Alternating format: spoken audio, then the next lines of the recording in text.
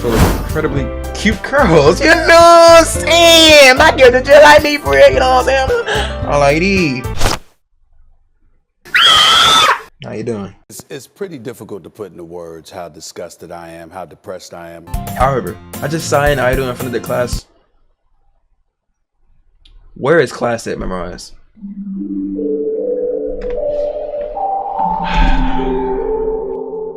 Definitely gonna need these. I see an annoying girl running towards me from the distance, waving her arms like an air. It's a reading game, Memorize. Let's lock in!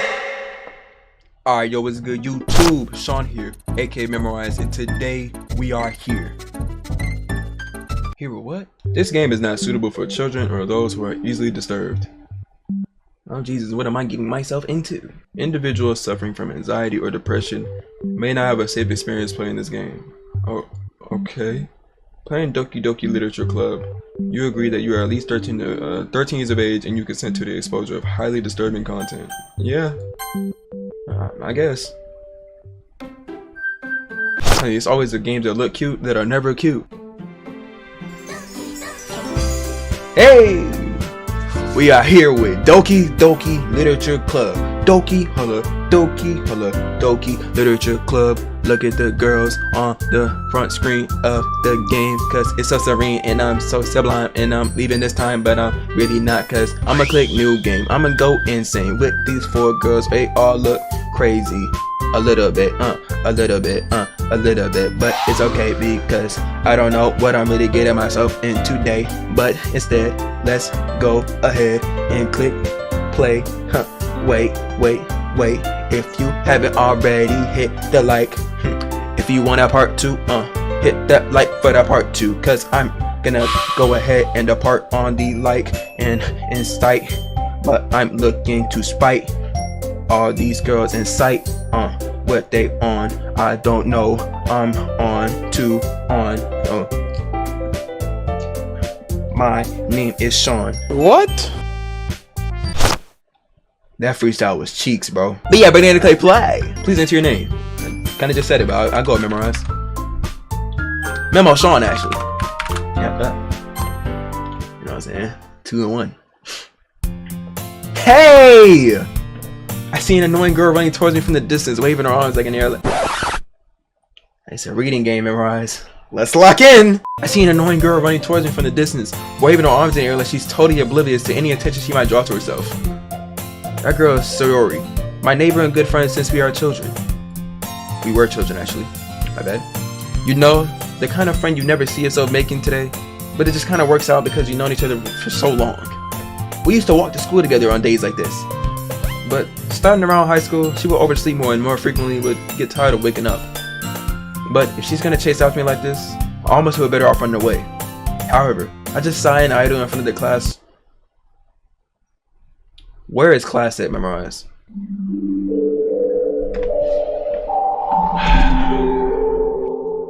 Definitely gonna need these. Alright. Let's make sure we don't, you know what I'm saying, mess these words up. Damn me. You know what I'm saying? Alright, now back to what I was saying. However, I just saw an idol in front of the crosswalk and let Sayori catch up to me. Haha! Wait. I overslept again! But I caught you this time. Maybe, but only because I decided to stop and wait for you. Yeah, you say that like you were thinking about ignoring me. That's me, Memo Sean. Well, if people stare at you for acting weird, then I don't want them to think we're a couple or something. Fine. But you did wait for me after all. I guess you don't have it in you to be mean even if you want to. Whatever you say, Sayori. That was so cringy. We cross the street together and make our way to school. As we draw near, the streets become increasingly speckled with other students making their daily commute. By the way, Memo Sean, have you decided on a club to join yet? A club? I told you already, I'm not really interested in joining any clubs. I haven't been looking either. That's not true. You told me you wanted to join a club this year. Did I? I'm not sure it's possible that I did. And one of our many conversations where I dismissively go along with whatever she's going on about. Sayori likes to worry a little too much about me, when I'm perfectly content just getting by the average while spending my free time on games and anime. Which is pretty much me right now, you know what I'm saying? I was talking about how I'm worried about you, how I'm worried that you won't learn to socialize or have any skills about before college. Your happiness is really important to me, you know. And I know you're happy now, but I die at the thought of you becoming a NEET in the next few years because you're not used to the real world. What the word is a NEET? You trust me, right? Don't make me keep worrying about you. Alright. I'll look after a few clubs if that makes you happy. No promises though. Can you at least promise me you'll try a little? Yeah, I guess I can promise you that. Yay! Why do I let myself get lectured by such a carefree girl? More than that, I'm surprised I even let myself relent to her. I guess seeing her so much worrying about me I guess seeing her worry so much about me makes me want to ease her mind at least a little bit. Even if she does exaggerate everything inside of her head. Reading game, y'all. It's time to get my reading up. The school day is as ordinary as ever, and it's over before I know it. After I pack up my things, I stare blankly at the wall looking for an ounce of motivation. Clubs. Sayori wants me to check out some clubs. I guess I have no choice but to start with the anime club. Hello? Sayori? Sayori must have come into the classroom while I was spacing out. I look around and realize I'm the only one left in the classroom. I thought I'd catch you coming out the classroom, but I saw you just sitting there and spacing out, so I came in. Honestly, you're even worse than me sometimes. I'm impressed. You don't need to wait for me if it's gonna make you late to your own club. Well, I thought you might need some encouragement, so I thought, know what? Well, that you can come to my club. Sayori. Yeah? There is no way I'm going to your club. Meanie. Sayori is vice president of the literature club. Not that I was ever aware that she had any interest in literature. In fact, I'm 99% sure she only did it just because she thought it would be fun to start a new club. To help start a new club. Since she was the first one to show interest after the one who posed the club, she inherited the title vice president. I swear I'm trying my best, y'all. That said, my interest in literature is guaranteed to be even less. Yeah, I'm going to the anime club. Come on, please. Why do you care so much anyway? Well, I kinda told the club yesterday I would bring a new member. And Natsuki made cupcakes and everything. Don't make promises you can't keep. I can't tell if Sayori is really that much of an airhead or if she's too cunning to have planned all this out. I let out a long sigh. Fine. I'll stop by for a cupcake, okay? Yes! Let's go! Jesus Lord, why'd she do this to me? And thus, today marks the day I sold my soul for a cupcake. What? I digitally follow Sayori across the school and upstairs, a section of the school I rarely visit, being generally used for third year classes and activities. Sayori, full of energy, swings open the classroom door. Everyone, the new member is here! I told you, don't call me a new member. I glance around the room. Girl 1, welcome to the literature club. It's a pleasure meeting you. Sayori always says nice things about you. Seriously? You brought a boy? Way to kill the atmosphere.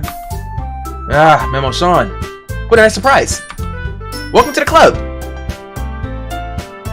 Alright. All words escape me in this situation.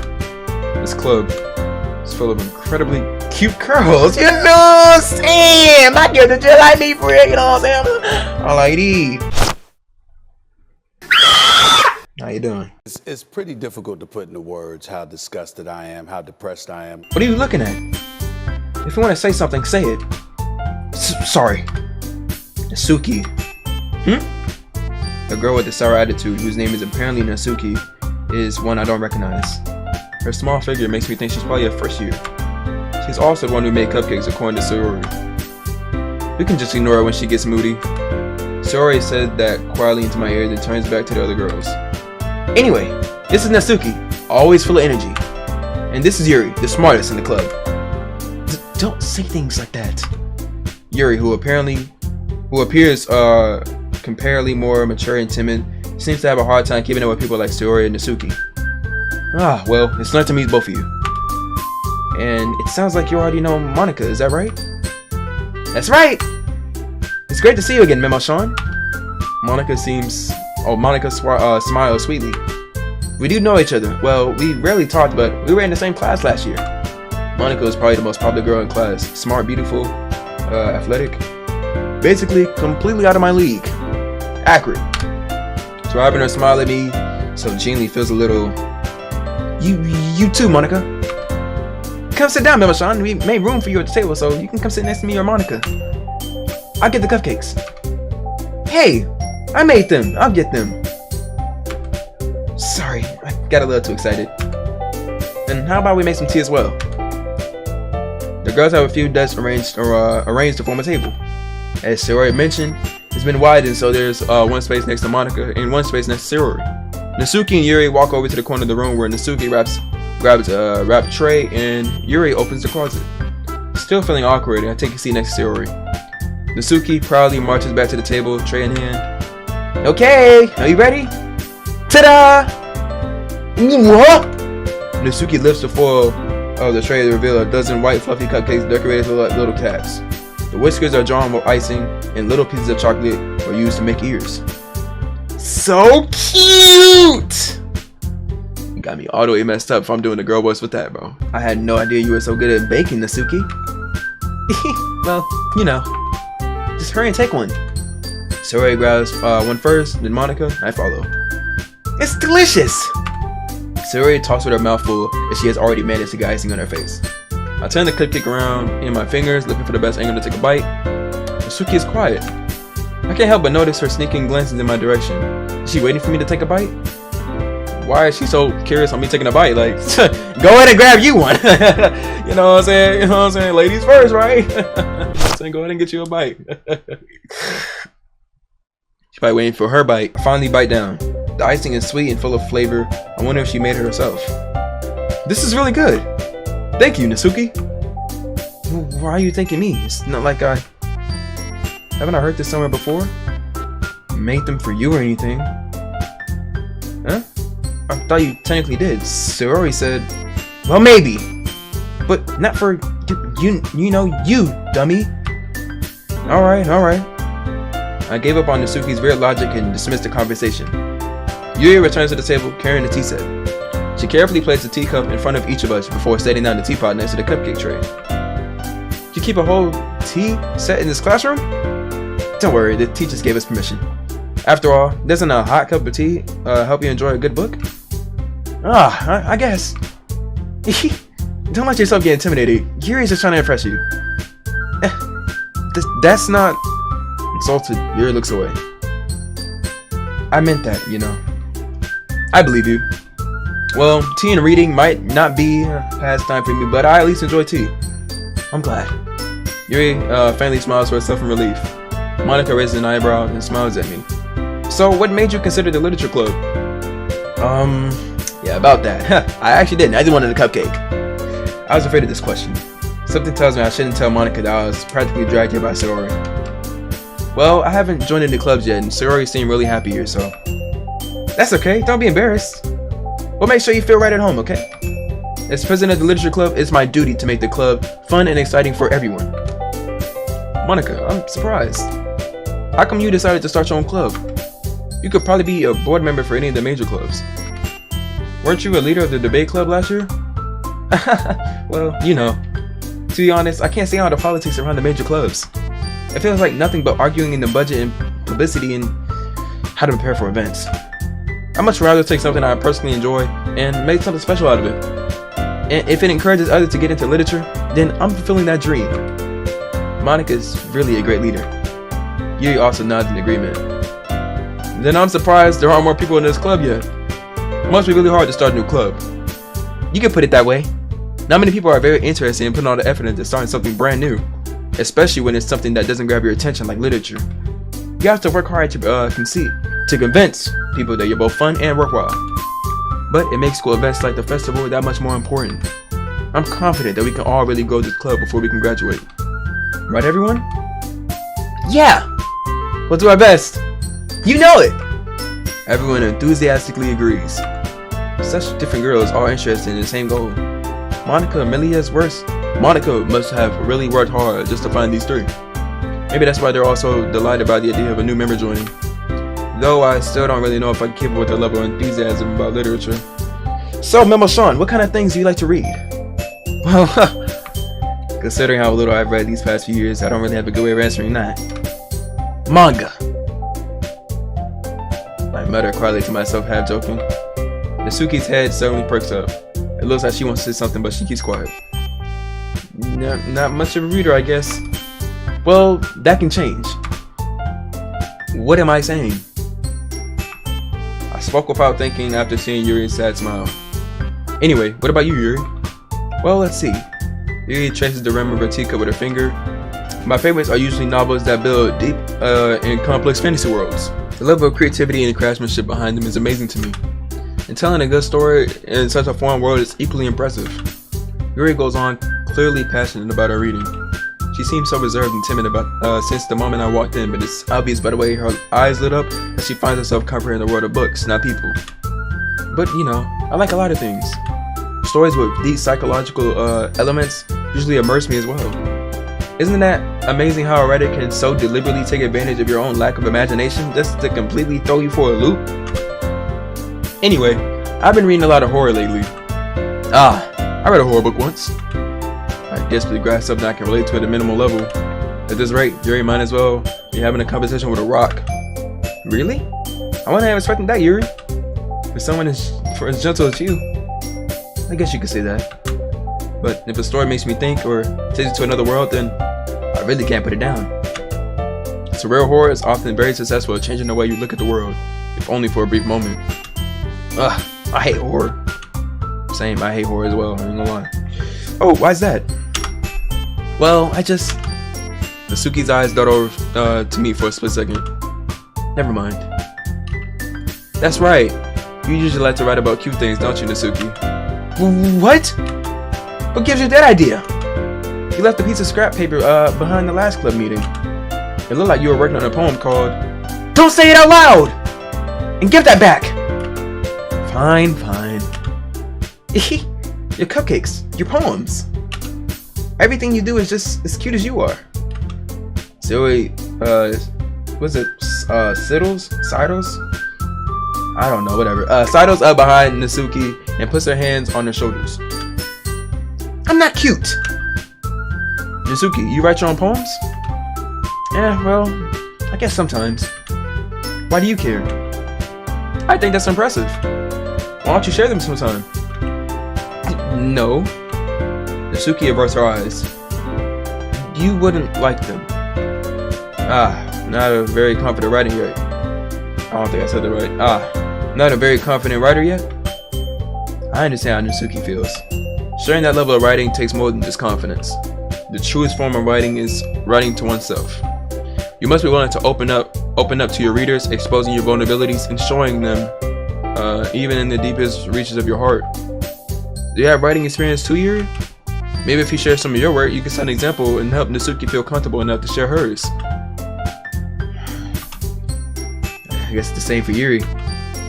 Aw, I wanted to read everyone's poems. We all sit in silence for a moment. Okay, I have an idea, everyone. Natsuki and Yuri look quizzically at Monica. Let's all go home and write a poem of our own. The next time we meet, we all share them with each other. That way, everyone is even.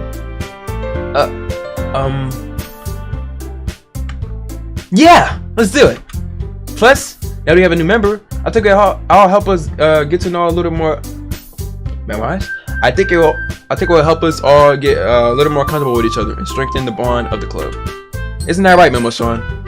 Monica smiles warmly at me once again. Hold on, there's still one problem. Yeah? What's that? Now that we back to the original topic of me joining the club, I've only come forth with what's been on my mind the entire time. I never said I would join this club. Sayori may have convinced me to stop by, but I never made any decision. I still have other clubs to look at, and I lose my train of thought. All four girls stare back at me with dejected eyes. But I'm sorry. I thought, Memo-san, you all. I'm defenseless against these girls. How am I supposed to make a clear-headed decision when it's like this? That is, if writing poems is the price I need to pay in order to spend every day with these beautiful girls. Right. Okay, I've decided then. I'll join the literature club. One by one, the girl's eyes light up. Yes! I'm so happy! Sayori wraps her arms around me, jumping up and down. Hey! You really did scare me for a moment. If you really just came for the cupcakes, I'll be super pissed. Then that makes it official. Welcome to the literature club. Thanks, I guess. Okay, everyone. I think with that, we can officially end today's meeting on a good note. Everyone remember tonight's assignment.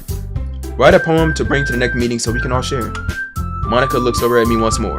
Memo-san, I look forward to seeing how you express yourself. Yeah. Can I really impress the class star Monica with my mediocre writing skills? I already feel the anxiety welling up inside of me. Meanwhile, the girls continue to chit-chat as Yuri and Natsuki clean up their food. Hey, Memo-san, since we're already here, do you want to talk? Oh, do you want to walk home together? That's right. Sayori and I never walk home together because she's always stayed after school for clubs. Sure, might as well. Yay! Why is this game so happy, bro? I'm scared now. Why did I just say that? With that, the two of us depart the club room and make our way home. The whole way, my mind wanders back and forth between the four girls. Sayori, Natsuki, Yuri, and of course Monica. Will I really be happy spending every day after school in a literature club? Perhaps I have the chance to go close to one of these girls. Alright, I just need to make the most of my circumstances, and I'm sure good fortune will find me. And I guess that's also writing a poem tonight. Alright. I actually have to write the poem? Alright, it's time to write a poem. Pick words you think your favorite club member will like. Something good might happen with whoever likes your poem the most. Okay. Got it.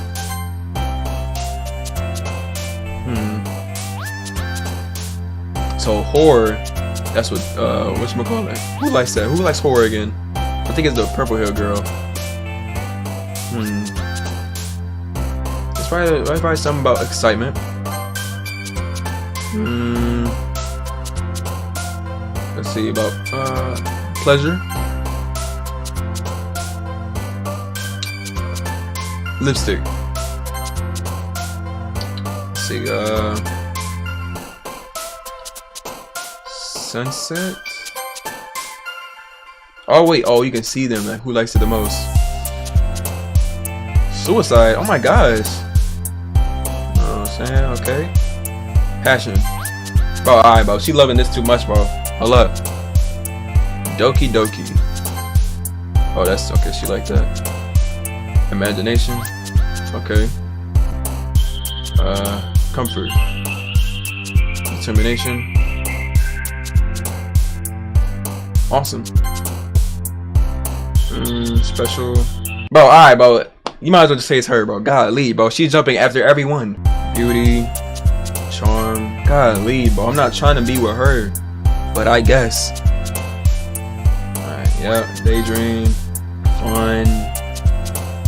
Yep. Memories. Hair. Lollipop. Friends. Lust. I already know who it is. Hi again, Memo-san. Glad to see you didn't run away on us. No, don't worry. This might be a little strange for me, but I at least keep my word. Well, I'm back at the literature club. I was the last to come in, so everyone else is already hanging out. Thanks for keeping your promise, Memo-san. I hope this isn't too overwhelming of a commitment for you. Making you dive headfirst into literature when you're not accustomed to it. Oh, come on, like he deserves any slack. Sayori told me you didn't even want to join any clubs this year. And last year too. I don't know if you plan to just come here and hang out or what. But if you don't take it seriously, then you won't see the end of it. Natsuki, you certainly have a big mouth for someone who keeps her manga collection in the classroom. Natsuki finds herself stuck between saying Monica and manga. Manga is literature! Swiftly defeated, Natsuki pops back into her seat. Don't worry, guys. Memo-chan always gives it his best as long as he's having fun. He helps me with busy work, even without me even asking. Like cooking, cleaning my room. How dependable. Sayori, that's because your room is so messy, it's distracting. And you almost set your house on fire once. Says so. Two are really good friends, aren't you? I might be a little jealous. How come? You and Memo-chan can become good friends too. Sayori. As usual, Sayori seems oblivious to the real situation she just put me into. Oh, Yuri even brought you something today, you know? But wait, Sayori. Me?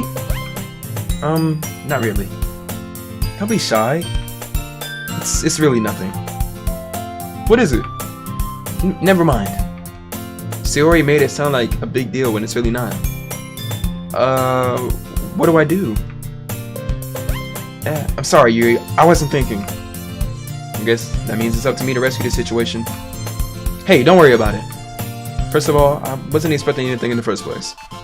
So any nice gesture from you is a pleasant surprise. It'll make me happy no matter what. Is that so? Yeah. I won't make a big deal of it if you don't want me to. If you don't want it to be. Alright. Well, here. Yuri reaches into her bag and pulls out a book. I didn't want you to feel left out. So I picked out a book that I thought you might enjoy.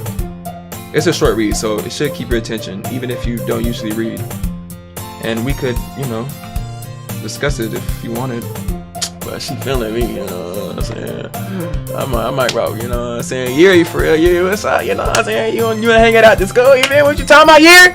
Yeah. This is... How is this girl accidentally being so cute? She even picked out a book she thinks I'll like, despite me not reading much. Yuri, thank you! I'll definitely read this! I enthusiastically took the book. Phew. Well, you can read it at your own pace. I look forward to hearing what you think. Now that everyone's settled in, I expect Monica to kick off some scheduled events or scheduled activities for the club. But that doesn't really seem to be the case. Sayori and Monica are having a cheery conversation in the corner. Yuri's face is already buried in the book. I can't help but notice her intense expression, like she was waiting for this chance. Meanwhile, Natsuki is rummaging around in her closet. Man, looks like no one wants to be bothered today. I slumped down to the nearest desk. How am I supposed to occupy myself with something literature related by myself like this? I guess I could always read some of the book Yuri gave me, but I'm feeling a little too tired to read. I could probably fall asleep right now. I close my eyes and end up listening to Sayori's conversation with Monica. They're probably gonna seem really lame compared to all the other clubs though. Well, we can't give up. The festival is our chance to show everyone what literature is all about. The problem is that the idea of a literature club sounds too dense and intellectual. But it's not like that at all, you know? We just need a way of showing that to everyone. Something that speaks to their creative minds. That doesn't solve the problem though. Eh? What do you mean?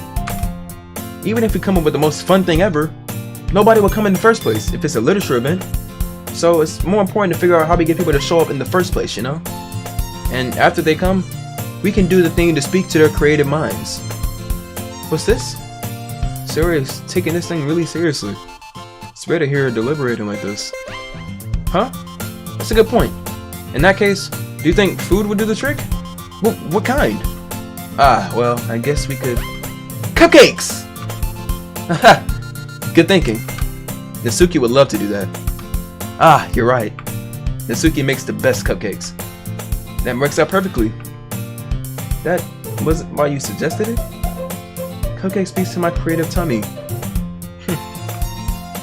Cupcakes it is then. I'm hungry. Anyways, we need to still work on the details of the event itself. I found myself smiling. In the end, Sayori is still her usual self. But therein lies the unexpected reason I admire her. Unlike me, who has trouble finding any motivation at all, Sayori can put her mind to things and make them come to life. I suppose that's why I ended up letting her on my case about things. I can't help but wonder what it would be like to see the world through her eyes.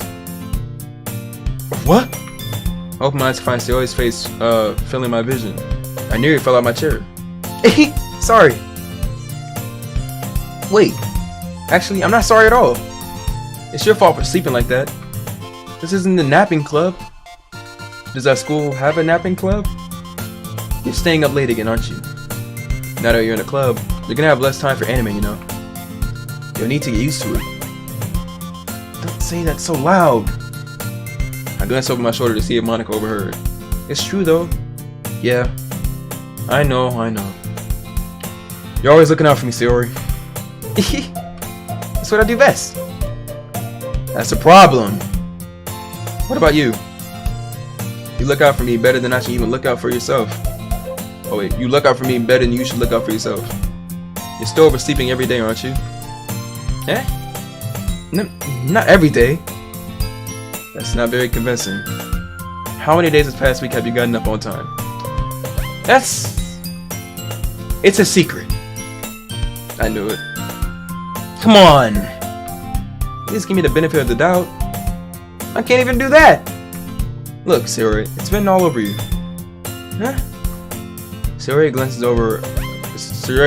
around herself. How is it written all over me? You were clearly in a rush this morning. Look, your hair is sticking out all around here. Ah! I run my fingertips down the side of Sayori's hair, trying to straighten it out. Man, you really need a brush for this. My hair is just really hard to get right. I won't fall for that. There's more than just your hair. Look, your bow isn't straight either. There's a toothpaste stain on your collar right here. I try to wipe off the stain with my finger. But nobody would ever notice that. Of course they would. Nobody's gonna tell you about it because they don't want to embarrass you. Fortunately, I really don't care about that. Hey, you meanie. And you don't even keep your blazer buttoned up. Seriously, Sayori. Why do you think you don't have a boyfriend yet? Huh? That's super mean! Sorry, but you'll thank me later. I started to button her blazer from the bottom. Once you see how much better it looks, you'll change your mind.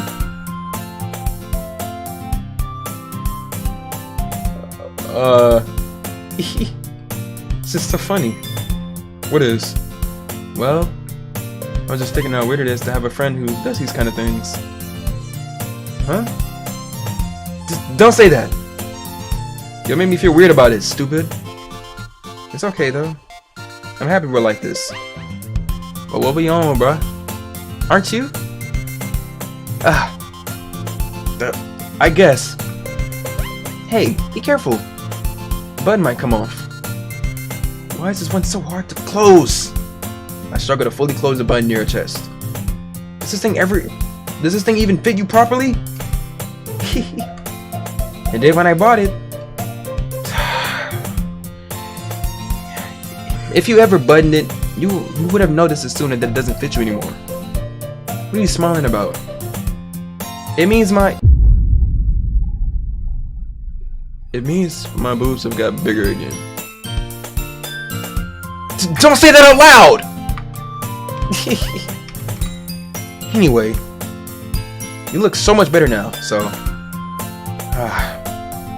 why does it feel strange to see Sarah's blazer buttoned up like that? But it's so stuffy. It's not worth it at all! Sayori hastily unbuttons her blazer once more. Phew. So much better. Sayori puts her arms out and twirls around. So if I keep it unbuttoned, then I won't get a boyfriend, right? What kind of logic is that? And why are you saying that like it's a good thing? Because if I had a boyfriend, then he wouldn't even let you do things like this. And you take care of me better than anyone else would anyway. So that's why I keep it unbuttoned. Stop saying all these embarrassing things. They watching, bro. Stop! They're watching! I'm trying to raise up purple hair, you feel me? Yo! Eh? I didn't say anything embarrassing. Jeez. Well, anyway, just focus on trying to wake up a little earlier. Only if you focus on going to bed earlier. Fine. It's a deal. I guess you really are better at taking care of each other than we are taking care of ourselves. Yeah, I guess so, huh? So maybe you should come wake me up in the morning. You're doing it again, Sayori. Aw, but I was just joking that time. Man, it's impossible to tell with you sometimes. Okay, everyone! Huh? Monica suddenly calls out. Why don't we share the poems we wrote now? Yay! Hey, Mashan, I can't wait to read yours. Yeah, same. I failed to sound enthusiastic, but Sayori still trots away to retrieve her poem. By the way, did you remember to write a poem last night? Yeah. My relaxation ends. Can't believe I agreed to do something so embarrassing. I couldn't really find much inspiration since I've never really done this before. Well, now that everyone's ready, why don't you go find someone to share it with? I can't wait! Sayori and Monica enthusiastically pulls out their poems. Sayori is on a wrinkled sheet of blue sleeve torn from the spiral notebook. On the other hand, Monica writes hers in a composition notebook. I can already see Monica's pristine handwriting from what I said. I wish my handwriting was good. My handwriting sucks. Natsuki and Yuri reluctantly comply as well, reaching into their bags. I did the same myself. Alright. Who should I show my poem to first? Probably Natsuki. I told Natsuki I was interested in her poems yesterday. It's probably only fair I share mine with her first. Oh, this is Natsuki. Crap. I mean to share it with you first. Well, it's about what I expected from someone like you. That's a little blunt. Well, excuse me. It's not like I said it was bad. I just didn't invoke any emotions. So basically, it's not cute enough for your taste. Do you want to get smacked? I'll pass. Well, anyway, I guess I need to show you mine. Not that you'll like it. Let's see, we got eagles can fly, monkeys can climb.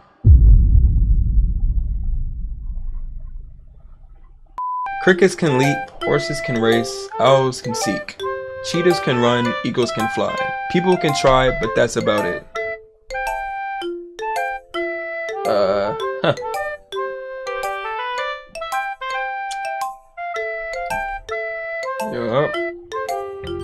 Yeah. I told you that you weren't gonna like it. I like it. What? Just be honest. I am. Why are you so convinced that I would like it? Well, because everyone in high school thinks that writing has to be all sophisticated and stuff. So people don't even take my writing seriously. But isn't the point of poems for people to express themselves? Your writing style wouldn't make your message any less valid. Yes, exactly. I like it when it's easy to read, but it hits you hard. Like in this poem, seeing everyone around you do great things can really be disheartening. So I decided to write about it. Yeah, I understand. But the other nice thing about simple writing is that it puts more weight on the wordplay. Like, I set up for a rhyme at the end, but then made it fall flat on purpose. Now let's bring out the feeling in the last line. So you did. I guess more went into it than I realized. That's what it means to be a pro. I'm glad you learned something. Didn't expect that from the youngest one here, did you? Yeah, I guess not. I tried to humor her with the last comment.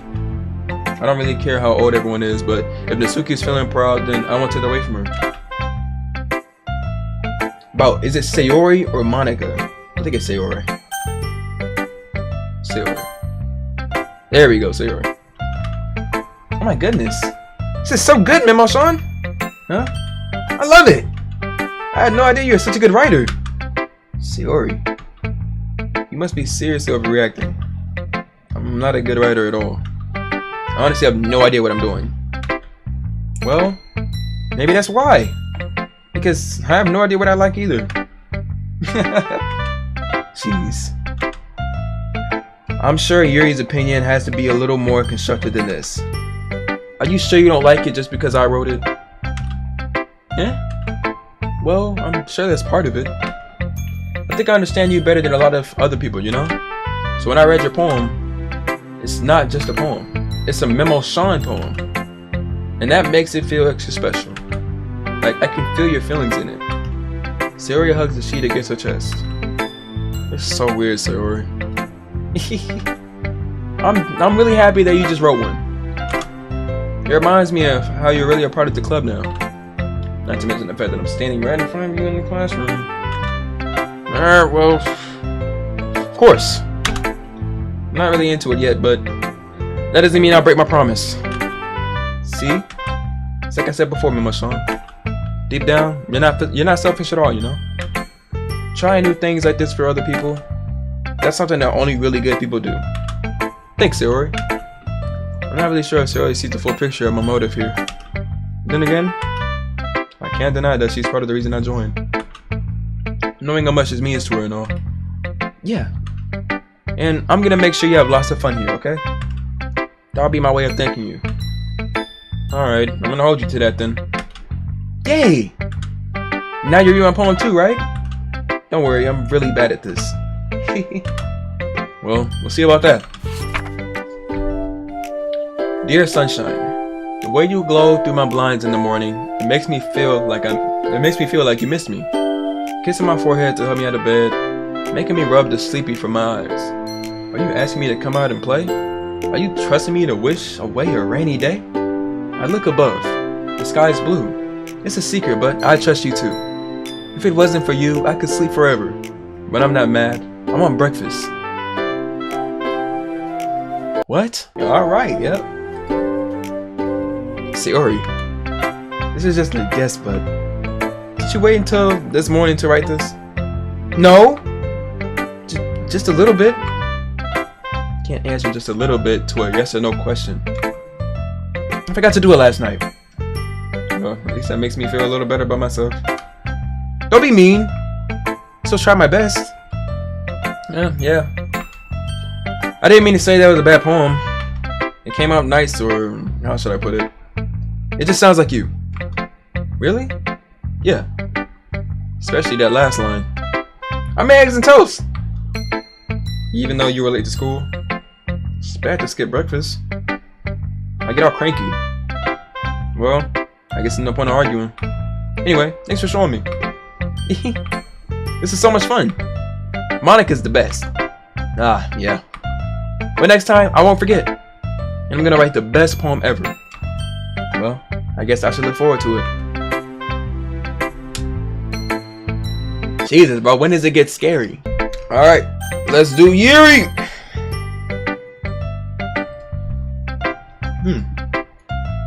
Yuri stares at the poem. A minute passes, more than enough time for her to finish reading. Oh! Sorry. I forgot to start speaking. It's fine, don't force yourself. I'm not. I just need to put my thoughts into words. Hold on. Okay. This is your first time writing a poem, right? Yeah. Why do you ask? Just making sure. I guess that it might be after reading through it. So it's that bad. No! Did I just raise my voice? I'm sorry.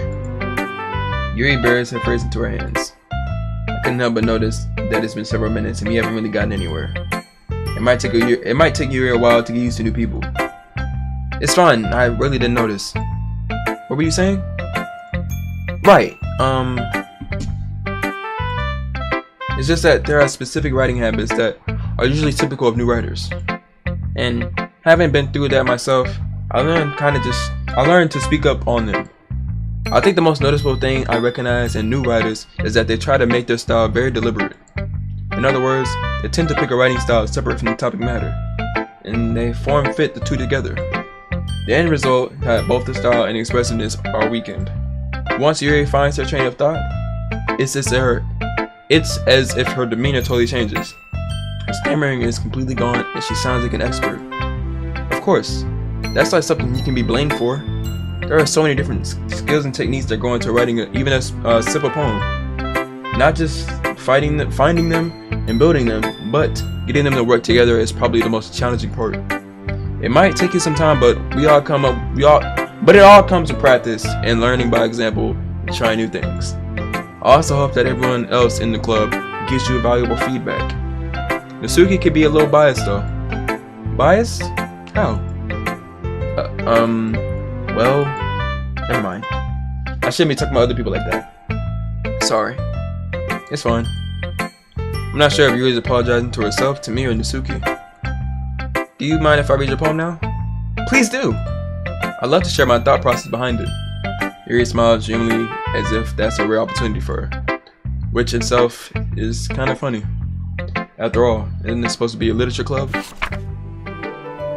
Dang, this handwriting is, oh my gosh. Ghost under the light. I'm bad at reading cursive. I think it says the tendrils? I don't know, man. I think the tendrils of my hair illuminate beneath the amber glow. Bathing? I think bathing. It must be this one. The last remaining street light to have withstood the test of time. The last yet to be replaced by the sickening blue-green hue. I think it's hue. Hue of the future. I bathe. Calms beneath an air of the present, but living in the past. The light flickers. Why'd I just lag? Flicker back. Alright, nice try, heart. You did your thing. I'm sorry, I have such terrible handwriting. Oh, that was supposed to be terrible? You have not seen terrible until you see mine. But what? I wasn't thinking that at all. But it took you a long time to read. It did take me a minute, I ain't gonna lie. I ain't gonna lie, it did take you a minute. I ain't gonna hold you, bro. I ain't gonna hold you, but that handwriting new to me. Well, I just don't read script very often. Actually, I think your handwriting is pretty. Yeah, that's a relief. Awesome. I like the poem. Even though it's short, it was really descriptive. It wasn't too short. I usually write longer poems. Not at all. I mean, I'm really glad you like it. I'll be honest, since it's our first time sharing, I wanted to write something a little more mild. Something easier to digest, I suppose. Are you into ghosts, Yuri? Actually, the story isn't about a ghost at all, Memo-san. Really? I must have totally missed the point. Well, I suppose you did only glance over it after all. But remember, the poems often express their own thoughts, feelings, and experiences in their work. They usually do more than just tell a simple story or paint a picture. In this case, perhaps the subject of the poem is only being symbolically compared to a ghost, lingering in her last remaining place of comfort, unable to let go of the past, and soon to be left with nothing. It's a lot more solemn putting it that way. I hadn't even thought of that. That's impressive. It's nothing really. Well, it makes me happy that you think that. Just remember that it won't be long before you pick up on these things too. Yeah, maybe you're right. I guess I have to keep trying. I'm counting on you. And last but not least, Monica. Hey, Memo-san! Having a good time so far? Yeah. Good. Glad to hear it. By the way, since you're new and everything, if you ever have any suggestions for the club, like new activities or things we can do better, I'm always listening. Don't be afraid to bring things up, okay? Alright, I'll keep that in mind. Of course I'll be afraid to bring things up. I must be better off just going with the flow until I'm more settled in. Anyway, want to share your poem with me? It's kind of embarrassing, but I guess I have to. Don't worry, Memo-san. We're all a little embarrassed today, you know?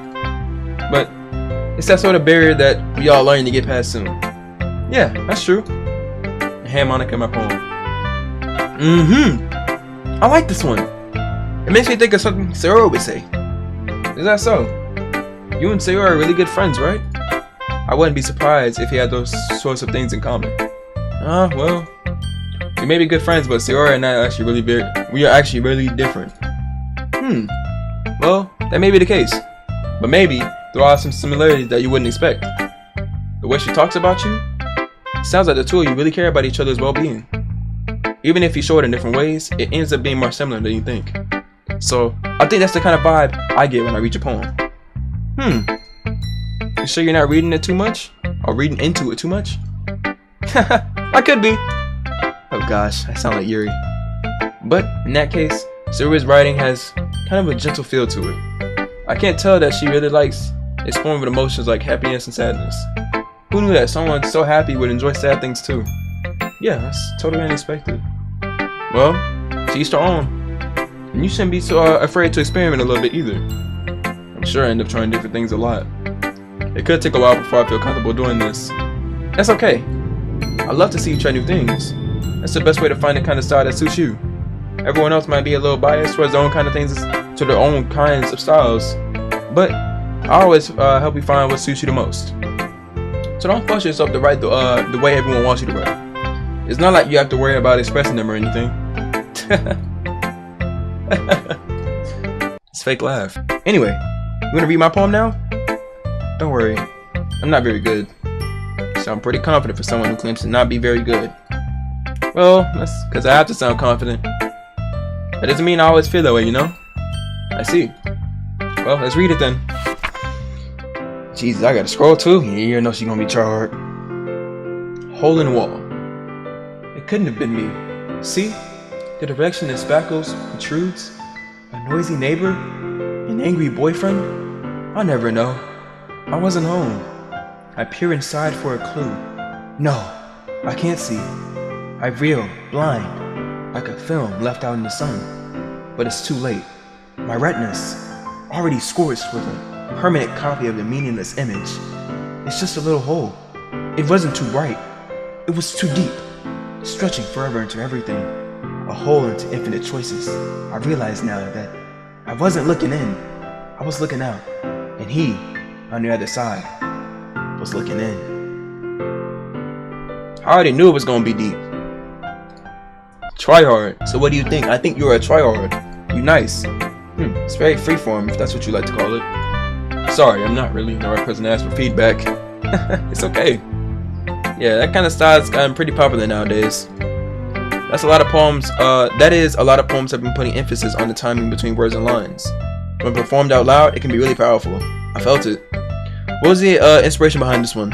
Well, I'm not sure if I know how to put it. I guess you could say that I had some kind of epiphany recently. It's been influencing my poems a bit. An epiphany? Yeah, something like that. I'm kind of nervous to talk about deep stuff like that because it's kind of coming on strongly. Maybe after everyone is better friends with each other. Anyways, here's Monica's writing tip of the day. Sometimes when you're writing a poem or a story, your brain gets too fixated on a specific point. If you try so hard to make it perfect, then you'll never make any progress. I feel that. Just force yourself to get something down on the paper and tidy it up for later. Another way to think about it is this. If you keep your pen in the same spot for too long, you'll just get a big dark puddle of ink. So just move your hand and go with the flow. That's my advice for today. Thanks for listening. Phew. I guess that's everyone. I glanced around the room. That was a little more stressful than I anticipated.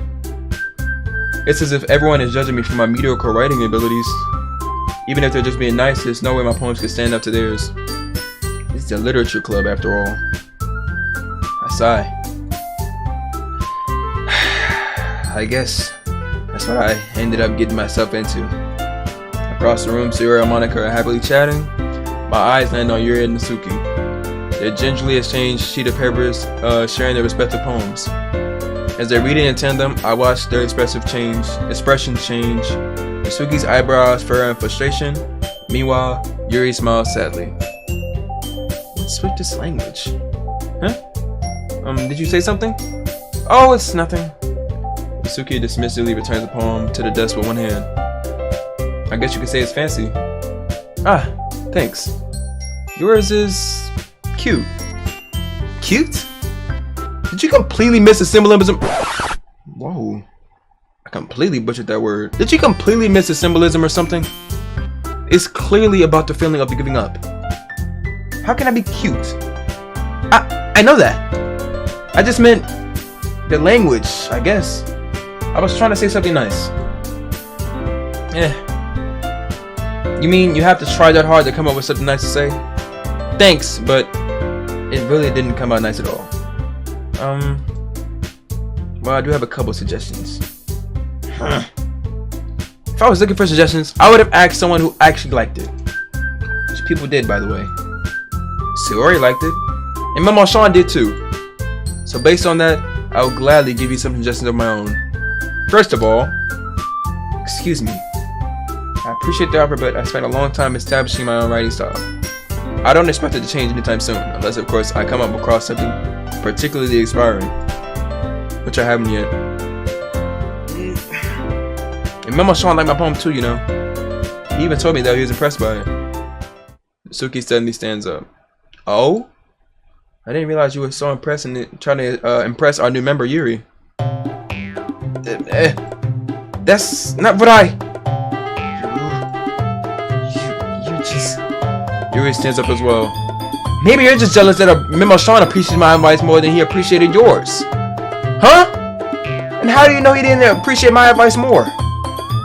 Are you that full of yourself? No! If I was full of myself, I would deliberately go out of my own way to make sure everything I do overly cutesy. Is everyone okay? Well, you know what? I wasn't the one who...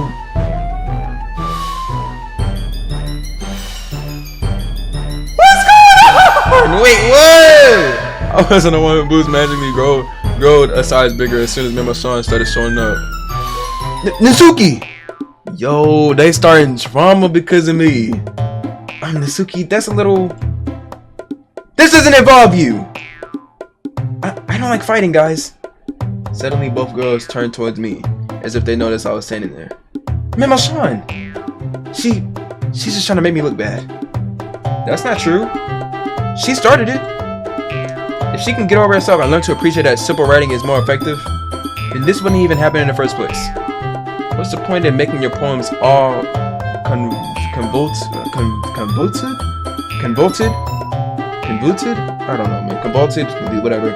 All good, yeah, for no reason. The meaning should jump out at the reader, not force them to have them figure it out. Help me explain that to him, Memo Sean. Well, wait. There's a reason we have so many deep and expressive words in our language.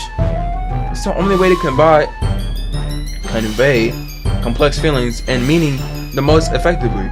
Avoiding them is only unnecessary, limiting yourself. It's also a waste.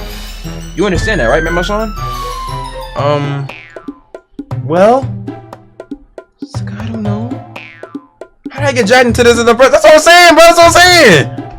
It's not like I know anything about writing, but whomever I agree with, they'll probably think more highly of me. You already know who my girl is, you know what I'm saying? Her name starts with a Y.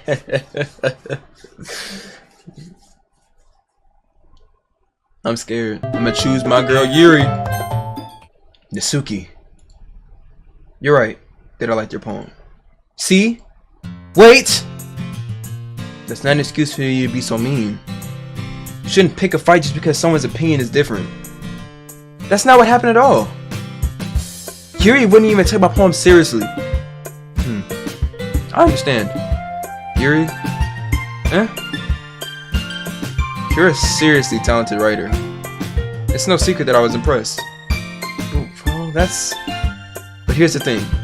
No matter how simple or refined someone's writing style is, they're still putting feelings into it, and it becomes something really personal. That's why Natsuki felt therein that you said her poem was so cute. I see. I didn't notice that. I'm so sorry. But Natsuki, you took it way too far. Yuri means well, and if you just told her how you felt, then this wouldn't happen in the first place. Are you kidding? That's exactly what I did. It was her that... Natsuki, I think that's enough. You both said some things that you didn't mean. Yuri apologized. Don't you think you should too? Natsuki clenches her fist. In the end, nobody is taking her side. She's trapped, at this point being defiant only because she can't handle the pressure. I end up even feeling bad for her. Sometimes when I'm hurt, it helps to take a walk and clear my head. Sayori, she doesn't need to... You know what? I'm gonna do that. It'll spare me from having to look at all your faces right now. Without warning, Natsuki snatches her own poem off from the desk and storms out. On her way out, she crumbles up the poem with her hands and throws it in the trash. Natsuki, she really didn't need to do that. I look across the room. Yuri has her chin buried in her hands while she stares at her own desk. I gently approach her and sit in the adjacent chair.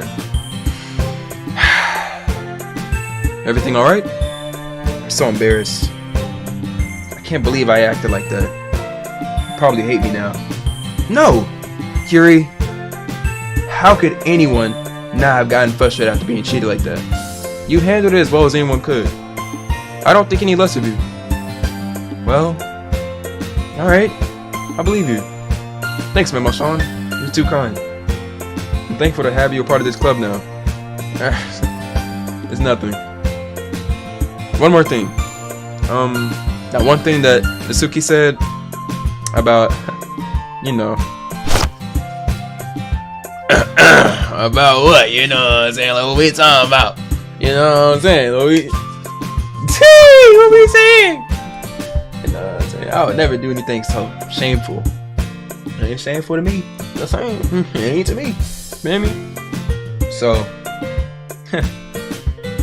what thing did Natsuki say? Well, never mind that. I'm gonna go make some tea. Good idea. Make enough for more than just one person, okay? Yeah. Okay, everyone. It's just about that time for us to leave. How did you all feel about sharing poems? It was a lot of fun. Well, I'd say it was worth it. It was alright. Mostly. Momo-chan, what about you? Yeah, I say the same. It's a neat thing to talk about with everyone. Awesome. In that case, we'll do the same thing tomorrow. And maybe you learn something from your friends too. So your poems will turn out even better. I think to myself, I did learn a little more about these kinds of poems everyone like. With any luck, it means that I can at least do a better job impressing those I want to impress. I'll nod to myself with newfound determination. Memo-chan! Ready to walk home? Sure, let's go. Sayori beams at me. It truly has been a while since Sayori and I have spent this much time together. I can't really say that I'm not enjoying it either. Sayori? About what happened earlier. Yeah? What do you mean? You know, between Yuri and Natsuki. Does that kind of thing happen often? No. That's really the first time I've seen them fight like that. I promise they're both wonderful people. You don't hate them, do you? No, I don't hate them. I just wanted your opinion, that's all. I can see why they make good friends with you. You know, Memo-san, it's nice that I get to spend time with you in the club. But I think seeing you get along with everyone is what makes me the happiest. And I think everyone really likes you too. That's... Every day is gonna be so much fun. Looks like Sayori still hasn't caught on to the kind of situation I'm in. Sure, being friends with everyone is nice, but does it really need to stop there? Well, just have to see what the future holds, Sayori. I pat Sayori on the shoulder. I said that more to myself than to her, but it's easy to use Sayori's internal monologue sometimes. Okay, yeah, let's do this. Alright, I gotta lock in. What is Yuri gonna like? I want Yuri. I don't know if I made that clear enough, but Yuri, that's mine. Alright, I want Natsuki. You know what I'm saying? I don't want what's her face? Mayori, what is it? You know what I'm saying? I don't want none of that, I want Yuri. So I gotta lock in, bro. What is Yuri gonna like? Oh brother, this guy stinks! Alright, I chose literally every single thing she would like. She's gonna be on my body! Another day passes, and it's time for the club meeting already. Now, when is it gonna get scary? I don't want to stop playing until it gets scary, bro. That's the whole purpose I clicked in this game. I thought it was gonna be scary. Got a little bit more comfortable here over the past couple days. Always been days later. I bet. Entering the club room. Usually seeing greets me. Hi, Memo-chan. Yo, Sayori. Looks like you're in a good mood today. I'm just still not used to you being in the club, that's all. I see. That's a pretty simple thing to get you in a good mood. But I guess it's always the simple things with you anyways. Speaking of which, I'm kinda hungry. You come with me to buy a snack? No thanks. Huh? That's not like you at all. I have my reasons. why don't we take a look at your purse, Sayori? Hey, why that all of a sudden? No reason, really. I just wanted to look at it. Sayori nervously retrieves her coin purse. She fumbles with the latch and gets it open. Then she turns it upside down and let all its contents spill onto the desk. Only 2 small coins fall out. I knew it. I can see right through you, Sayori. That's not fair. How did you even know? It's simple. If you had enough money in the first place, you would have bought a snack before coming into the club room. So either you're not hungry or wanting an excuse to take a walk. Or you plan to conveniently forget that you spent all your money so that I would lend you some. But there's one more thing. You're always hungry. And so, that only leaves that one option. What? I give up. Don't make me feel guilty. If you feel guilty, then that means you deserve to feel guilty. Yuri suddenly giggles. Huh? I didn't notice that she was listening in. Her face is in her book as always. I wasn't listening or anything. It was just something in my book. Yuri! Tell Memo Sean to let me borrow some money. That's... Don't get me involved. Don't get me involved like that, Sayori. Besides, you should only buy what you can responsibly afford. And frankly, after pulling a mischievous stunt like that, your suffering is only fair enough. Memo Sean, read! Lock in. And frankly, after pulling a mischievous little stunt like that, your suffering is fair enough retribution. There we go. Did I just... I didn't mean that. I got too absorbed in my book. You... I really like when you speak your mind, Yuri. It doesn't happen much, but it's a fun side of you. There's no way you could think that. You were right, though. I did something bad, and now I have to accept the revolution. Retribution. That. Still, coming from you, Sayori, I guess it's a little devil inside of all of us, isn't there? Don't let her fool you. Sayori knows exactly what she's doing. After all, she told you guys she was bringing me to the club before she even told me. But you wouldn't have even come if it weren't for the cupcakes. So I had to trick Natsuki into making them. Come on, give me more little. You know what I'm saying? Give me some more credit than that, Sayori. What the? Kya! Out of nowhere, something smacks Sayori in the face and tumbles onto the desk. Ow! What was? Huh? A cookie. Sure enough, it's a giant cookie wrapped in plastic. Sayori glances around. Is this a miracle? It's because I paid my restitution. Retribution. Actually, that one almost worked. I was just gonna give it to you, but then I heard you blab about the cupcakes, and it was totally worth seeing your reaction, though. Natsuki, that's so nice of you. I'm so happy. Natsuki hugs the cookie. Jeez, just eat it. Sayori rapidly tears open the wrapper and takes a big bite. So good. Sayori suddenly clasps her hands over her mouth. I bit my tongue. You're going through a lot over just one cookie. Natsuki takes a bite of her own cookie. Yours look really good too, Natsuki. Can I try it? Jeez. Beggars can't be choosers. What's yours is chocolate. Yeah? Why do you think I gave you that one? Fine. Still, I'm really happy you shared this one with me. Sayori gets out of her seat and goes behind Natsuki and wraps her arms around her. Oh, jeez. I get it. Cookie still in hand, Natsuki reaches up to nudge Sayori off of her. Sayori suddenly leans down and takes a bite of Natsuki's cookie. Hey! Did you seriously just do that? Mouthful, Sayori tossed away to safety. Yuri and I laugh as well. Jeez, you're such a kid sometimes. Monica, can you tell Sayori? Huh? Natsuki glances around. Monica is in the classroom. Ugh. Where's Monica anyways? Good question. Have any of you heard anything about her being late today? Not me. Yeah, I haven't either. That's a bit unusual. I hope she's okay. Of course she's okay. She probably just had something to do today. She's pretty popular after all. Huh? You don't think she has a... I wouldn't be surprised. She's probably more desirable than all of us combined. That's true. Excuse me. Suddenly the door swings open. Sorry, I'm super sorry. Ah, there you are. I didn't mean to be late. I hope you guys weren't worried or anything. Huh? Monica chose the club over her boyfriend after all. You're so strong-willed. But boyfriend? What on earth are you talking about? Monica quizzically glances at me. Ah, never mind that. What held you up anyway?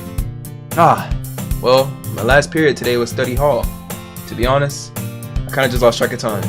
That makes sense. That makes no sense though. You would have heard the bell ring at least. I must have not heard it since I was practicing piano. Piano? I wasn't aware you played music as well, Monica. I don't really. I just kinda started recently. I always wanted to learn piano. That's so cool. You should play something for us, Monica. Monica looks at me. Maybe once I get a little bit better, I will. Yay! That sounds cool. I also look forward to it. Is that so? In that case, I won't let you down, Memo Sean. Monica smiles sweetly. I didn't mean any pressure or anything like that. Don't worry. I've been practicing a whole lot recently, and I really love the chance to share once I'm ready. I see. In that case, best of luck. Thanks! So, I didn't miss anything, did I? Not really. I choose to leave out Sayori's mischievous how do you say that? Escapade. I think I said that right. I don't know. I'm sure Natsuki will end up complaining to her anyway. Looks like everyone has already settled down. Sayori somehow already finished her entire cookie. Yuri is back to her book and Natsuki disappeared into the closet. Why does Natsuki keep disappearing into the closet? I'm really curious to talk to Yuri a little bit more, you know what I'm saying? But at the same time, I feel bad for distracting her from her reading. I catch a glimpse of the cover of her book. It looks like the same book that she lent to me. More than that, she seems to be on the first few pages.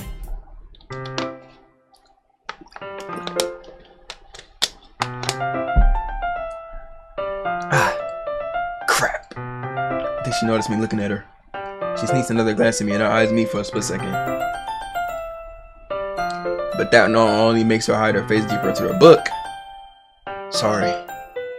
I was just spacing out. I muttered this sensing I made her uncomfortable. Oh? It's fine. If I was focused, then I probably wouldn't have noticed in the first place. But I'm just rereading a bit of this, so. That's the book you gave me, right? Mm-hmm. I want to reread some of it. Not for any particular reason. She won't read, but she won't. You know what I'm saying? She won't. You know what I'm saying? It's simple. She won't read. You know? Just curious. How come you have two copies of the same book? Ah, well, when I stopped by the bookstore yesterday. Wait, that's not what I meant.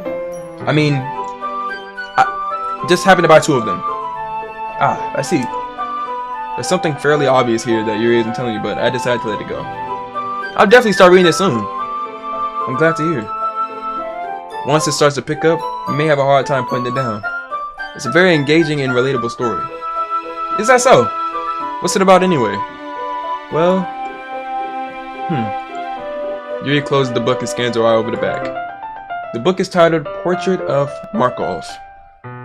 There's an ominous looking eye symbol in the front of the cover. Alright. I just wanted to make sure I don't accidentally give anything away. Basically, it's about this girl in high school who moves in with her long-lost younger sister. But as soon as she does so, her life gets really strange. She gets targeted by these people who escape from a human experiment prison. And while her life is in danger, she needs to desperately choose who to trust.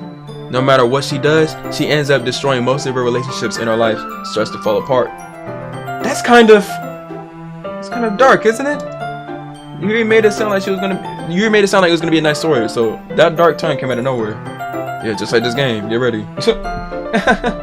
Yuri gently giggles all of a sudden. Are you not a fan of that sort of thing, Memo Sean? No, it's not that. I mean, I can definitely enjoy those kind of stories, so I don't worry. Oh, so don't worry, I meant. I hope so. Yeah, I totally forgot that Yuri is into those kind of things. She's so shy and reclusive on the outside, but her mind seems to be completely different. It's just that those kinds of stories, they challenge you to really look at life from a strange, new perspective. When horrible things happen, not to just wait. When horrible things happen, not just because someone wants it to be evil, but because they have their own goals and or their own philosophy that they believe in. Then suddenly, when you thought you related to the protagonist, they made out to be They made out to be the naive one for letting their one-sided morals interfere with the villain's plans. I'm rambling, aren't I? Not again. I'm sorry. Hey, don't apologize. I haven't lost interest or anything. Well, I guess it's alright then. But I feel like I should let you know that I have this problem. When I let things like books and writing fill my thoughts, I kind of forget to pay attention to other people. So I'm sorry if I end up saying something strange. And please stop me if I start talking too much. I really don't think you need to worry. That just means you're passionate about reading. The least I can do is listen. It's a literature club after all. That's true. In fact, I might as well get started reading it, right? You don't have to. What were you saying? Just a moment ago you were looking forward to it. Let me just get the book. I quickly retrieve the book that I had put into my bag. Alright, it's fine if I sit here, right? I slip into the next seat next to Yuri's. Yeah. Are you sure? You seem a little apprehensive. I'm sorry. It's not that I don't want you to. It's just something I'm not very used to. That is, reading in company with someone. I see.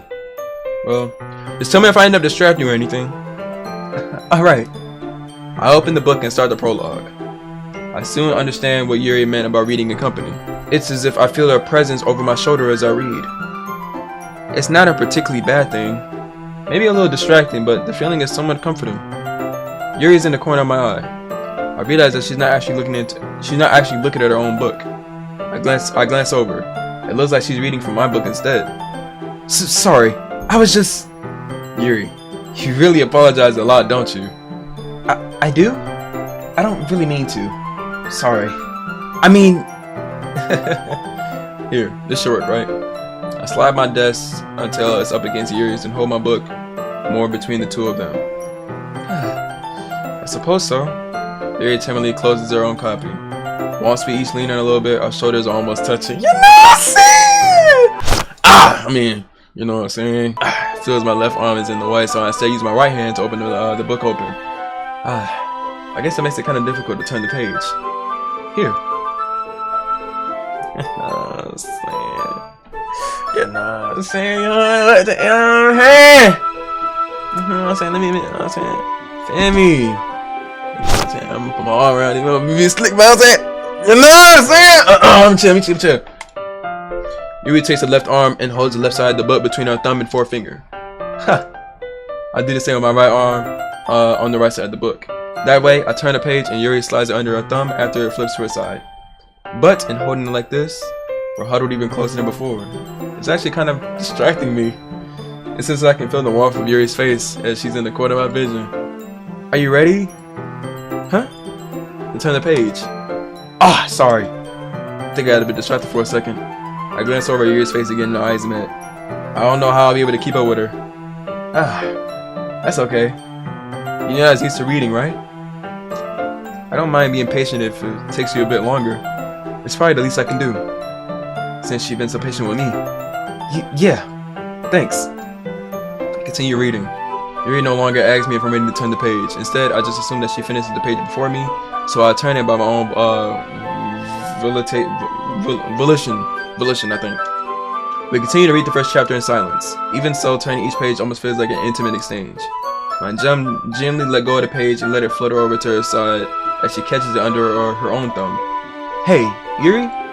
This might be a silly thought, but the main character kind of reminds me of you a little bit. You think so? How does she? Well, I guess she's more blunt in a lot of ways, but she also second guesses a lot of the things she says and does. Like she's afraid she'll do something wrong. It's not like I can see into her head or anything, but they're kind of reminiscent of your own mannerisms. I see. Yuri remains silent for a moment. But Memo-chan, that's probably a terrible thing to have in common with her. It's so embarrassing to think of that. But wait! I didn't mean it in a bad way or anything. Sorry, I really didn't know you were self-conscious about that sort of thing. I guess, oh crap. I guess I meant that it's kind of cute. You know what I'm saying? What are you saying all of a sudden? Okay, everyone! I wanna go somewhere! Leave! Go on! Move, bro! Nobody wants you here! Go! I'm okay, everyone. What? I think it's about that time we share today's poem. Oh yeah, let me share my. Yeah, no, let me share. You might not have enough time for way too long. Yuri exhaled a spirit from finishing her thought. Is that alright, Yuri? You look kind of down. I'm sorry if you've been looking forward to this. It's not. It's fine.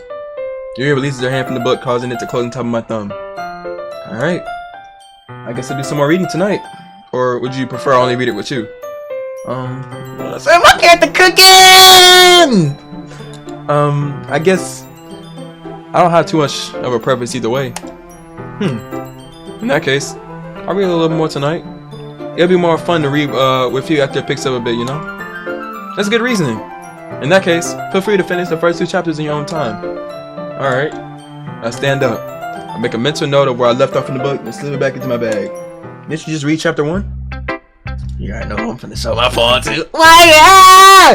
Yeah. Let's see what you're ready for today. Yeah.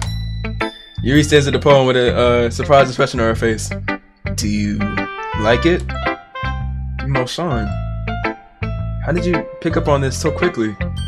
Just yesterday I was telling you the kind of techniques we're practicing. Maybe that's why. You did a good job explaining.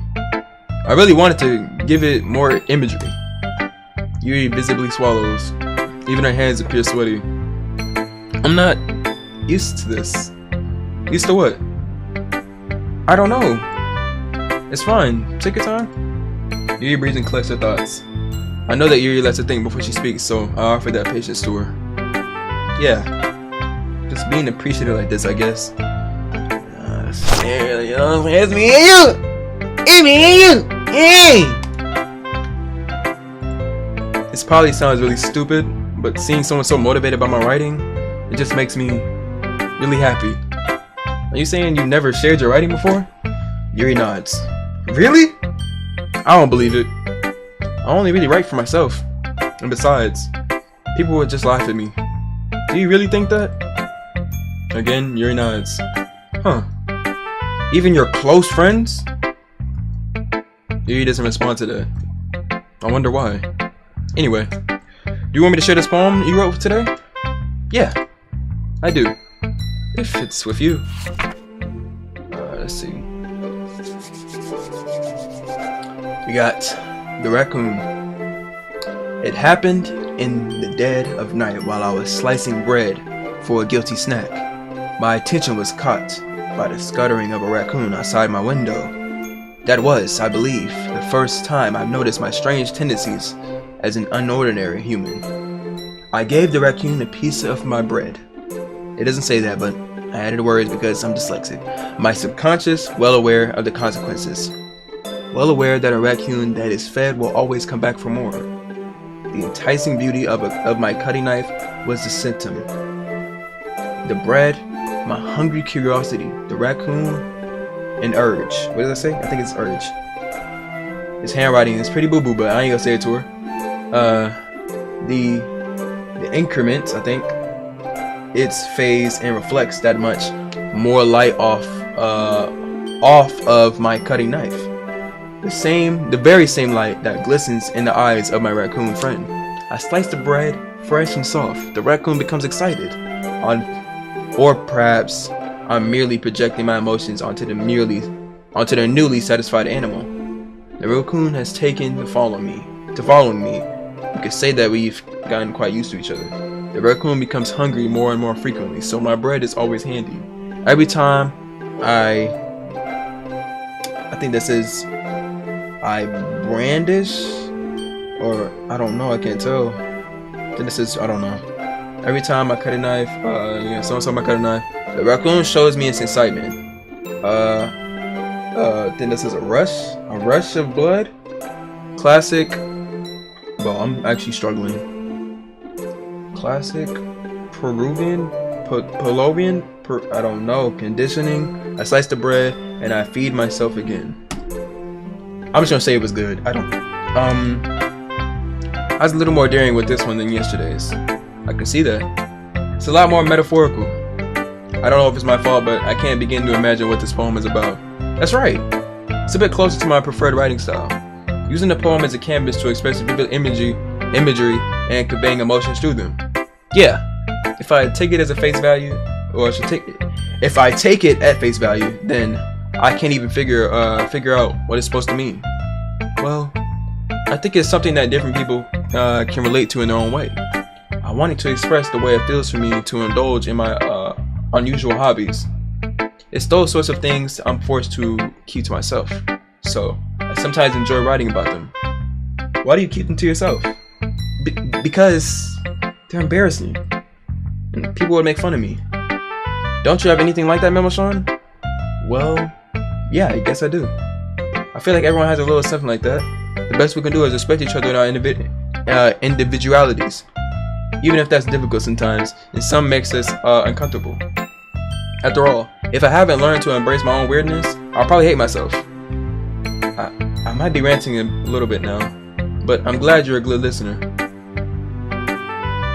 Who should I show my poem to next? Alright. I ain't gonna lie. I ain't realize this game was this long, so we gonna stop it right here, you know what I'm saying? This might be a crazy stopping point for the people that know this entire game, but I'm sorry, but I had enough reading for today. I've been reading for an hour now, an hour 30. Dyslexia is about to start kicking in. But if you guys want a part 2, let me know in the comment section below, and I will hit you with that immediately. But without further ado, I will catch y'all in the next one. Peace. Must be pretty into her. Huh? You completely misunderstood. No, she didn't. Calm down, I'm kidding. Besides, I'm pretty sure she already got a boyfriend.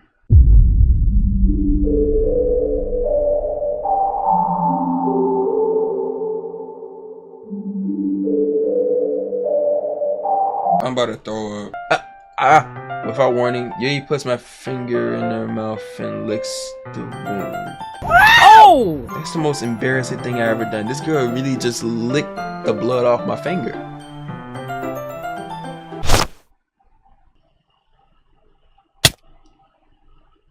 Oops.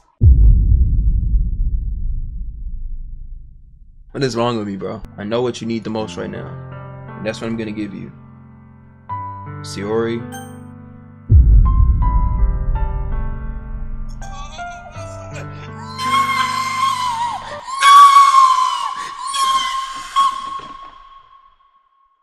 Yo, what's good, YouTube? Sean here, aka Memorize. Today we are back.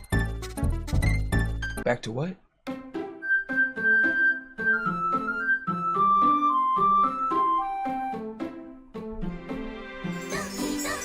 Hey, we are back with Doki Doki Literature Club. Doki Yola, Doki Yola, Doki Literature Club. Hey, yeah, part 2. We back with that. Holla, yeah, we back on the track, we back on with that, we back on the holla. What we really saying? You thinking the plan, but I'm really playing the game, leaving around, cause I'm not really making that sound, but I'm making sounds for the beat going, cause the beat showing out, calling out what I'm really about, leaving a doubt, wait, leaving a doubt, always, hold up, run it back, hold up. Why you playing with my name like I'm really not like that? Everybody knowing that I'm right back on the track like that. What you saying? Everybody always thinking that I'm playing because I am. The game is called Doki Doki. I'm a Doki Doki. If you Doki Doki, do you get what I'm really saying? I ain't playing, but I really am what you really on. I don't even know, but my name is Sean, and you already know what I'm on. And we finna go ahead and click continue or load game. That's what it's called. I am not a lame, but you are lame if you haven't hit the like already. Psych, I'm playing. I still rock with you. Do you really get what I'm saying? Hold up, wait, I do not wanna.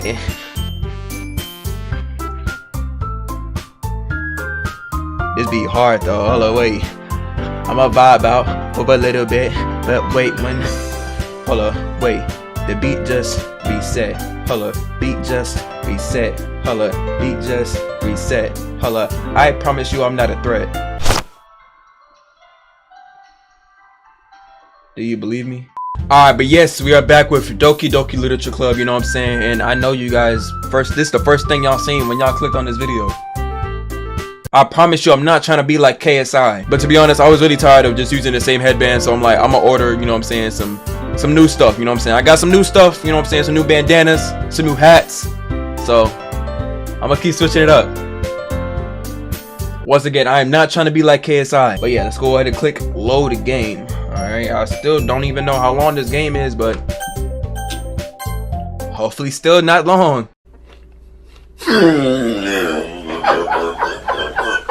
You can use the skip button to fast forward through text you already read. I don't say no more.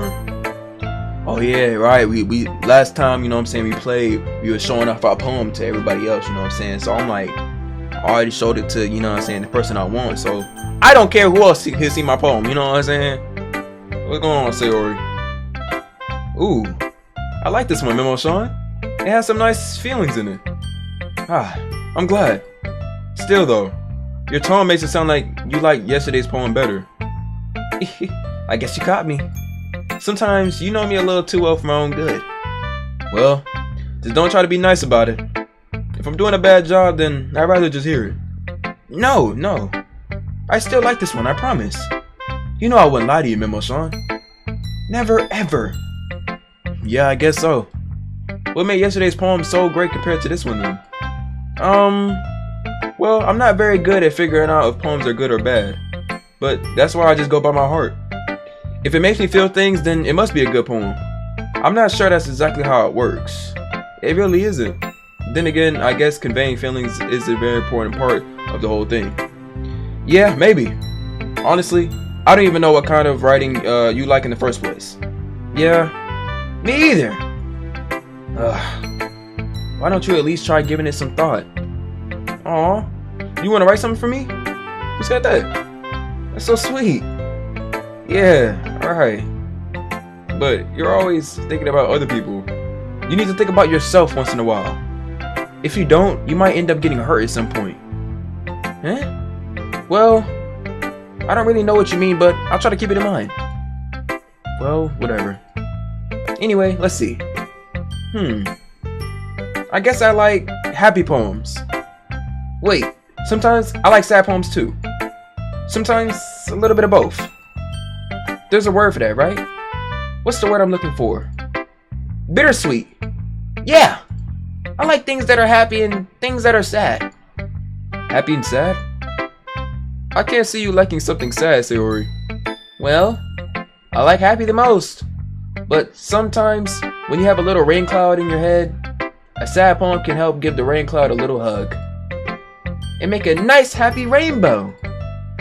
Sayori, that's unexpectedly poetic, you know what I'm saying? You surprised me, Sayori. Okay, Sayori, I see, Sayori, you know what I'm saying? Yeah, it is. I'm getting better at expressing my feelings after all. Thanks, Memo Sean. I should go write that down then. You can read my poem now, okay? Oh, I forgot that. I gotta read through this too. Let's do. Alright, you know, so we got bottles.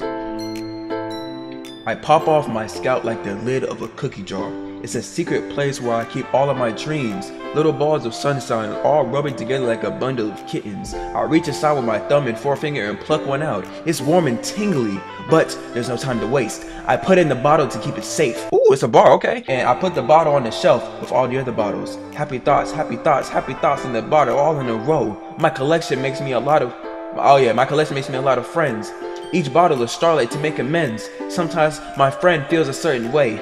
Down comes a bottle to save the day. Night after night, more dreams. Friend after friend, more bottles. Deeper and deeper my fingers go, like exploring a dark cave, discovering the secrets in the nooks and crannies. Digging and digging, scraping and scraping. I blow the dust off my bottle caps.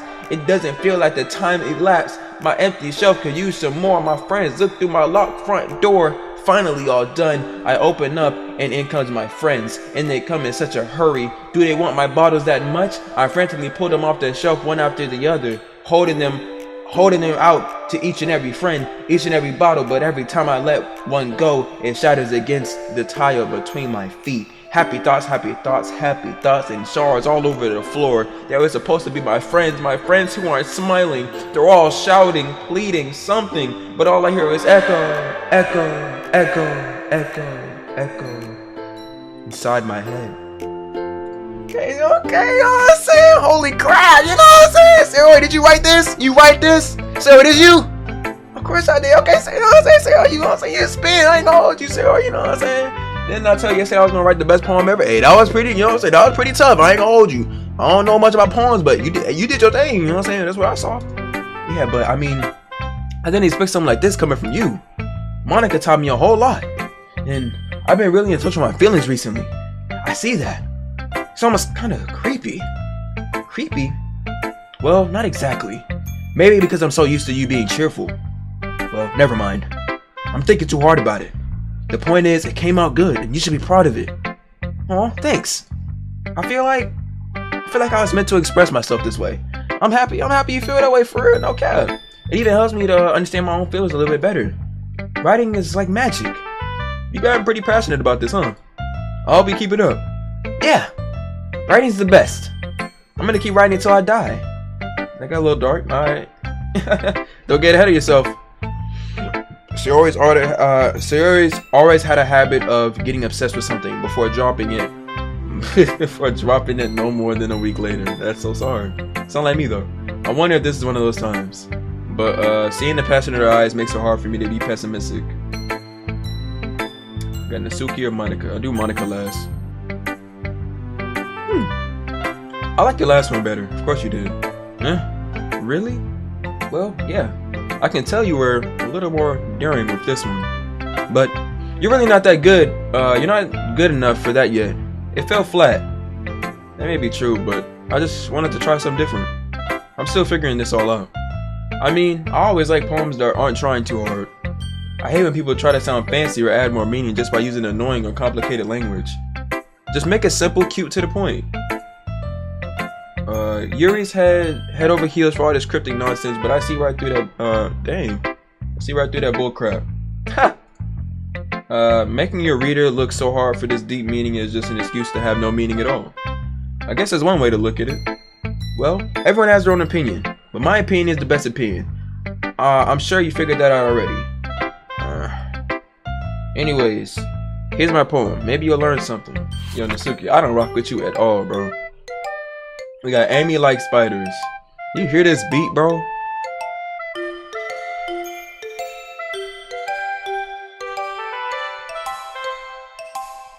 Bro, this ABCYA type beat, bro. We got Amy Like Spiders. You know what I heard about Amy? Amy likes spiders. Icky, wriggly. Is that how you say it? Wriggly? Wriggly? I don't know. Hairy, ugly spiders. That's why I'm not friends with her. Amy has such a cute singing voice. I heard her singing my favorite love song. Every time she sang the chorus, my heart would pound to the rhythm of the words. But she likes spiders. That's why I'm not friends with her. One time, I hurt my leg really bad. Amy helped me up and took me to the nurse. I tried not to let her touch me. She likes spiders, so her hands are probably gross. That's why I'm not friends with her. Amy has a lot of friends. I always see her talking to people. She probably talks about spiders. What if her friends start to like spiders too? That's why I'm not friends with her. It doesn't matter if she has other hobbies. It doesn't matter if she keeps it private. It doesn't matter if it doesn't hurt anyone. It's gross. She's gross. The world is better off without spider lovers. And I'm gonna tell everyone. Yo, Miss Ma'am, this one was trash. Not bad, right?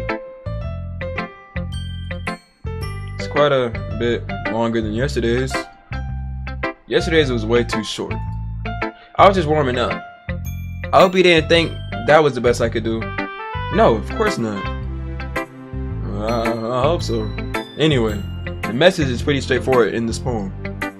I doubt I have to explain it. Sometimes you can explain complicated issues with much simpler analogies. And it helps people realize how stupid they're being. Yo, Natsuki, what's up with you? Like, anyone would agree that the subject of this poem is an ignorant jerk. Do you know people like that? Of course. It's about how everyone thinks that doesn't matter. It can be about anything. I wrote it to be easy to relate to. I kind of relate to it, but at the same time, if people like spiders, it's cool with me. You know what I'm saying? Some spiders are kind of cool. Ever had some kind of weird hobby or guilty pleasure? Something that you're afraid if people found out they make fun of you or think less of you. I definitely do have some of those, I know you. But that just makes people stupid. Who cares what someone likes? As long as they're not hurting anyone and it makes them happy. I guess you're right, yeah. I think people really need to learn to respect others for not liking weird things. Huh. That's funny. Yuri wrote about something similar today. Huh? Did you say Yuri? Yeah. She said her poem was about unusual hobbies of hers. I didn't really get it, but she said something similar to you. That people shouldn't make each other feel insecure about those things. Really? Well, I mean, Yuri's pretty weird, so I wouldn't doubt that she has some weird hobbies. Not that there's anything wrong with that. Yo, why she always throwing shots at Yuri, brother? What you trying to do? You know me, like, chill out, man. Feel me? Chill. You know what I'm saying? It's not like I would judge her or anything. Natsuki has trouble finding words. I guess I should try not to be so mean to her. If she feels insecure about her weird behaviors and stuff, I mean, I always hate people who make me feel insecure. And Yuri made me feel insecure yesterday. But the way you put it sounds like she learned her lesson. Well, I would say so. Even if her writing style is really different, I'm sure she'll appreciate the message in your poem. It's what I do best after all. I don't like writing unless it's a good message to take away from me. Like, conveying emotion is important. But I want to make people think, just not feel. Oh yeah, I said that wrong. I want to make people think, not just feel. So I gotta get right, you know what I'm saying? Remember that.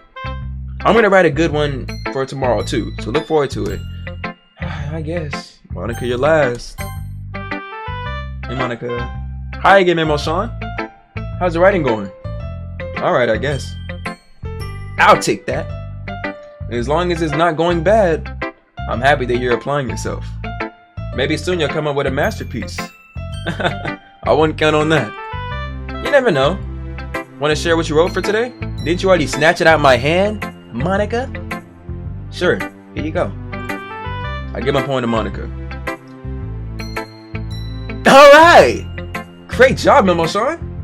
I was going ooh on my head while reading it. It's really metaphorical. I'm not sure why, but I didn't expect you to go for something so deep. I guess I underestimated you. It's easiest for me to keep everyone's expectations low. That way, it always counts when I put in some effort. That's not very fair. Well, I guess it worked either anyway. You know that Yuri likes this kind of writing, right? Writing that's full of imagery and symbolism. Unlike Sayori, who uses simple and direct words to describe happiness and sadness. Yuri likes it when readers are left to derive their own meaning out of it. It's very challenging to write like that effectively, both allowing people to get something out of it just by feel, or letting them analyze all of the nuances. It could take years of practice, which I'm assuming Yuri has at this point. I never really asked though. I'm sure I'm nowhere near a level yet. Don't worry so much about that. You do your own thing.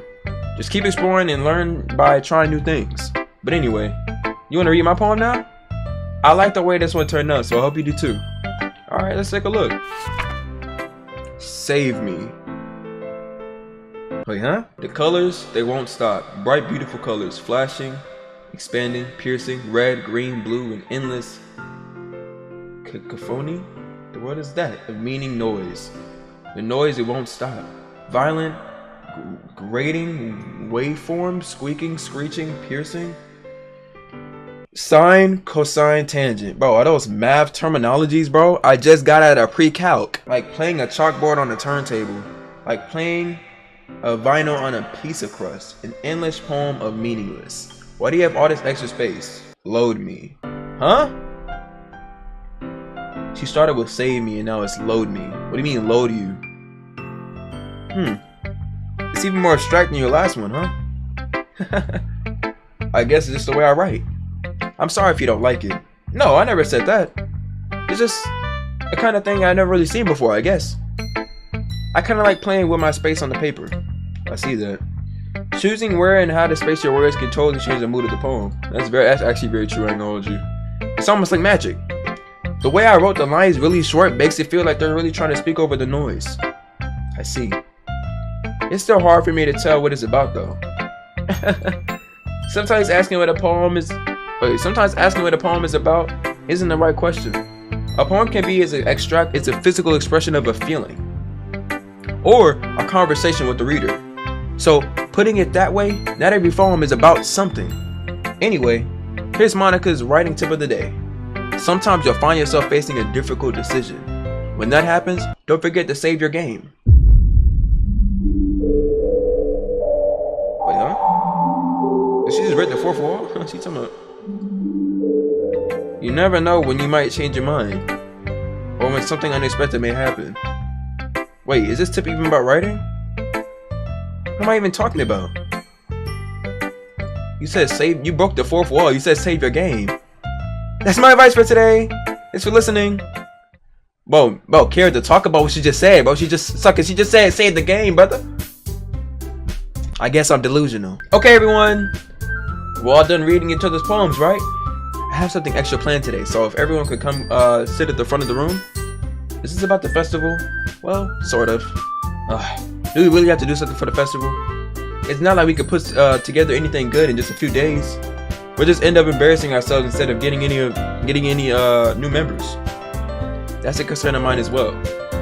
I don't really do well with with last minute preparations. Don't worry so much. We're gonna keep it simple, okay? We won't need more than a few decorations. Sayori has been working on posters and designed some of the pamphlets we can give out during the event. Okay, that's great and all, but that doesn't tell us what we're actually going to be doing for the event. Sorry. I thought you heard about it already. We're going to be performing. Performing? Monica? Yeah! We're going to be having a poetry performance. Each of us are going to choose a poem to recite during the event. But the cool part is, we're also going to let everyone else come up and recite poems too. Sayori is putting it all in the posters in case anyone wants to prepare ahead of time. Sayori, who's been coloring the poster, holds it up for us to see. Are you kidding me, Monica? You didn't. You didn't already start putting those posters up, did you? Well, I did. Do you really think it's that bad of an idea? Well, no. It's not a bad idea. But I didn't sign up for this, you know? There is no way I'm going to be performing in front of a group of people like that. I agree with Natsuki. I could never in my life do something like that. Imagining it, Yuri shakes her head in fear. Guys. No, Sayori. I understand where they're coming from. Remember that Natsuki and Yuri have never shared their poems with anyone until just a couple days ago. It's a lot to ask for them to recite their poem out loud to a whole room full of people. I guess I kinda overlooked that. So, I'm sorry. But I still think we should give it our best.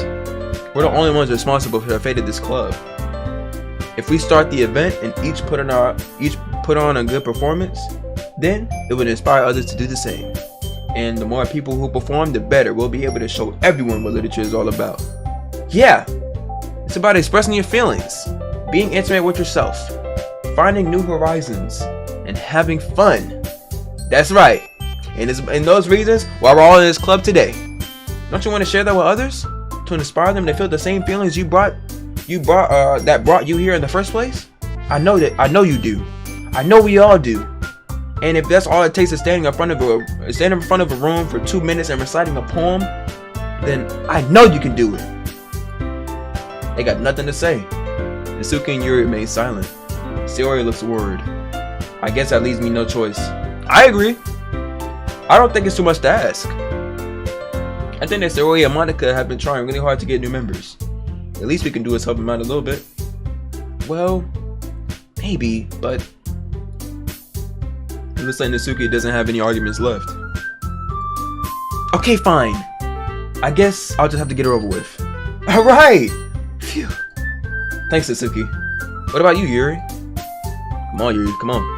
Yuri dejectedly glances around at everyone's expectant faces. I guess I don't really have a choice. That's everyone. You're the best, Yuri. This club is seriously gonna beat the death of me. Oh gosh. It'll be fine, Yuri. But anyway, let's move on to the main event. I want each of you to choose a poem of yours. We're gonna practice reciting them in front of each other. No way! Monica! This is too sudden. Well, if you can't recite your poem in front of a club, how do you expect to do it in front of strangers? No, don't worry. I'll start off to help everyone feel a little more comfortable. Can I go next? Of course. Now let's see. Monica flips through a notebook to a specific poem that she has in mind for herself. She tells him to stand behind the podium. The title of this poem is The Way They Fly. Hey, I need to get some water too, Monica. Let me join you. Monica begins reciting her poem. Her clear, confident voice fills the room. More than that, her reflection is pristine, one or the other. She knows exactly how to apply emotion behind each line she recites, bringing the words to life. Is this something she's done before, or is she simply a natural? I glance around me. Everyone has their eyes on Monica. Sayori looks amazed. Yuri has an intense expression on her face that I don't understand. Finally, Monica finished the recitation. The four of us applaud. Monica takes a breath and smiles. That was so good, Monica. Thank you so much. I'm just hoping to set a good example. Are you ready to go next, Sayori? I'll go next. Yuri's fired up all of a sudden. Yuri clutches a sheet of paper between her hands and stands up. Keeping her head down, she walks quietly to the podium. This poem is called... Yuri anxiously glances at each of us. You can do it, Yuri. It's called After Image of Crimson Eye. Yuri's voice shakes as she started reading the poem. Just a moment ago, she practically refused to do this. Why is she so suddenly putting in so much effort? Cause that means he's trying to show off here, boy. Got to. As Yuri gets past the first couple of lines, her voice changes. It's almost like what happens when Yuri gets absorbed into her books, where her quivering words transform into sharp syllables of a fierce and confident woman. The poem is full of twists and turns and a structure that she enunciates with perfect timing. This must be a rare glimpse into a whirling fire Yuri keeps concealed inside of her head. Suddenly, she's finished. Everyone is stunned. Yuri snaps back into reality and glances around her, as if she's bewildered, even herself. It's up for me to save this situation. I'm the first to start applauding. Everyone joins me afterwards, and we give Yuri the recognition she deserves. It's not like we didn't want to applaud for her, but we were so caught off guard that we must have forgotten. As we applaud, Yuri holds the poem to her chest and rushes back to her seat. Yuri, that was really good. Thank you for sharing. Looks like Yuri is down for the count. Okay, I guess I'm next then. Sayori hops out of her chair and cheerfully walks to the podium. This one is called My Meadow. Sorry, I giggled. Sayori, it's a lot harder than I thought. How'd you guys do it so easily? Try not to think of it like you're reciting to other people. Imagine you're reciting it to yourself in front of a mirror or in your own head. It's your poem, so it'll come out the best that way. I see. Okay then. Sayori begins her poem. Somehow, it feels like her soft voice was made as a perfect match. The poem isn't aimlessly cheery as Sayori is. It's serene and bittersweet. If I were to read this on paper, I probably wouldn't think much of it. But hearing it come from Sayori's voice almost gives it a whole new meaning. Maybe this is what Sayori meant when she said she likes my poems. It's like I get to reach more deeply into someone I thought I knew through and through. Sayori finishes and we applaud. I did it! Good job, Sayori. Even Memo Sean liked it. I guess that's a good sign. What does that even mean? Came out nicely, Sayori. The atmosphere of the poem fits you really nicely. But it might be the other poems wouldn't work quite as well with that kind of delivery. I didn't understand. In other words, I've seen poems of yours, but that sort of gentle delivery wouldn't work as well. They might need a little more force behind them, depending on what you're reading. Oh, I know what you mean.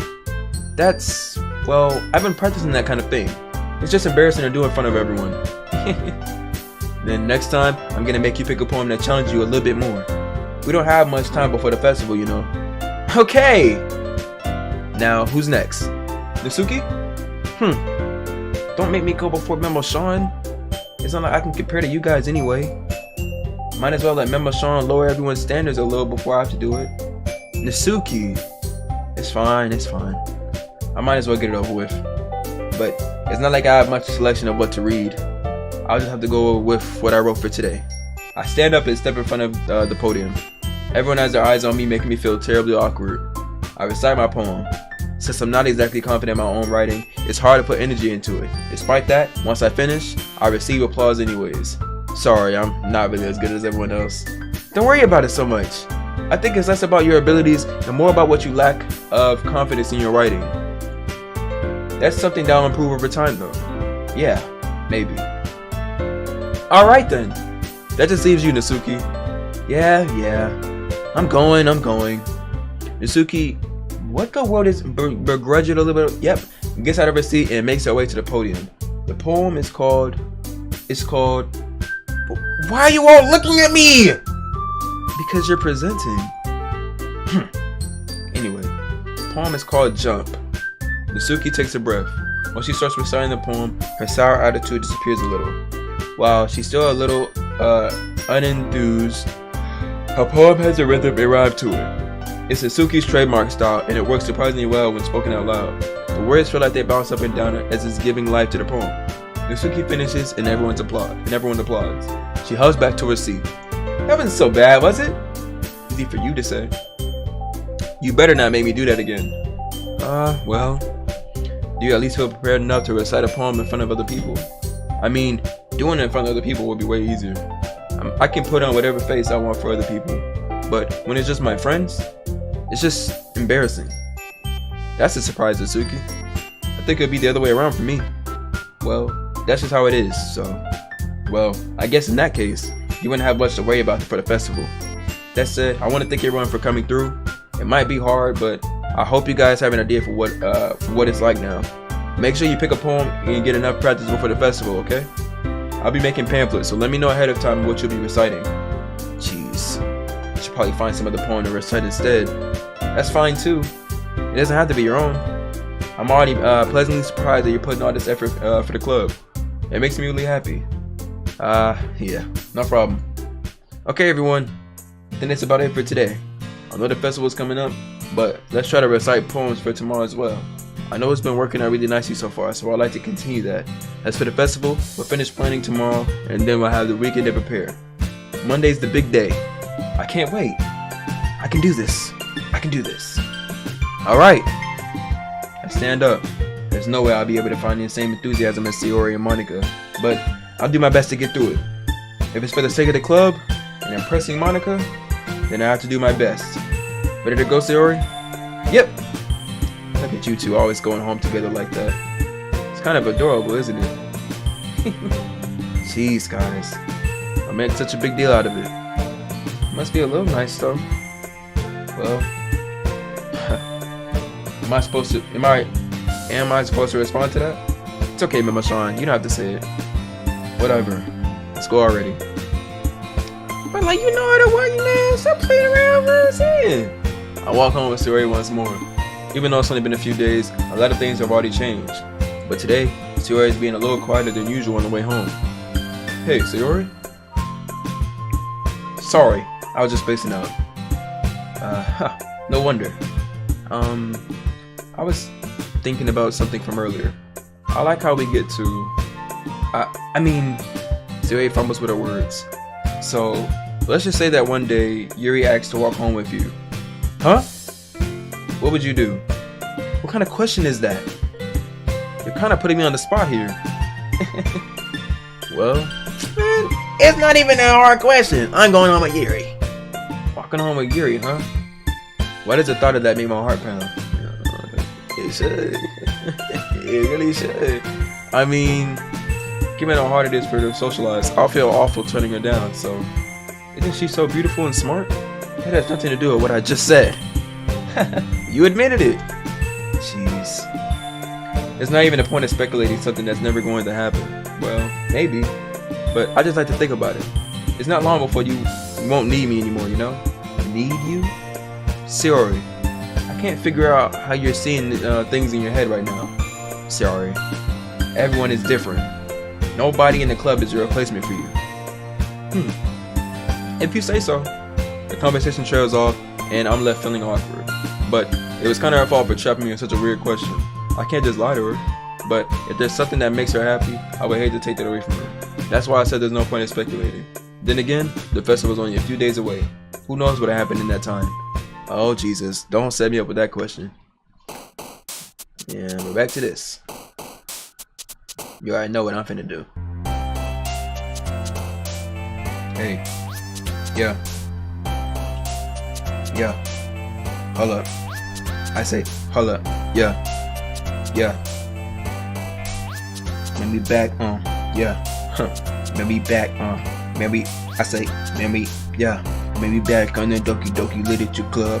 You already know, and I'm trying to get some, hold up, trying to get some ladies in the club, wait, ladies in the club, spitting on the game, man, I'm going insane, man, I'm back, back with the brain, stuck in my head, I am ahead of the game, story 2, Dory, who that is not me, I don't understand who you gonna see, hold up, wait, is that my enemy, wait, no, that's my friend and me, not my enemy, I don't got those, but I'm back on those, and back for what you really own, I don't even know, I'm trying to really get Yuki, I'm trying to get Yuki, wait, no, her name not Yuki, it's actually Yuri, wait, it's getting kinda scary, wait, where we really on, I don't even know, my name is Sean, that is the GOAT, that is me, I just glazed myself too, back on that dude, back on that who, back on back, whoa, don't even know what I'm really on, I say,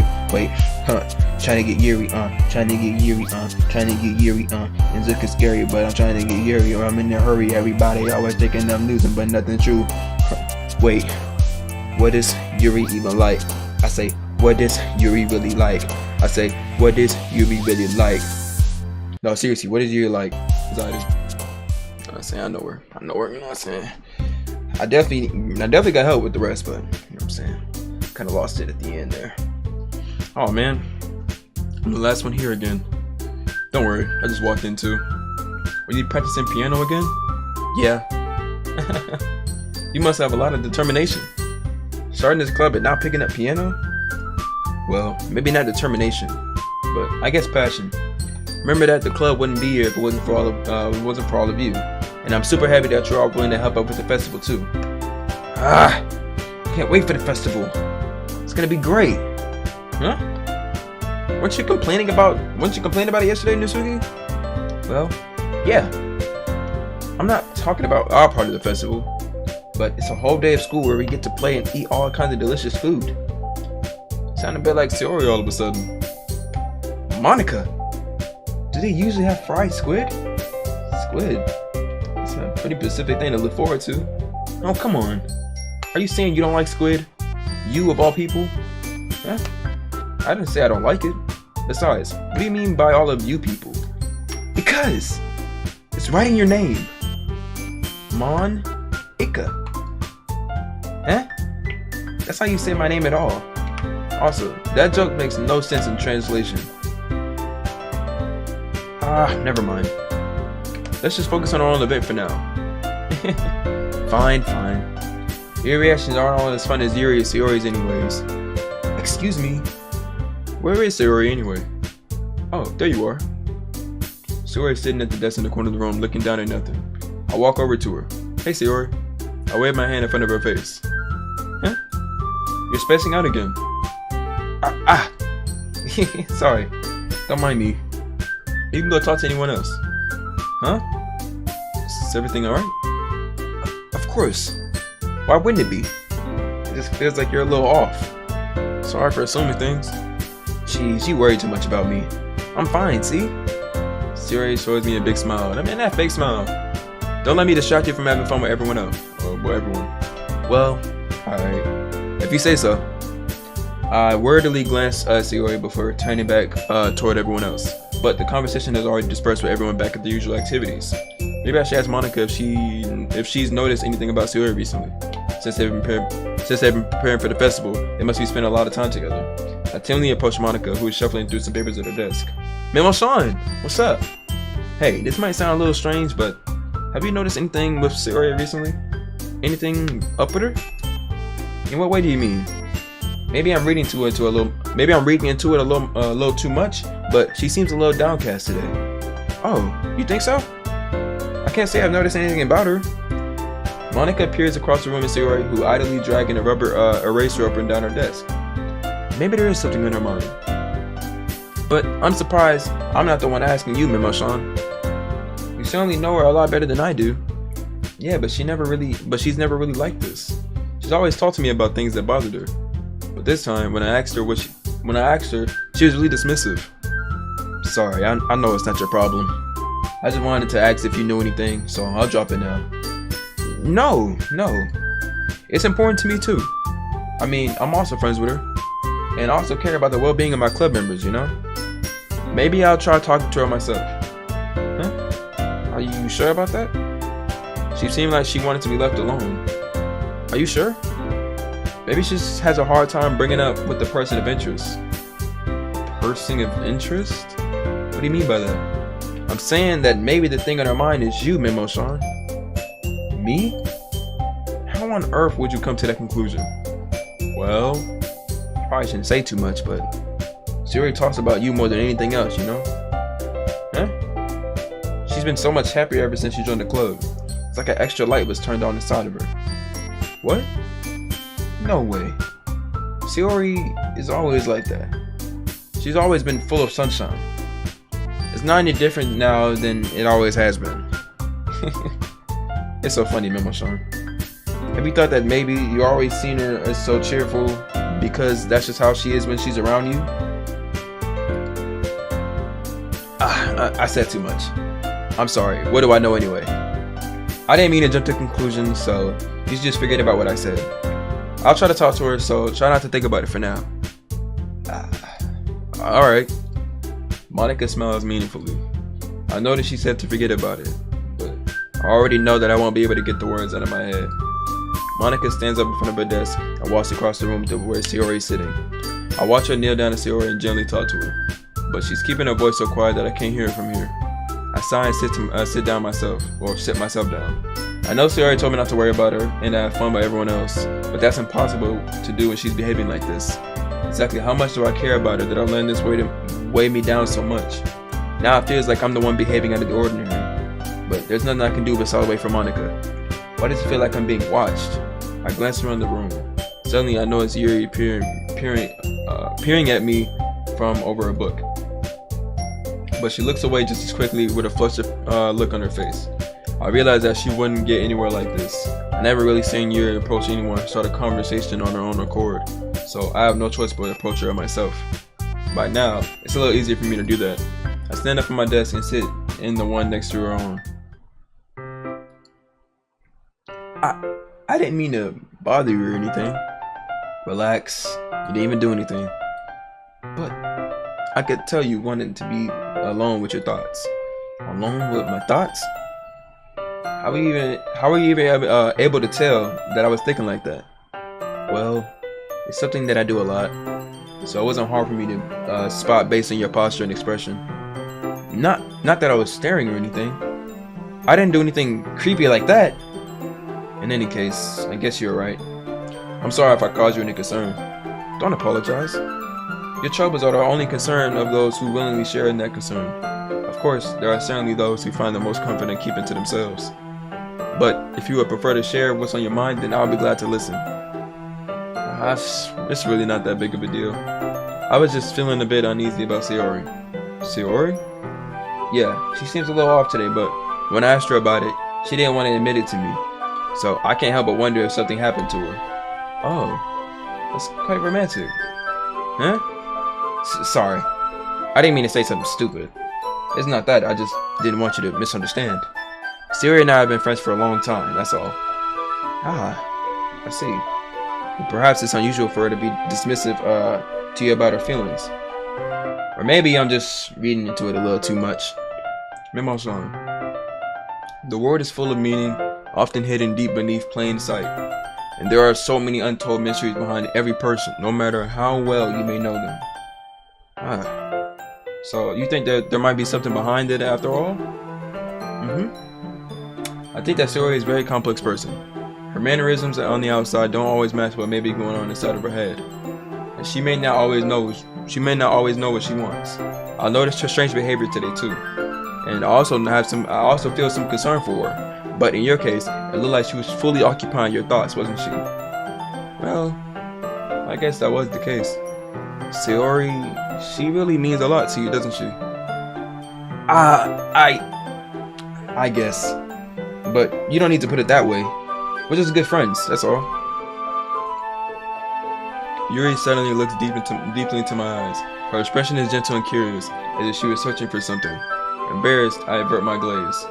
Sometimes, a person's mystery are untold even to themselves, and you, as someone honest and caring, may uncover feelings you weren't aware were in you. That is, I think that she would be a very fortunate person to have you feel that way about her. Yuri, you're giving me too much credit. I'm a pretty simple guy, you know what I'm saying? So I think I'm pretty good at understanding my own feelings. I'm not nearly as sophisticated as you. That's not a compliment, is it? It is what it is. Anyway, as long as we're here, why don't we do some reading? Well, as long as you're okay with it. Yeah, I should be taking my mind off this whole thing anyway. Why don't we go ahead and get started? Yes, let's. Actually, I have a request. Do you mind if I make some tea first? Not at all. Thanks very much. If there's one thing that can make my reading time here any better, it's a nice cup of tea. Not to mention for yourself as well. Yuri stands up and makes her way to the closet. I follow and watch as she retrieves a small pitcher from the shelf, the kind with the filter inside. Can you hold this for a second? Sure. Yuri hands me the water pitcher and also fetches an electric kettle.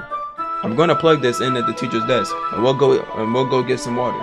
She walks past me and sets the kettle down to the teacher's desk. I simply watch her movements. To my surprise, the way she moves really contrasts her speaking and mannerisms, especially because of her long legs. Yuri appears elegant and methodical. Okay, may I have the water pitcher? Thanks. I'll be right back. I might as well walk with you. Yeah, why not? Shall we go then? Yeah. Where are you two off to? Huh? You was just gonna make some tea, so I suddenly realized how weird it sounds to explain this to Monica.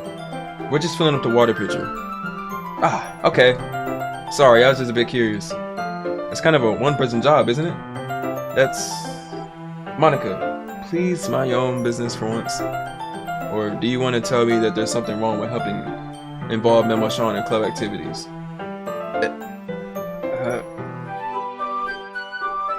Okay, you know what I'm saying? Yeah. My mouth gapes.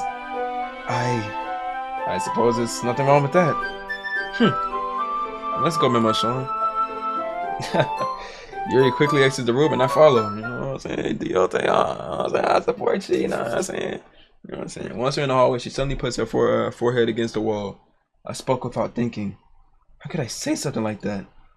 Yuri. Something about the way she said that. It made me feel so irritated. What's wrong with me? No, Yuri. I think you did the right thing. I wasn't expecting it, but it's also not right for Monica to judge people like that. MemorizeGM, how come even when I do something bad, you're being nice to me? Because nothing that you do is as bad as you make it seem in your head. Nobody's perfect. We all have emotions and we can't hide them anywhere. But you always amplify things in your head. Your mind turns a light rain shower into a hurricane. No. Wouldn't you hate me for something as terrible as that? Why would I hate you? I can't hate someone for having emotions. What kind of friend would do that? Friend, you say. Yuri lifts her head. MemorizeGM, I really like being friends with you. Thanks, Yuri. I like being friends with you too. I feel kind of awkward saying something like that, but I'm doing my best to help Yuri feel better. Anyway, yeah. Shall we go? Yeah. Yuri and I walked to the nearest water fountain. Once we fill up the water pitcher, we returned to the classroom. MemorizeGM, do you like oolong tea? Yeah. Anything's fine. Very well. Yuri sets the temperature on the kettle to 200 degrees. Now it's time to get the teapot.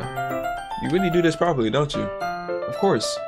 I shouldn't do any less when I'm making tea for others, even if I'm not an expert on tea or anything.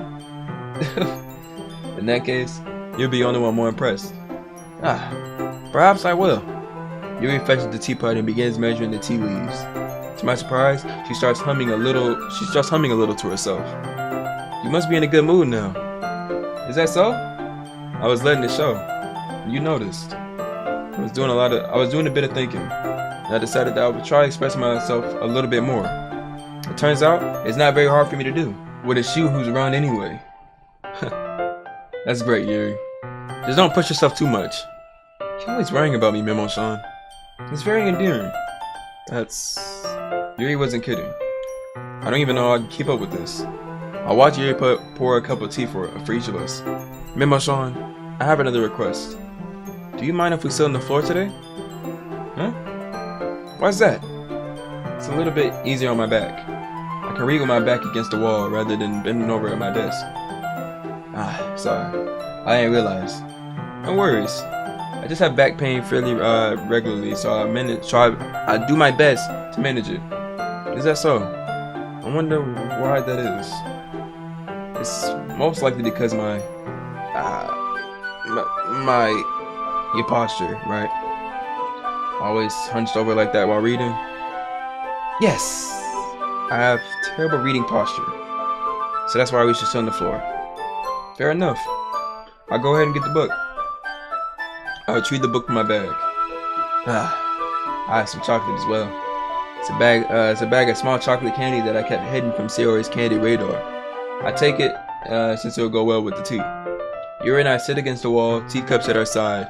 As if in sync, we assume the reading position as last time, each holding one half of the book. Except this time, our bodies are even closer to each other. I can't see too well. Yuri slides closer to until our shoulders are touching. How am I supposed to focus on reading like this? Yuri was always kinda cute, but when she's being less apprehensive, it's almost more than I can handle. Your teacup. Yuri hands me my teacup. Holding it with my hand that's not holding the book, I end up in a position that makes it even harder to focus, because now I need to worry about making sure I don't accidentally touch her chest. Meanwhile, Yuri hasn't noticed a single thing. She wears her intense reading expression, and I can only presume the world around her has faded away. I use all my willpower to focus on reading. The boy's trying to lock in, bruh. After a few minutes, I finally manage to relax a little. I put the teacup between my legs and fumble with the chocolate wrapper. Sorry. I briefly let go of the book to finish opening the wrapper. You can have as much as you want.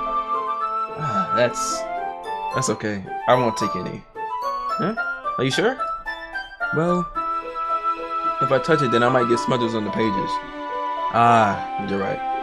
I didn't even think about that. My bad. No need to apologize. I'll hold the book, okay? Are you sure? Of course. Yuri opens the book with both hands.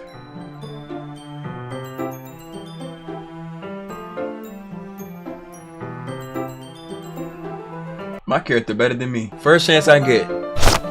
Yuri. She holds it so that I don't have to she holds it so that I don't have any harder of a time reading from it. But as a result, her left arm is practically resting on top of my leg. Well, in that case, Yuri is already totally focused on reading again. I take a chocolate candy and pop it in my mouth. Then I take another chocolate and I hold it up to Yuri.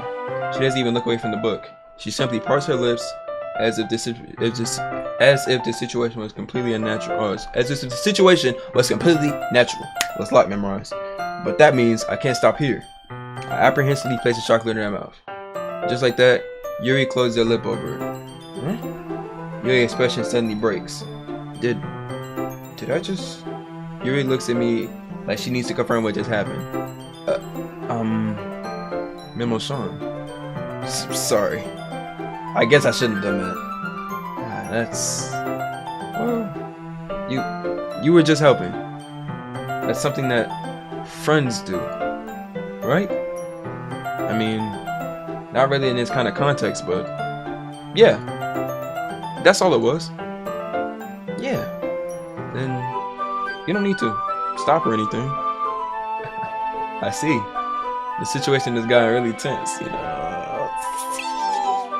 Yuri tries to return to the book, but I can just tell by her expression that she can't even focus now. My heart is pounding. I nervously take another chocolate between my fingers, but this time, Yuri's eyes met mine. How did it even come to this?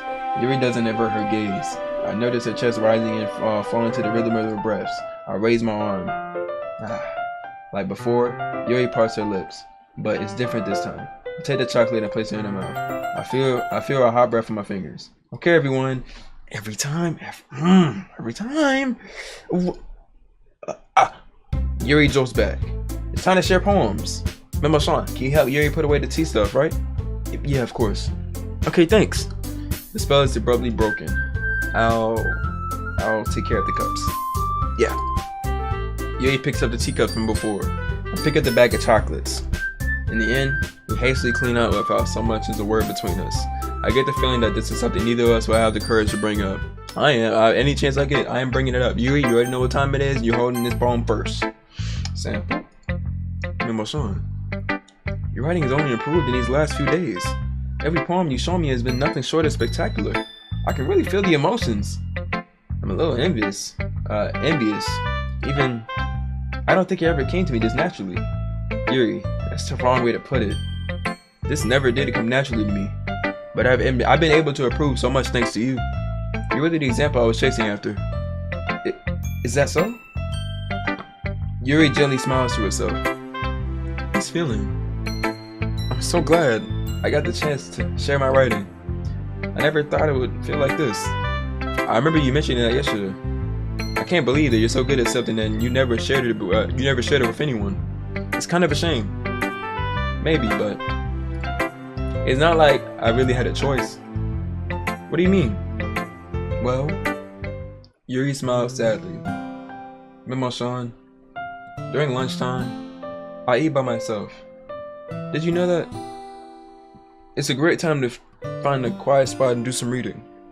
In fact, I always have some books with me. You can say I really enjoy reading. Well, that's one way to put it anyway. But books are so full of amazing and inspiring people.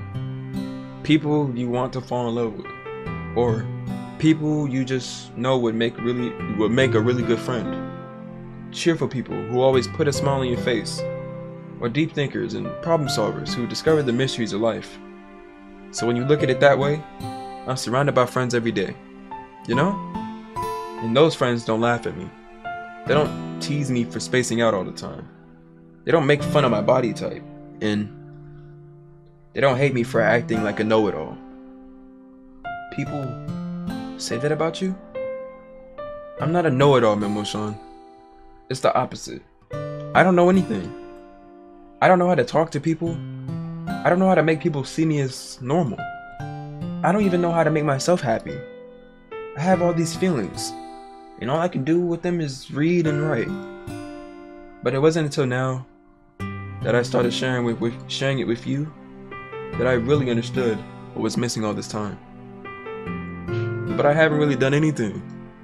No, that's wrong. Just being patient and respectful, that's really important to me. I know I'm a difficult person, Memo-san. I speak too slowly. I second guess myself all the time. I read too deeply into things. But every time, you've always treated me just like anyone else. It's so rare that I feel comfortable with myself when I talk to others. But that's why every time I talk to you, I just feel really happy. I see.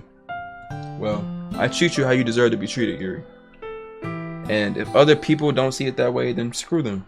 I mean, I joined this club hoping I would make some friends. And I would say I've had at least one success. Wouldn't you? When you put it that way, yeah. We really are friends now, aren't we? Yuri puts her head in her hands, but this time she's smiling as she does it. Do you want to show me your poem? Yeah, I do. Let me get it for you. Here we go. We got Beach.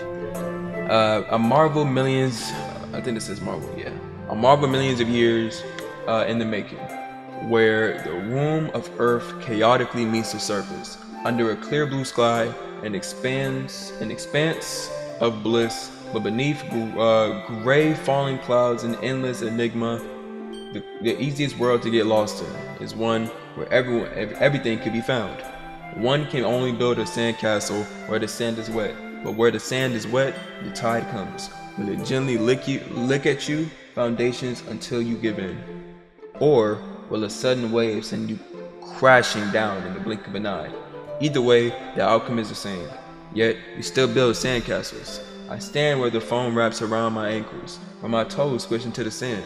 The salty air is therapeutic. The breeze is gentle yet powerful. I sink my toes into the ultimate boundary line, tempted by the foamy tentacles, tendrils. Turn back and I abandon my peace to a road at the shore. Drift forward and I return to the earth furthermore. Oh my gosh, man. I feel like I'm getting better at reading slowly, very slowly, but slowly. I'm aware that the beach is kind of an insane thing to write about, but I did my best to take a metaphorical approach to it. You say that like you didn't even want to write about it. Oh, you haven't heard? After yesterday, Natsuki and I, well, it was amusing that we wrote about something similar in such different ways. So Natsuki wanted us to write about the same topic as each other again. I suppose to better compare the differences in our writing styles or thought processes. Anyway, it was her idea. Knowing her, it's no surprise that she wouldn't do something like that. She probably just wants to show off. It's not like I have any particular interest in her writing style. I just went with her request. But I guess I suppose it's not so bad to write about something simple on occasion. It can be really refreshing, you know? It's good for me to stay calm about my thoughts once in a while. Yeah, I think I agree. Thanks for sharing. I got Sayori, Natsuki, and Monica. Here you go, Sayori. It's nice, I guess. Come on, I can already tell you don't like it. Well, you don't need to worry about what I think. After all, you wrote it for someone else, didn't you? Probably Yuri. Huh? I didn't write this for anyone specifically. Maybe. That's not really what I meant though. But it's okay. You're making new friends just like I was hoping. That makes me really happy. And you're happy too, right? In this club? Well, of course I am. Good. That's all that really matters to me. Thank you, Memo-san. Sayori, is there something wrong? Huh? No, nothing. I'm just a little tired today. Alright. Just tell me if you need anything. I will. Don't worry about me, okay? You can go play with everyone else now. If you insist. Yay. I'm gonna go home a little bit early today. Sayori? Tell Monica I wasn't feeling well, okay? I'll see you tomorrow. Before I can say anything else, Sayori cheerfully walks out of the classroom humming to herself. No, seriously, what's up with her? Ever since I basically rejected her, she's been acting weird, bro. That stuff. Natsuki, get her out the way. Meh. Guess you really haven't learned anything after all. Honestly, I don't know why I get my hopes from it in the first place. What? I didn't think this one was that bad. What did I do wrong? Poems don't need to be all deep sounding to express something. It's going to sound just like you're forcing it. It's going to sound like you're forcing it unless you really don't suck at it. Honestly, don't bother trying to write poems like this unless you're on Yuri's level. Natsuki stops short all of a sudden. Don't tell me. Huh? You're not just trying to impress Yuri, are you? What? What are you talking about? Keep your voice down. You know Yuri would love this angsty. Just because she's a talented writer doesn't mean I mean you. Looks like I'm in trouble. I somehow struck a nerve. Though what I did is beyond me. I'm so done with you. Natsuki shoves the poem I handed her back over to me. Take your stupid poem. If you wrote it for someone else, just don't show it to me. Ouch. This is what I get for letting a youngster step into my business. Unless I was a mind reader, I was destined to be in a world of pain from the start.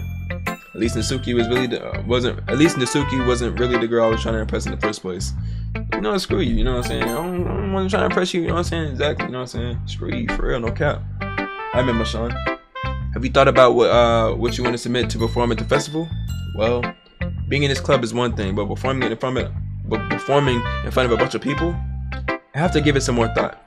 Okay, no pressure. But whatever you do, I'm sure it'll turn out great. It also made me really happy to see. Anyway, let's take a look at today's poem. Sure.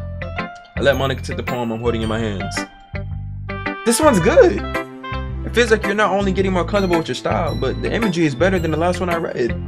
Just wondering, have you been finding inspiration in Yuri's writing style? Bro, everybody knows, bro. You might as well just go ahead and tell them all. You feel me? Everybody already knows, man. I guess so. You can't deny that she's talented. Yeah, totally. I think her poems are the most romantic. That's the best way to describe it. She's like a totally different person when she picks up a pen. I noticed that too. Or when she's talking about literature. It's like a light turns on inside of her. Sadly, it's hard to get much personal conversation out of her. Trust me, I tried. Who knows what goes inside? Who knows what goes on inside that head of hers? I hope you don't mean that in a bad way. No, of course not. I just meant that I wish she didn't keep so much to herself. But still, defending her like that? You must be pretty into her. Huh? You completely misunderstood. No, she didn't. Calm down, I'm kidding. Besides, I'm pretty sure she already got a boyfriend.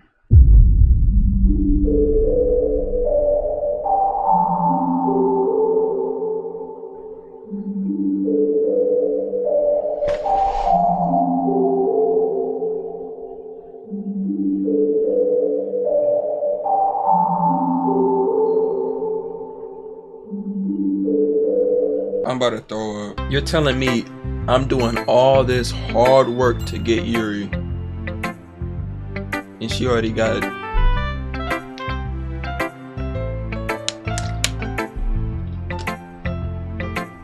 Are we being serious? Are we being serious? Wait, really? Yeah, a fictional one. Oh, thank God. Yo, please don't do that. Monica kind of whispers that last part to me. It's just a hunch, but, well, there's not really anything wrong with that. Oh, well, I know. I was just saying. Anyway, I'll share my poem with you now, alright? Alright. The lady who knows everything. An old tale tells of a lady who wanders earth. The lady who knows everything. A beautiful lady who has found every answer, all meaning, all purpose, in all that was ever sought. And here I am, a feather. Excuse me.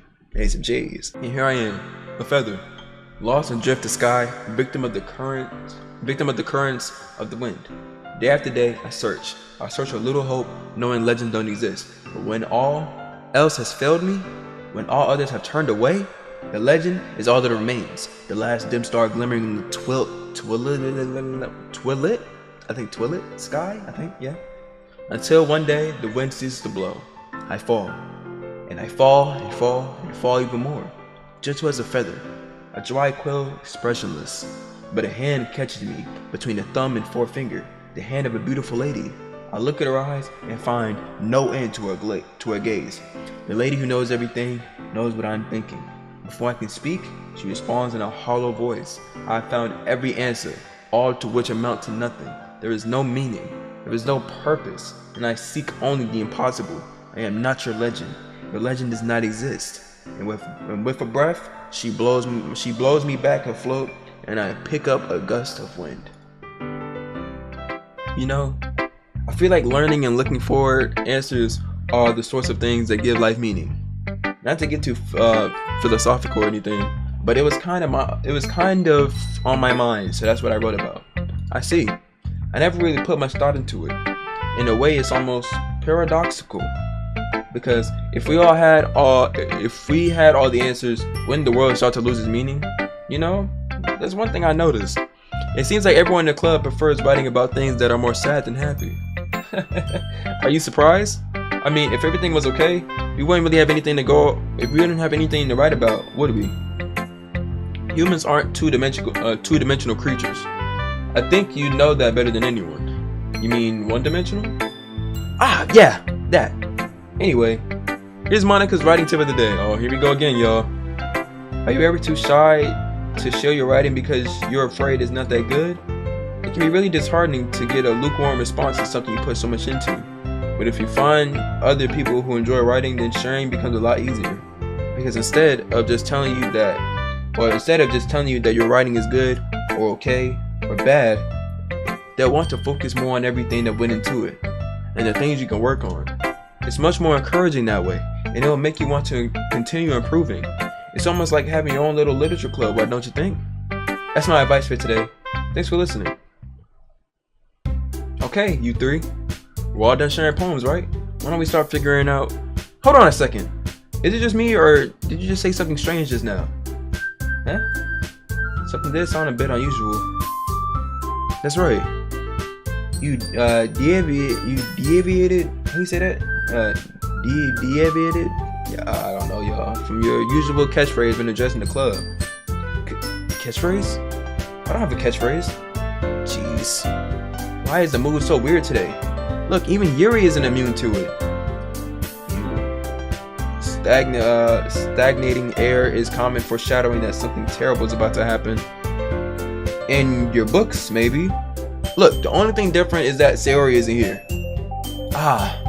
Seems you're right. Sayori's always helping lighten the mood a little bit, doesn't she? It's almost like everyone's balance is a little thrown off when she's not around. Where the heck did she run out to anyway?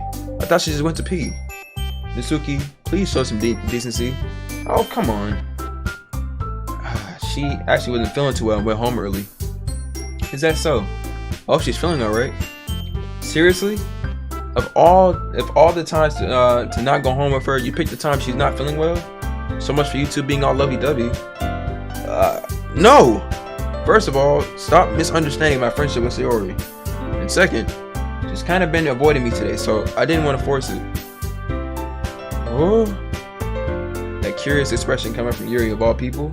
Calm down, guys. I talked to her earlier and everything's fine. What did she say? Anyway, we need to figure out the rest of the festival preparation, so let's decide what everyone will be doing this weekend. Why she just ignore what I just asked her? I already know what I'm doing. That's right. Natsuki will be making cupcakes. We might need a lot of them in different flavors. Can you handle all that by yourself, Natsuki? Challenge accepted. And as for myself, I'm going to be printing and assembling all the poetry pamphlets. Sayori will be helping me design them. And as for Yuri, you can... guys, can you help me come up with something for Yuri? I'm useless. No! That's not it at all. The most talented person here, you know. Well, you're the most talented person here, you know? Now, Natsuki's pouting too. Jeez, even I can tell now. I guess I never gave Sayori enough credit, but I can tell things are even harder on you when she's not around. That may be the case, but if I can't also be a leader on my own, then I won't grow as a person. So, Yuri?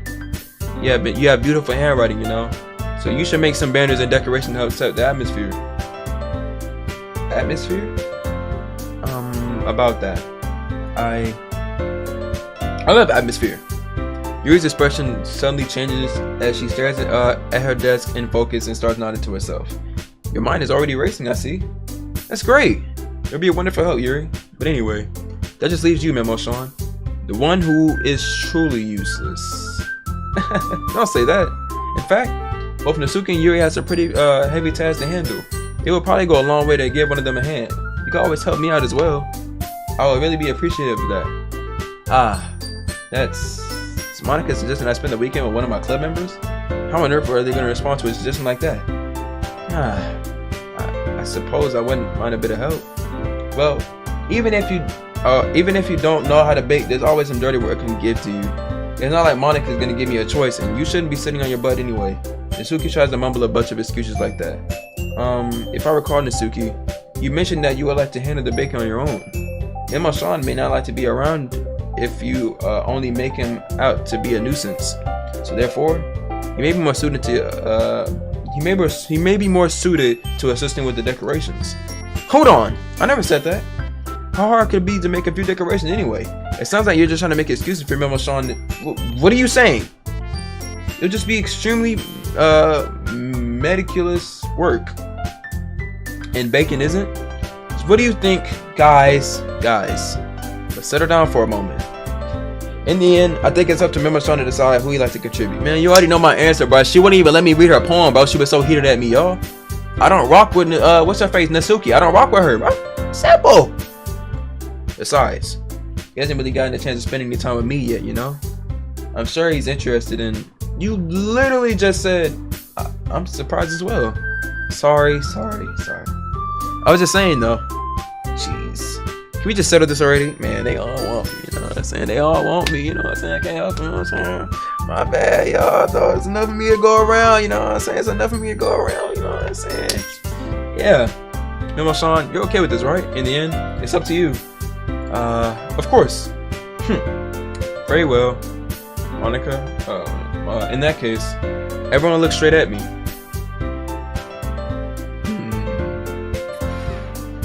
I'm not even thinking about it, bro. I'm just trolling. It's literally Yuri, bro. Like, come on, man. Well, I'll probably be the most helpful. I'll probably be the most useful helping out Yuri. Me? Are you serious?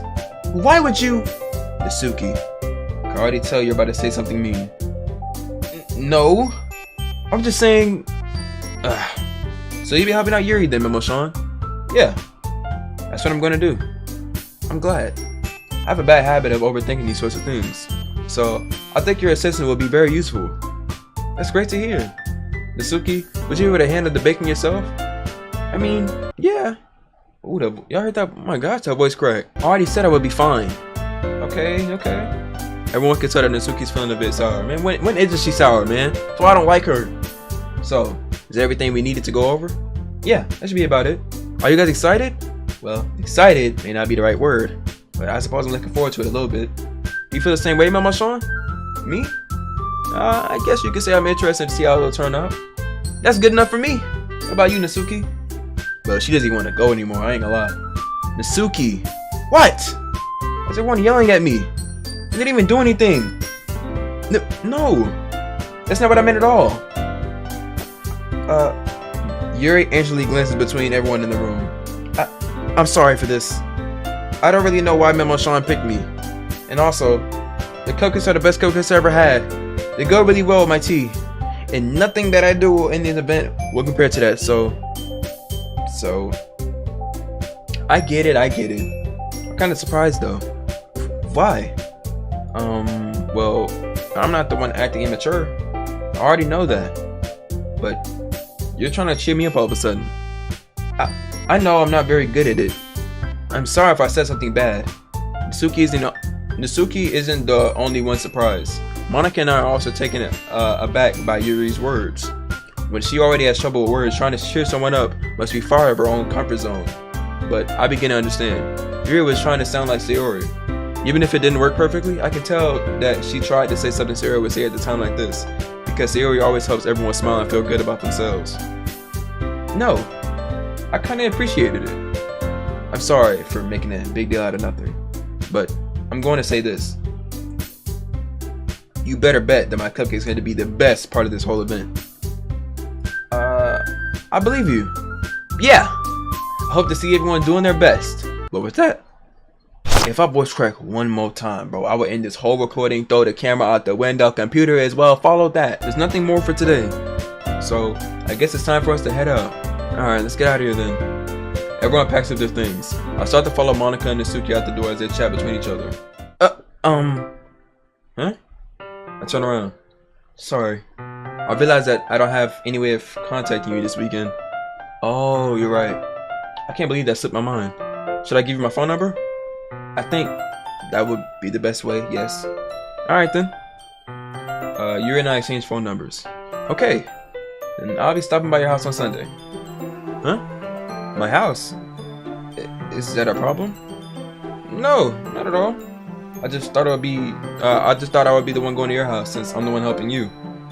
I suppose that makes sense. But if you don't mind, I think I would prefer going to your house. Alright. In that case, it won't be a problem. I decided not to press Yuri for a reason. It's not like it should matter much either way, so I just need to make sure my room is clean. I hope I managed to make myself useful in some way. I'm not nearly as creative as you are. Don't underestimate yourself, Memo-san. I think it will make a very productive team. Even if you only chose me because you felt bad or something. Wait, you don't think I actually did that, do you? I don't know. It's difficult to come up with some other reason you may have chosen me. You're forgetting the one reason that made the most common sense. I chose to help you because that's what I want to do. But Yuri thinks to herself with an extremely tense expression. Yuri, you're overthinking this. You wanted me to point out when you're overthinking, right? I didn't realize. I'm telling you, I want to. That's all there is to it. Do you believe me? Yuri thinks really hard again. She looks straight into my eyes for a long while. I believe you. As it took a tremendous effort, Yuri finally says that and relaxed her expression. And I'm really looking forward to Sunday. Yeah, I am too. After that exchange, I made my way out the door and Yuri follows. I can't believe this. Yuri's gonna be coming to my house on Sunday? My anxiety shoots to the roof. Even though I gotten pretty used to handling her at this point, there's no telling what might end up happening since we're outside of school. More than that, she told me that she was looking forward to it. Is this the chance I had to make something happen between us? Or is it too early for that? Only time will tell. But until then, I won't be able to take my mind off of it. I seriously can't wait. My character just like me. It's me. That's me. That's me. My bad. It's already Sunday. Finally, let's get to it. W time skip. We needed those. I've been getting increasingly anxious about Yuri's upcoming visit. I keep telling myself that there's no reason to be nervous, but it doesn't help much. Yuri is nearly an extrovert. Yuri is clearly an extrovert and also an intimate person in general. There's no doubt that she'll open up a little bit since it's just the two of us. Meanwhile, we even been texting occasionally. Oh, I'm risen, man. I'm risen up. Yeah, you know what I'm saying? She was extremely apprehensive at first, but it wasn't long before I was already learning more about her. Oh, we've been talking. Let's go. Putting Yuri aside, I haven't heard a thing about Sayori since she left the club earlier the other day. Hey, Sayori, she gonna be alright. Trust me. We focus on Yuri. Let's lock in. It's not like we text each other all the time or anything, but I've been worried about her in the back of my mind. But I promise she's gonna be alright. Trust me. Yeah, she gonna be okay. Yuri. Between what Sayori said and what Monica said, is it really okay for me to put Sayori's feelings aside when she might need me? It's gonna be okay. Dang it. I decided to visit Sayori before Yuri comes over. Rather than asking, I simply tell her I'm coming over, much like we've done in the past. Once I reach Sayori's house, I knock on the door before entering it myself. Again, we used to play so often that I made it a habit of simply entering each other's house. Entering each other's houses like we were family. The house is quiet. Sayori isn't anywhere on the first floor, so I assume she's up in her room. It's already strange of her not to run down and greet me. I head up to her bedroom and I finally find her. Sayori? Hi, Memo-san. I sit down in her room. Sayori forces a smile, but it's easy to tell that she's different. There's a minute of silence between us. You haven't come over like this in a long time, have you? I guess you're right. It has been a long time. Not much has really changed, has it? Sayori's room isn't as messy as it always has been. Wait, Sayori's room is as messy as it always has been. It doesn't look that messy to me. So, I also recognize the same stuffed animal and wild decoration that she had for years now. If you came over more often, it wouldn't be such a mess. That's because I ended up cleaning it for you. How come you suddenly wanted to come over today? Aren't you supposed to see Yuri today? Yeah, but... Wait, how did you know that? Sayori already left by the time we decided that last meeting. Monica told me. It's only natural for her to keep me informed about the festival preparations, right? Ah, that's true. What about you? Aren't you going to be helping Monica today? Of course. But I'm just helping her online. We didn't plan to meet up or anything. Ah, so it's just me and Yuri then. Yep. There's more silence between us. Sayori stares into a random direction. Everything about her behavior is really uncharacteristic. I finally get to the point. I just wanted to see how you were doing after you left on Friday. When something's wrong, you can't hide it from me. I know you too well. So, Sayori smiles and shakes her head. That's no good, Memo-san. Why can't it just be like it's always been? This is all my fault. If I didn't get so weak and accidentally express my feelings, if I didn't make that stupid mistake, then you wouldn't have been worried about me at all. You wouldn't have come here. You wouldn't even been thinking about me right now. But this is just my punishment, isn't it? I'm getting punished for being so selfish. I think that's why the world decided to have you come over today. It just wants to torture me. Sayori! I grab Sayori by the shoulders. What on earth are you saying? Are you listening to yourself right now? I know something happened to you. There's no other explanation for you to be like this. So tell me already. Until I know, I won't be able to stop thinking about it.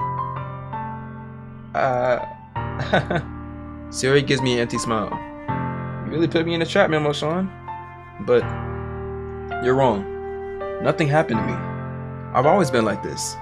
You're just seeing it for the first time. Seeing what? What are you talking about, Sayori? You're really just gonna make me say it, aren't you, Memo Sean? I guess I have no choice this time. The thing is, I've had really bad depression my whole life. Did you know that? Why do you think I'm always so late to school every day? Because most days, I can't even find a reason to get out of the bed. What reason is there to do anything when I fully know how worthless I am? Why go to school? Why eat? Why make friends? Why make other people put their energy and caring to waste by having to spend it on me? That's what it feels like. And that's why I just want to make everyone happy without anyone worrying about me. I'm in shock.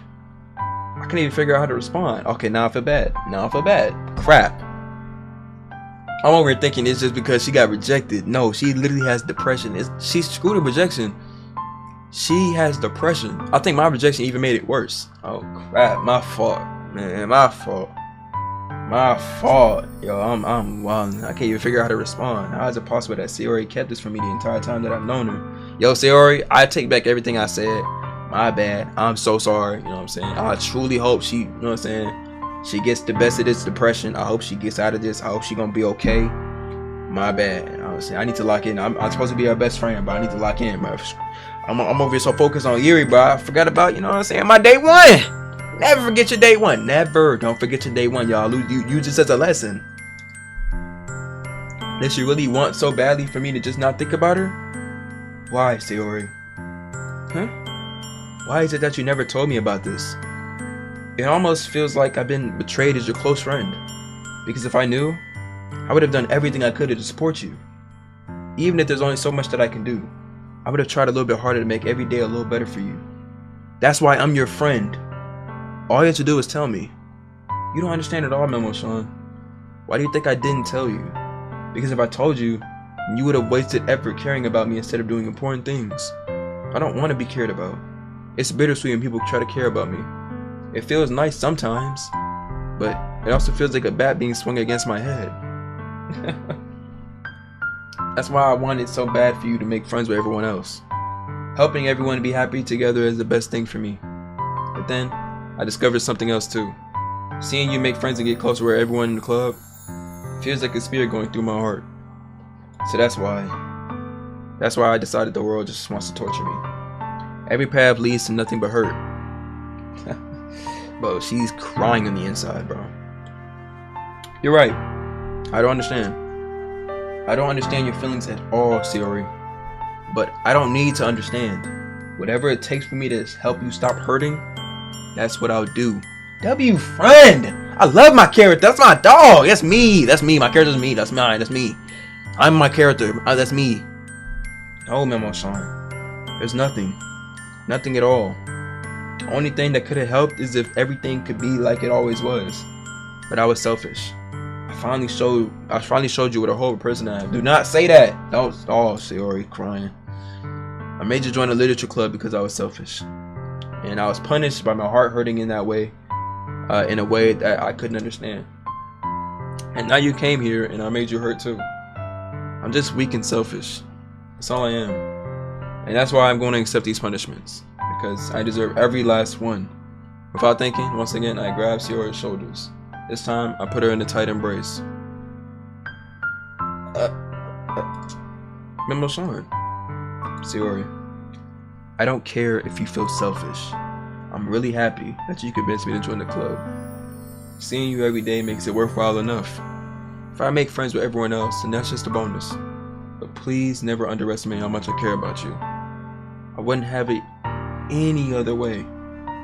Memo Sean. Sayori isn't hugging me back, despite my arms being wrapped around her. Sayori's arms remain at her sides. She starts sobbing next to my ear. No. Don't do this to me. Please don't do this. Memo Sean. Sayori barely manages to speak between her sobs. I don't know if I'm doing the right thing, but all I want for her to know is that I care. If you have it in you to call yourself selfish, then you have to let me be selfish too. No matter what it takes, I'll figure out what needs to change. I'll make these feelings go away. And if there's anything that you need me to do, then you better tell me. I'll get mad if you don't. I don't know. Gently, Sayori puts her arms around me in return. I don't know anything. It's all really scary. I don't understand any of my feelings, Memo-san. The only time I'm not feeling nothing is when I'm feeling pain. But the hugs are so warm. And that's really scary too. Sayori lets me go. As she does so, I let her go as well. The festival is tomorrow. Yeah. It's gonna be fun, right? Yeah. Then how would you like me to spend it all with you?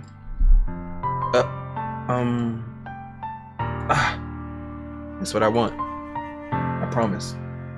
I think that would be nice then. Yeah. Sayori wipes her eyes.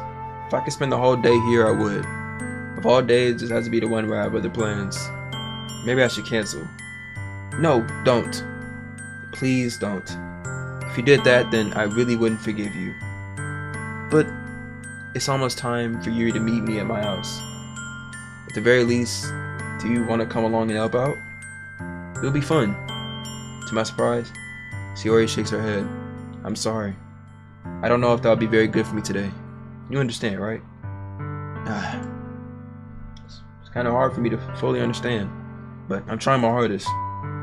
It's okay. Don't worry too much about it. I'll see you tomorrow, okay? Alright. I look forward to it. That got deep fast. Wow. We went from thinking it was just a little crush rejection to straight depression. Insane, bro. I truly hope Sayori's gonna be alright, bro. Like, I was being mad selfish. I wasn't looking deep into it, bro. I really didn't think it was that big of a deal. No cat, cause the way she been, I really thought she was truly just a happy person. I didn't think it was the opposite. That threw me off guard. I probably should have read between the lines though, because when you click some sad junk in the journal, it hits her, bro. Depression, it hits her. Memorize. You should have used your brain a little bit. I say goodbye to Sayori next to their house. On my way home, I find myself still feeling uneasy, understandable. But it's hard for me to keep thinking about it when Yuri is about to come over too. I think Sayori is right. I shouldn't be worrying too much, and we're definitely gonna have a great time tomorrow. There you go. That's what I'm talking about, my boy. I should just focus on what's ahead of me. There you go. That's what I'm talking about. Yes, sir. As I approach my house, I see something that makes me feel a moment of panic. Yuri? Thank goodness. You're a little early. I'm sorry, I wasn't home yet. Were you waiting for a long time? No, I just got here. But I started to get really nervous when nobody answered the doorbell. You could have texted me. If I had known, I would have reassured you and heard more on my way home. I suppose that's true. I didn't think of that for some reason. It should be common sense to do that, but I decided to ignore it. Anyway, let's go inside. I see you brought a lot of stuff with you. That's right. And did you manage to find everything I asked you to buy as well? Yeah, pretty much. At least I hope I got everything right. I'm sure it'll be fine. I take Yuri to my room. The first thing she does is glance around curiously, which makes me feel anxious. It's so clean. I cleaned it before you came over, so it's very considerate of you to do. No. I will be really embarrassed for my room to be a mess while you were here. Well, I do enjoy cleaning. I would have gladly helped you clean. Oh, that would have been even more embarrassing. Wait, don't look in there. I snatched Yuri's wrist, which was in the process of opening the desk drawer of mine. I'm sorry. I wasn't thinking for some reason. I was just spacing out. It's fine. It's fine. I let go of Yuri's wrist. She puts both her hands firmly in her lap, as if she's making sure to keep in track of them. So, should we get started? Yes. I have a few things planned that you can help with. Decorations and other atmospheric enhancements. You know, moonlighting, aromatherapy candles. Oh wow. I didn't know you plan on taking it that far. Of course. I want to help take our guests to a faraway place. Although many will stop by just out of curiosity, and for cupcakes, I guess I'm determined to provide an experience that will leave them wanting more. That's great. It's easy to forget that you're a pretty intense person. Intense? I guess that's the best way to put it. Is that a bad thing? No, not at all. It's something that I like about you, actually. Is that so? It makes me feel relieved and kind of happy. Yeah, no need to be anxious. You can relax a little. Relax? I brought some things for relaxation. I was gonna use them during the poetry event. Oh yeah? Like what? Let's see. Yuri rummages through a bag. She pulls out a few candles and a wooden cylinder-shaped object. I did some shopping on the way here, so I happen to have these in my bag. I plan to cover the windows in black paper and use the candles to light the room. I think that would be amazing, don't you? Yeah, that'd be really neat. What's the wooden thing though? Oh, this? It's a diffuser for essential oils. How familiar are you with aromatherapy? Not familiar at all. Is that so? It's one of my favorite contributors to a positive atmosphere. Depending on the oils or herbs you use, you can change the mood of the air itself. You can even make it feel permeated. What is that? Through your body. Relaxation, positive energy, romance, reflection. It's almost like magic. Yuri takes the cylinder and pushes the switch on the bottom. In just a moment, a thin ray of vapor begins to spout through a small hole at the top. Wow, that smells wonderful. What kind of mood is that one for? This is a jasmine essential oil. It smells a little sweet and flowery, right? Yeah, that's a good way to describe it. I choose jasmine for the time of event because it provides more than relaxation. Jasmine enhances your emotions and helps you feel them flow through your body. You feel warmer and your heart pounds more heavily. Don't you think that would be perfect for sharing our poems? That sounds suitable. But you seem to know a lot about this, so I trust your opinion with anything. Yuri smiles gently, clearly enjoying herself. She again reaches in her bag and pulls out several spoons of thin ribbon. What are those for? Well, did you purchase the origami paper I asked you to get? Yeah, I have it over here. You won't be using the paper for folding origami. Hold on, my fault. What I like to do is write a different word on each paper. We'll need about 100 of them. Oh yeah? What will those be used for? Well, I'm gonna cut pieces of ribbon to hang for the doorway of the classroom. Then we can fasten the paper onto the ribbons to create a doorway curtain.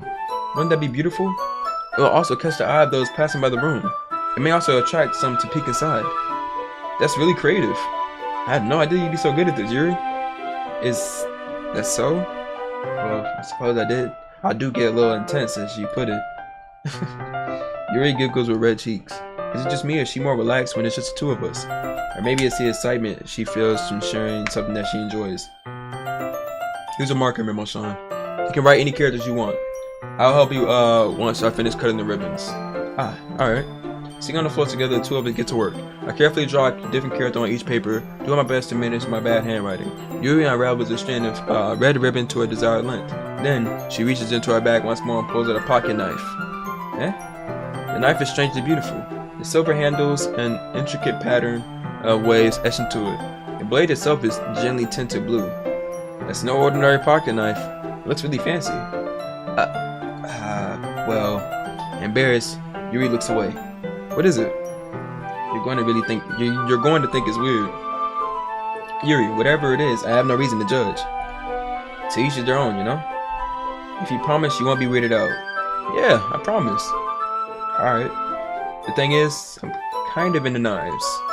They're just so pretty. I can't help it. I don't know what it is. The combination of craftsmanship and feeling of danger, maybe. What am I saying? Please don't think I'm weird for this. You're laughing at me? No, I'm laughing at you. Oh, you know, I'm not laughing at you. It's just funny how nervous you got about sharing. It's, well, an interesting thing to be into, I guess. But I think it kind of suits you. Suits me? Yeah. It's kind of intense. Besides, it's a really cool looking knife. I can't deny that. It is, isn't it? Yuri relaxes her expression once again. Would you like to hold it? Sure, I'll check it out. Yuri carefully hands me the knife with the handle facing me. I take it and turn it around in my hands. It feels heavy and extremely solid. Where do you even get a knife like this? Curious of its sharpness, I point the knife. I feel the point of the knife on my index finger. Ow! Memo-san! Why did you do that? I didn't expect it to be that sharp. I barely touched it at all. It's my fault. I should have warned you. This knife is extremely sharp. It can cut through skin like it's paper. Oh no! A small drop of blood trickles down the side of my finger. Yuri takes my hand and gives the wound a closer look. She stares at it and noticeably fidgets. If you're screaming, I'll go wash it off now. Without warning, Yuri puts my finger in her mouth and licks the wound.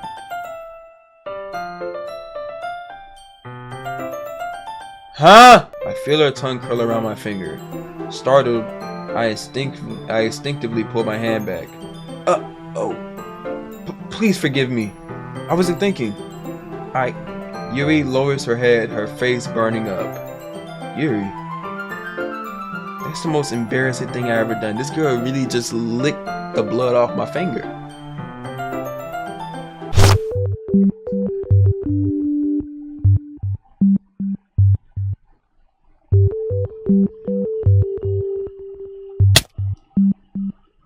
Oops.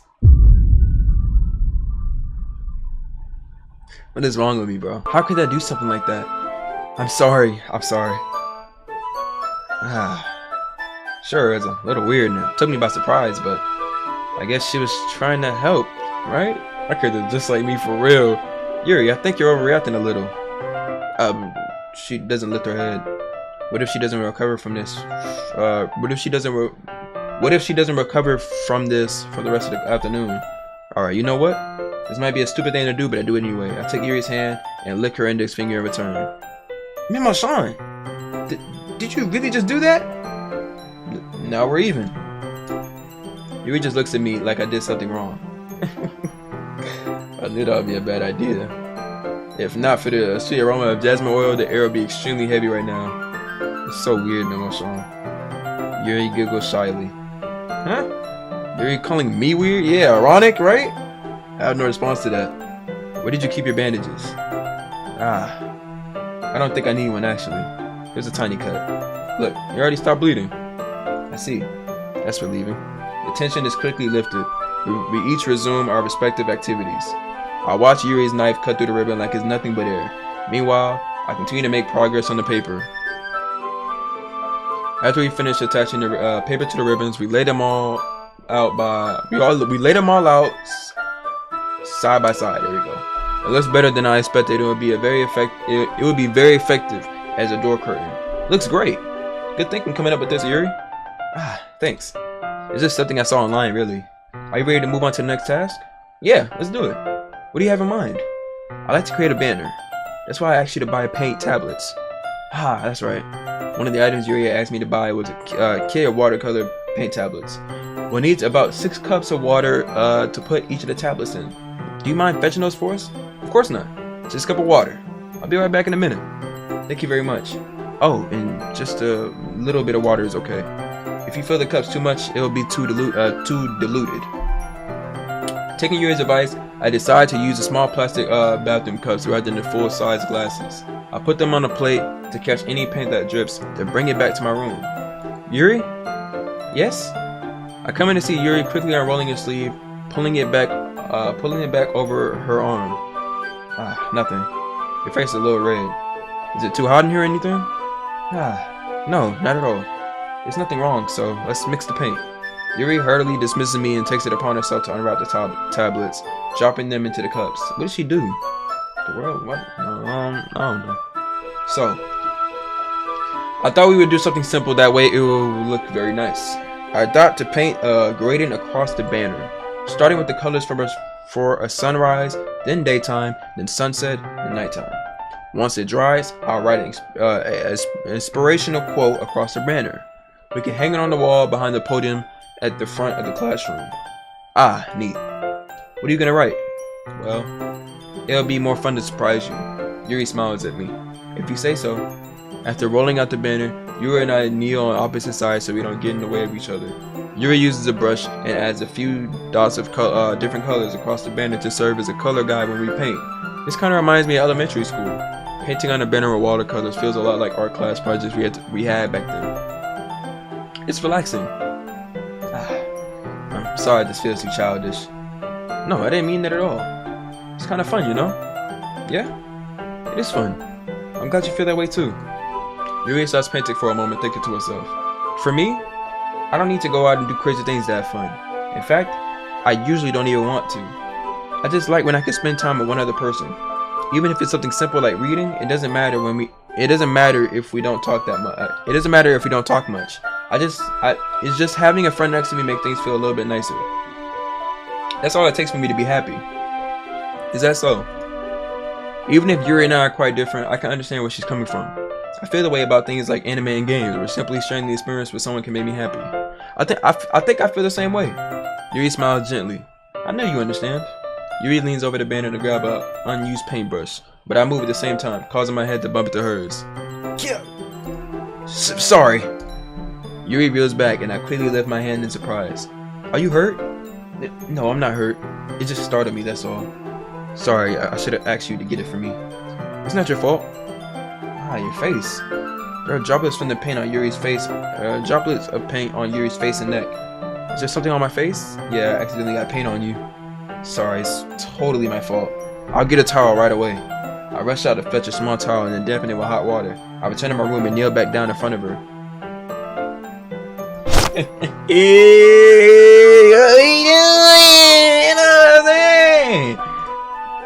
Here, look at her hand on my, you know what I'm saying? Look at the placement, look at the placement, look at the placement, look at the placement, look at that. Yeah, look at that, you know what I'm saying? Look at the, I'm white?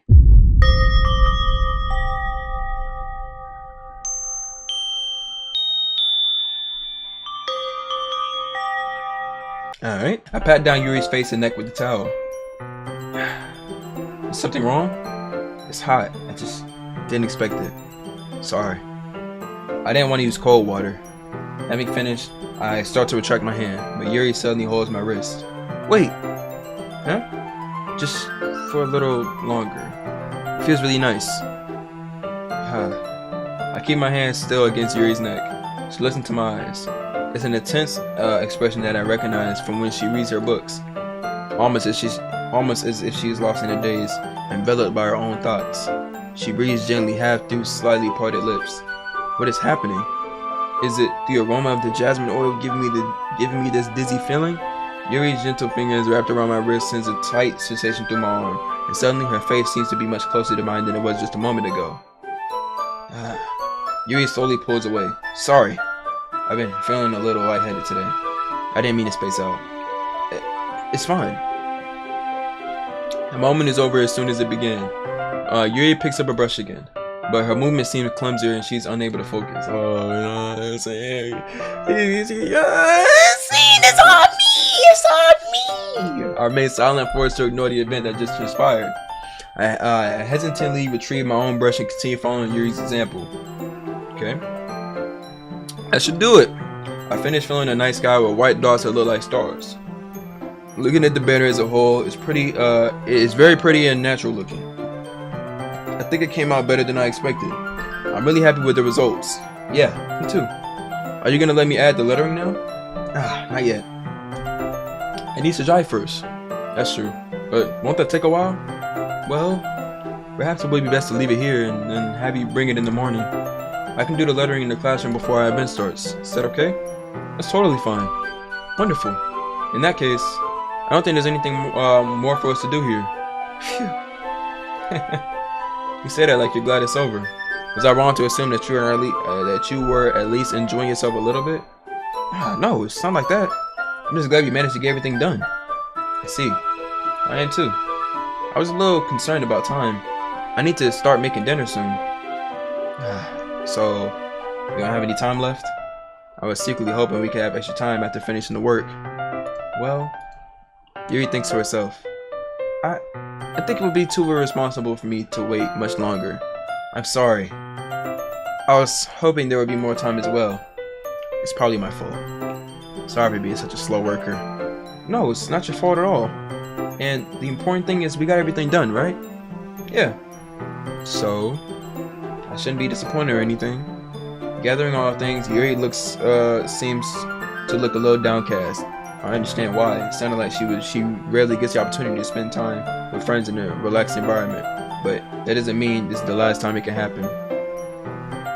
Once Yuri packs up, I walk her out the front door. Thank you very much for having me today. No problem. I'm glad I was able to help. Just let me know if there's anything else you need me to bring tomorrow. I will. Well then. Yuri fidgets. I guess I'll see you tomorrow. Wait. I kinda say that without thinking. About today. It's fine that we didn't have as much time as we wanted, but because we can do this again. Whenever you want, you can come over. We can go out somewhere. I forgot you don't like going out much. As I stumble over my words, Yuri simply smiles bashfully. Anyway, you know what I'm trying to say, so. You're very thoughtful, Memo-san. Yuri takes a step closer to me, then briefly squeezes my hand.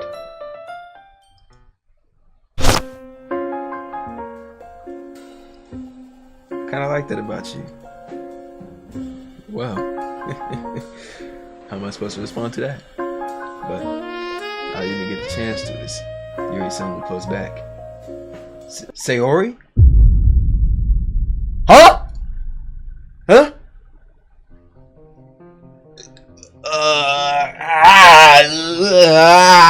Hey! Hey! How you doing? What's going on? Hey, Memo-san, what's going on? Sayori, what's going on? Just now we weren't, you know what I'm saying? Sayori, we know we just, man, we know you just friend. Chill out. You know what I'm saying? It's okay, Memo-san. I just stopped by to say hi. Yeah, what's up? You know, you can, yeah. Well, it's nice to see you. I'm sorry, but I'm already on my way to leave. Oh, really? That's too bad. I'm sorry, but we'll all be together at the festival tomorrow, so that's fine, right? Of course. Sayori beams. Yeah, so I'll see you tomorrow. Clearly embarrassed, Yuri hurries off. Sayori waves goodbye after her. Sayori, I thought you didn't want to come over today. Well, I tried staying in my room, but my imagination was being really mean to me, so I had to come here and see it for myself. See what? What are you talking about? You know, how much fun you were having with Yuri, and how close you got to her. It makes me really happy that she made such good friends. That's all that really matters to me. Tears start falling down Sayori's face. That's all that really matters to me. Why am I feeling this way, Memo-san? I'm supposed to be happy for you. Why does it feel like my heart's splitting in half? It hurts so much. Everything hurts so much. This would be so much better if I could just disappear. Sayori, don't say that. It's true, Memo-san. If I wasn't here, then you wouldn't have to waste your sympathy on me. You wouldn't have to put up with me being selfish. Monica was right. I should just... Wait, what'd she tell you? Wait, hold on. Whoa. What you mean? Monica told you to just do what? Monica was right about what? Sayori? What I said before is true. Monica was gonna tell her to... Yo, she wildin'! Monica was trying to... Monica was trying to get that girl. She told her to... You know what I'm saying? She told her to kill herself, bro. Oh, she wildin'. That's definitely what she was gonna say. There had to be, right? Cause I'm pretty sure she told Monica about her depression. She's wilding, bro. She's literally wilding. Oh nah, Monica, I don't rock with that one. No sir, bro. No sir. I'm not gonna let this continue. Caring about you like this isn't a burden on your mind. It isn't the burden your mind is making it out to be. It's something that makes me happy. It's something that I wouldn't trade for anything else. So even if that takes an entire lifetime, I'm going to be by your side until you don't feel any more pain. But Sayori looks away. I put a hand on her shoulder to reassure her. I'm scared, Memo-san. I'm really scared. What are you scared of, Sayori? I'm scared that I might like you more than you like me. Sayori? It's true, isn't it? I was weak and started to like you too much. I did this to myself. Memo-san, I like you so much that I want to die. That's how I feel. And that's enough, Sayori. I don't want you to hurt anymore. I slide my hand down Sayori's arm and squeeze her hand into my own. Do you remember how I said I always know what's best for you? Do you still believe me? Wordlessly, Sayori nods. Even if you don't understand all of your own feelings, I know what you need the most right now. And that's what I'm gonna give you. Sayori.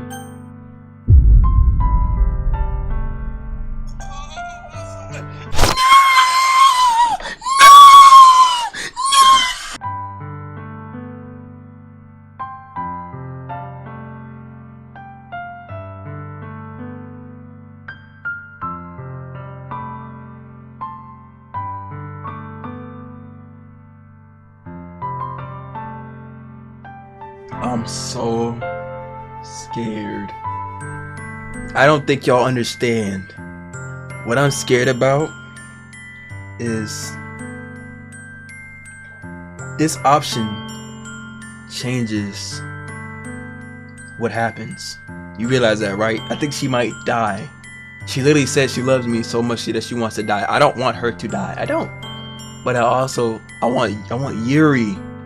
So if I do I love you, what is Yuri gonna say about Bo? I'm scared. No, I can't do it.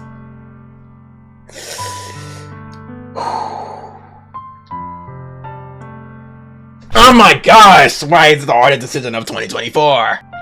Bro, if I friends on her, please don't take it the wrong way. Please go home, girl. You told her to, you know what I'm saying? Like, why she even tell her that? But why she put that thought into her brain? But I can't play around with people's feelings. That's way worse. Cause my character clearly does not love her. He doesn't. He loves Yuri, cause that's what I made him want. So if I play around with her feelings, it's gonna be even worse. I'm sorry, Sayori. You'll always be my dearest friend, my best of friends, please. Ah! What you need most is for things to be like they've always been. Monica told me the truth. She told me how much happier you seemed after I joined the club. I know you're struggling with some really difficult feelings right now, but please trust me that I know what's best and will make you happy in the end. I promise I'll help get things back to the way they were. I see. Sayori forces a smile through an incredibly pained expression. This is what it feels like to get stabbed in the chest. I should write a poem about this. Sayori, it's okay. This is just my punishment, remember? Being so selfish. So please don't worry about these stupid feelings. I know, you're right. I knew this whole time that there's no happiness down that path. That's why I came here, just so I can get the answer I needed to hear. Oh, Jesus. And the other thing, you're also right that I just wanted to go back to the way it was. I realize that now. You really do know me better than anyone, Memo-san. I trust you with anything. Anything at all. So, Sayori's smiles finally breaks. All of a sudden, she turns around and drops to her knees.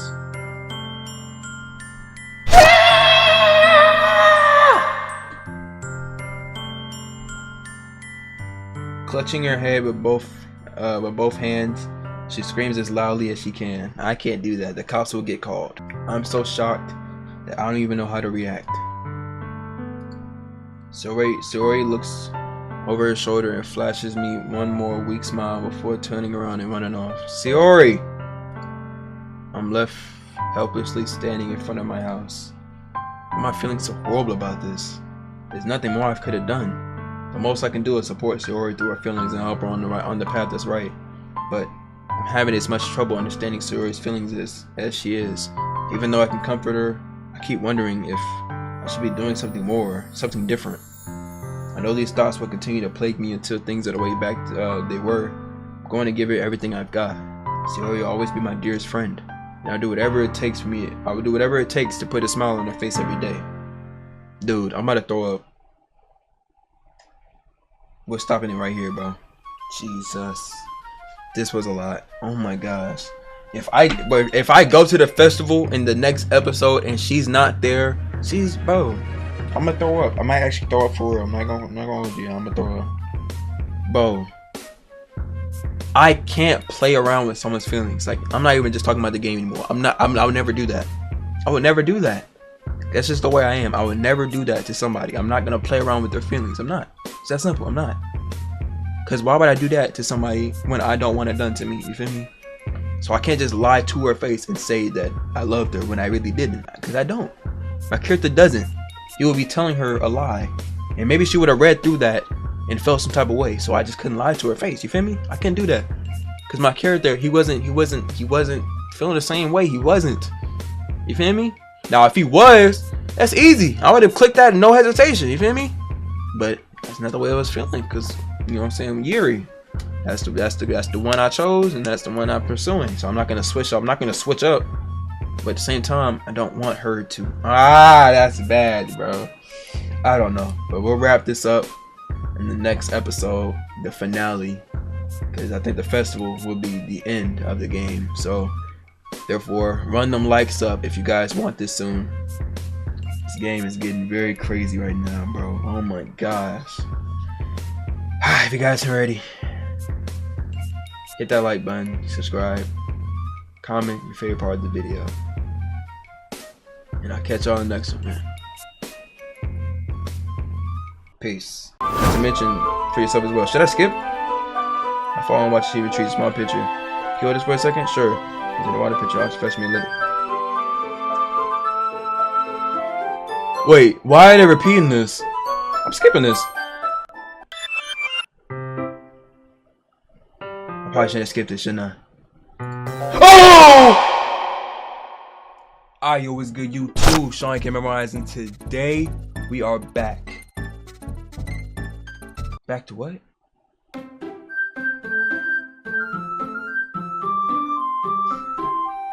Yes, sir. Let's go. Yeah. Hey. Last time we hopping on this game, hopping on this, okay, yeah, hey, part 3, we back with that, we back on the game, and I finna go insane, and I finna hold up, do my thing, and back in brain, I'm back with my brain, back in my head, leaving like everybody finna in the dead, but I'm scared, because I do not want that, you already know that I'm trying to get Yuri, but it's really getting kinda scary, but I don't know what I'm going, everybody don't know what I'm really showing out, but you know what I am about, wait, I'ma really get who I really want to achieve, no achievement, on Steam, what you saying, hold up, I'm blowing steam, cause I'm really getting kinda angry, like, my emotions really taken away, everybody always thinking that I'm leaving today, because I am, it's the last episode, but I'ma give you a good ending, hopefully I can, I don't wanna rip a man, everybody thinking that I am the man, no Lil Mosey, but I am the man, everybody always thinking that I really got a plan, I'm not him, upstairs, but I'm him, I am not him, but yeah, we are back with Doki Doki Literature Club for the last time, part 3, we're gonna see what we can get done in this last episode, hopefully, homegirl does not die. I really don't want that, okay? I truly do not want that. But let's see what happens, man. It's time to enter the festival. Alright, it's the day of the festival. Of all days, I expected this to be the one where I'd be walking to school with Sayori. Man, but Sayori isn't answering her phone. Sayori, pick up. Sayori, I'm not playing, please. I considered going to her house to wake her up, but decided that's a little too much. Meanwhile, the preparation for the event should be nearly complete. The banner Yuri and I painted is dry, and I gently rolled it up to take it with me. She sent me a pleasant text reminding me not to forget anything, and I reassured her. Funnily enough, I probably feel the same way as Natsuki about the event. I'm more excited for it to be over so I can spend time with Sayori and Yuri at the festival. but knowing Monica, I'm sure the event will be great too. Jesus, I'm scared. Memo-san! You're the first one here. Thanks for being early. That's funny. I thought at least Yuri would be here by now. Monica's placing little booklets on each of the desks in the classroom. They must be the ones she prepared that have all the poems we're performing. In the end, I found a random poem online and thought Monica would like. I found a random poem online that I thought Monica would like and submitted it. So, that's the one I'll be performing. I'm surprised you didn't bring Sayori with you. Yeah, she overslept again. That dummy. You think that on days this important, she tried a little harder. I say that, but I suddenly remember what Sayori told me yesterday, and I suddenly feel awful knowing it's nearly not that simple for her. I only said it because it's the way I'm used to thinking, but maybe I should have gone to wake her up after all. You still take a little responsibility for her, Memo-san. I mean, especially after your exchange with her yesterday. You kinda left her hanging this morning, you know? Exchange? Monica, you know about that? Of course I do. I'm the club president after all. But I stammer, embarrassed. Did Sayori really tell her about it that quickly? How I basically turned down her confession? It makes me really seem like the bad guy here. But I'm the one who knows what's best for her, right? Jeez. You don't know the full story at all, so don't worry. I probably know a lot more than you think. What? Huh? Monica is being as friendly as usual, but for some reason I felt a chill down my spine after hearing that. Hey, you want to check out the pamphlets? They came out really nice. Yeah, sure. I grabbed one of the pamphlets laid out on the desk. Where's the music at? I just realized. Oh yeah, they really did. Something like this would definitely help people take the club more seriously. Yeah, I thought so too. I flipped through the pages. Each member's poem is neatly printed on its own page, giving it an almost professional feel. I recognize Natsuki and Yuri's poems from the ones they performed during our practice. What's this? I flipped to Sayori's poem. It's different from the one she practiced. It's the one I haven't read before. What the? What is this? Get out of my head. Get out of my head. Get out of my head. Get out of my head. Whoa, whoa, whoa, whoa, whoa, whoa. What's going on? What's going on? What's going on? Get out of my head. Get out of my head. Get out of my head. Get out of my head before I do what I know is best for you. Get out of my head before I listen to everything she said to me. Get out of my head before I show you how much I love you. Get out of my head before I finish writing this poem. But a poem is never actually finished. It just stops moving.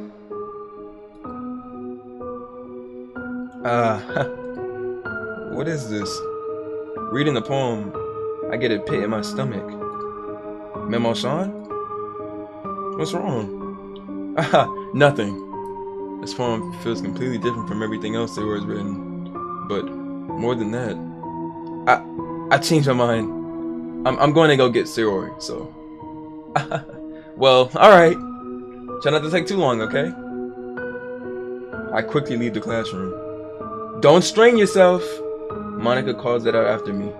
I quicken my pace. What was I thinking? I should have tried a little bit harder for Sayori. It's not a big deal to at least wait for her or help her wake up. Even the simple gestures of walking her to school makes her really happy. Besides, I told her yesterday that things will be the same as they always have been. That's all she needs, and what I want to give her. I reach Sayori's house and knock on the door. I don't expect an answer since she's not picking up her phone either. Like yesterday, I opened the door and let myself in. Sayori? She really is a heavy sleeper. I swallow. I can't believe I ended up doing this after all. I'm scared. I'm so scared. Waking her up in her own house. Isn't that more like something a boyfriend would do? In any case, it just feels right. Outside Sayori's room, I knock on her door. Sayori? Wake up, dummy. There's no response. I really didn't want to have to enter a room like this. Isn't it kind of a breach of privacy? But she really leaves me no choice. I gently open the door.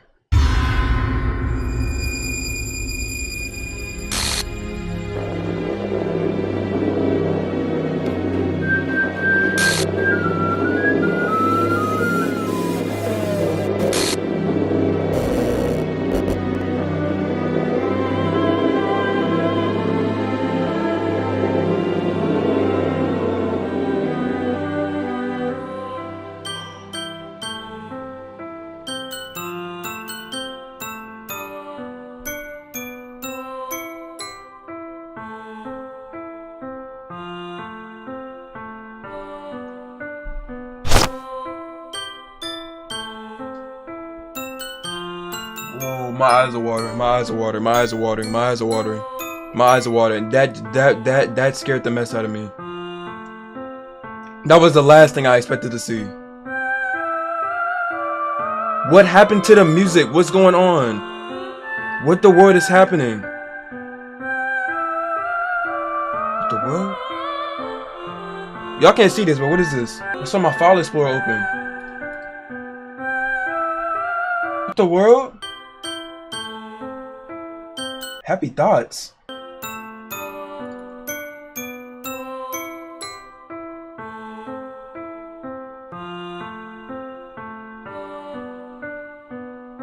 What is this? How? That just became a thing, y'all. What does that mean on the top left? An exception has occurred. File, game/script. Wait, what? My whole game started glitching. She really killed Sayori! Oh, this is creepy. I don't know about this game no more, y'all. I'm about to turn this game off. She really, no. I'm actually like, no, that actually hurt me. What the heck? What the heck? Is this a nightmare? It has to be. This isn't real. She really did this. There's no way this can be real. Y'all, can I change this? If I say I love her, can I please change this? I don't want to see this. I don't want this to happen to her. Sayori wouldn't do this. Everything was normal up until a few days ago. The girl told her to do this, bruh. What's her face, bruh? She told her to do this, bruh.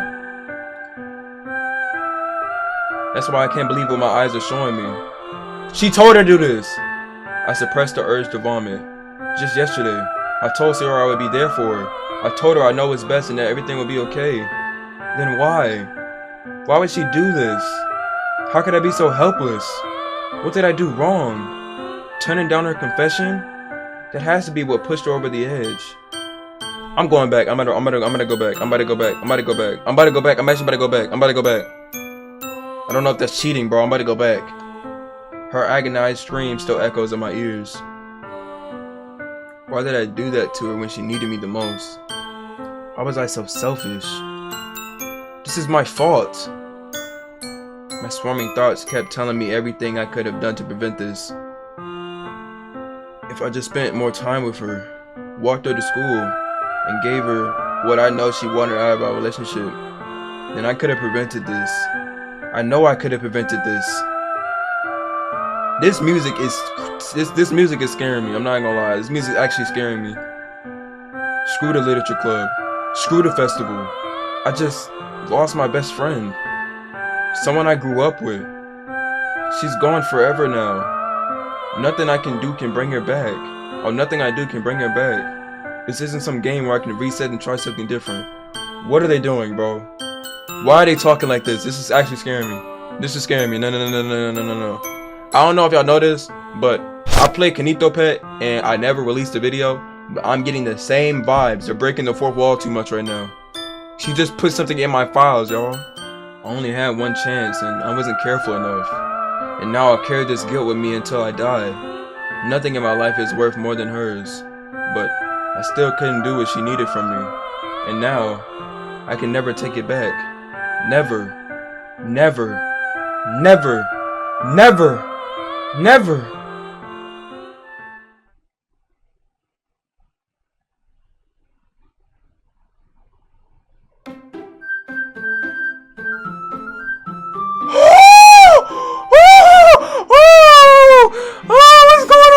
What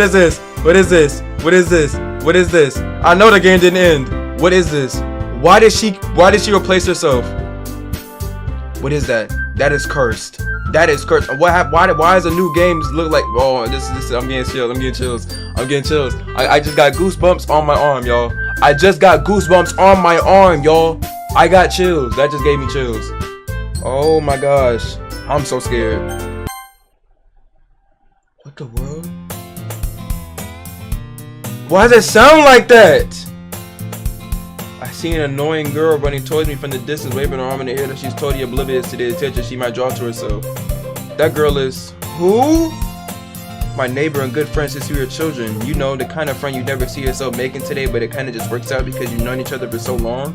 We used to walk to school together on days like this, but starting around high school, she would oversleep more and more frequently. She would get tired of waking up. But if she's going to chase after me like this, I almost feel better off running away. Why are they repeating things like this?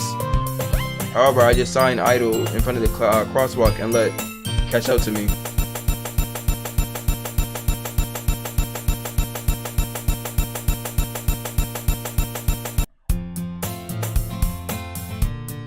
My eyes are watering again. My eyes are watering again. My eyes are watering again. My eyes are watering again. My eyes are watering again. I'm actually getting scared. I feel like I have to keep checking my files every 2 seconds, bro. Because after she puts something in my files, bro, I'm scared. Why did my file explorer open up while playing this game, y'all? It's an ordinary school day, like any other. Mornings are usually the worst, being surrounded by couples and friend groups walking to school together. Meanwhile, I've always walked to school alone. Why is it changing? I always tell myself it's about time I meet some girls or something like that. Oh, it's changing the game, bro. Cause now she's dead, so it's like I never had a conversation with her or anything, or I don't know who she is. So I'm just lonely now. But I have no motivation to join any clubs. I'm perfectly content just by getting on the average while spending my free time on games and anime. There's always an anime club, but it's not like there will be any girls in it anyway. I'm scared. My heart is racing. The school day is as ordinary as ever and it's over before I know it. After I pack up my things, I stare blankly at the wall looking for an ounce of motivation. Clubs. There really aren't any that interest me. Besides, most of them will probably be way too demanding for me to want to deal with. I guess I have no choice but to start with the anime club. Memo Sean? Why did she just appear like that? Why did she just appear like that? What was that? Monica? Oh my goodness, I totally didn't expect to see you here. It's been a while, right? Yeah, it has. Monica smiles sweetly. We do know each other well. We rarely talk, but we were in the same class last year. Monica was probably the most popular girl in class. Smart, beautiful, athletic, basically completely out of my league. So having her smile at me so gently feels a little... What did you come in here for anyway? Oh, I've just been looking for some supplies to use for my club. Do you know if there's any construction paper on here? Or markers? I guess you could check the closet. You're in the debate club, right? About that. I actually quit the debate club. Really? You quit?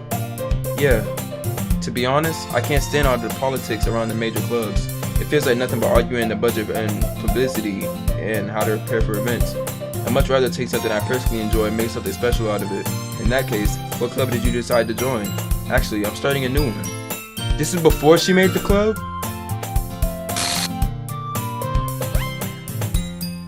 A literature club. Why did my screen just glitch? Literature. That sounds kind of dull. My character lost his memories? How many memories do you have so far? It's kind of embarrassing, but there are only 3 of us so far.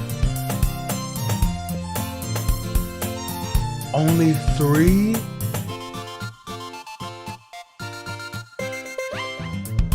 She's really like just erased from reality? Wait, no, she was the first member, so she's still alive, right? She was the first member, unless she got excluded. It's really hard to find new members for something that sounds so boring. Well, I can see that, but it's really not boring at all, you know. Literature can be anything: reading, writing, poetry.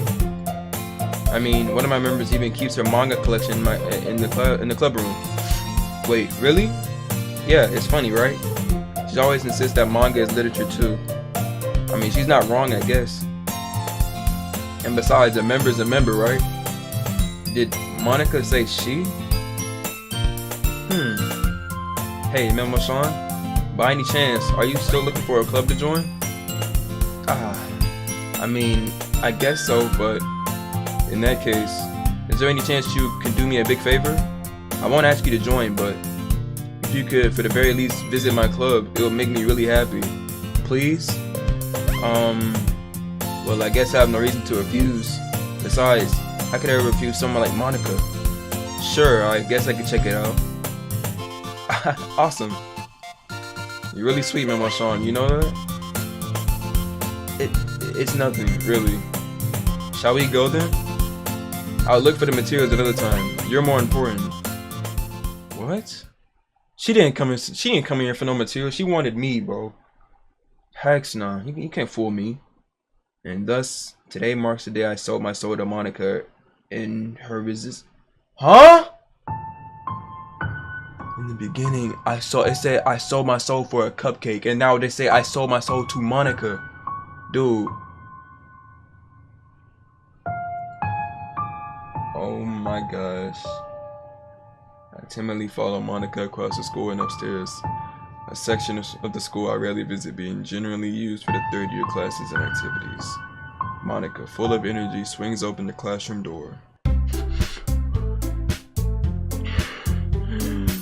I'm scared.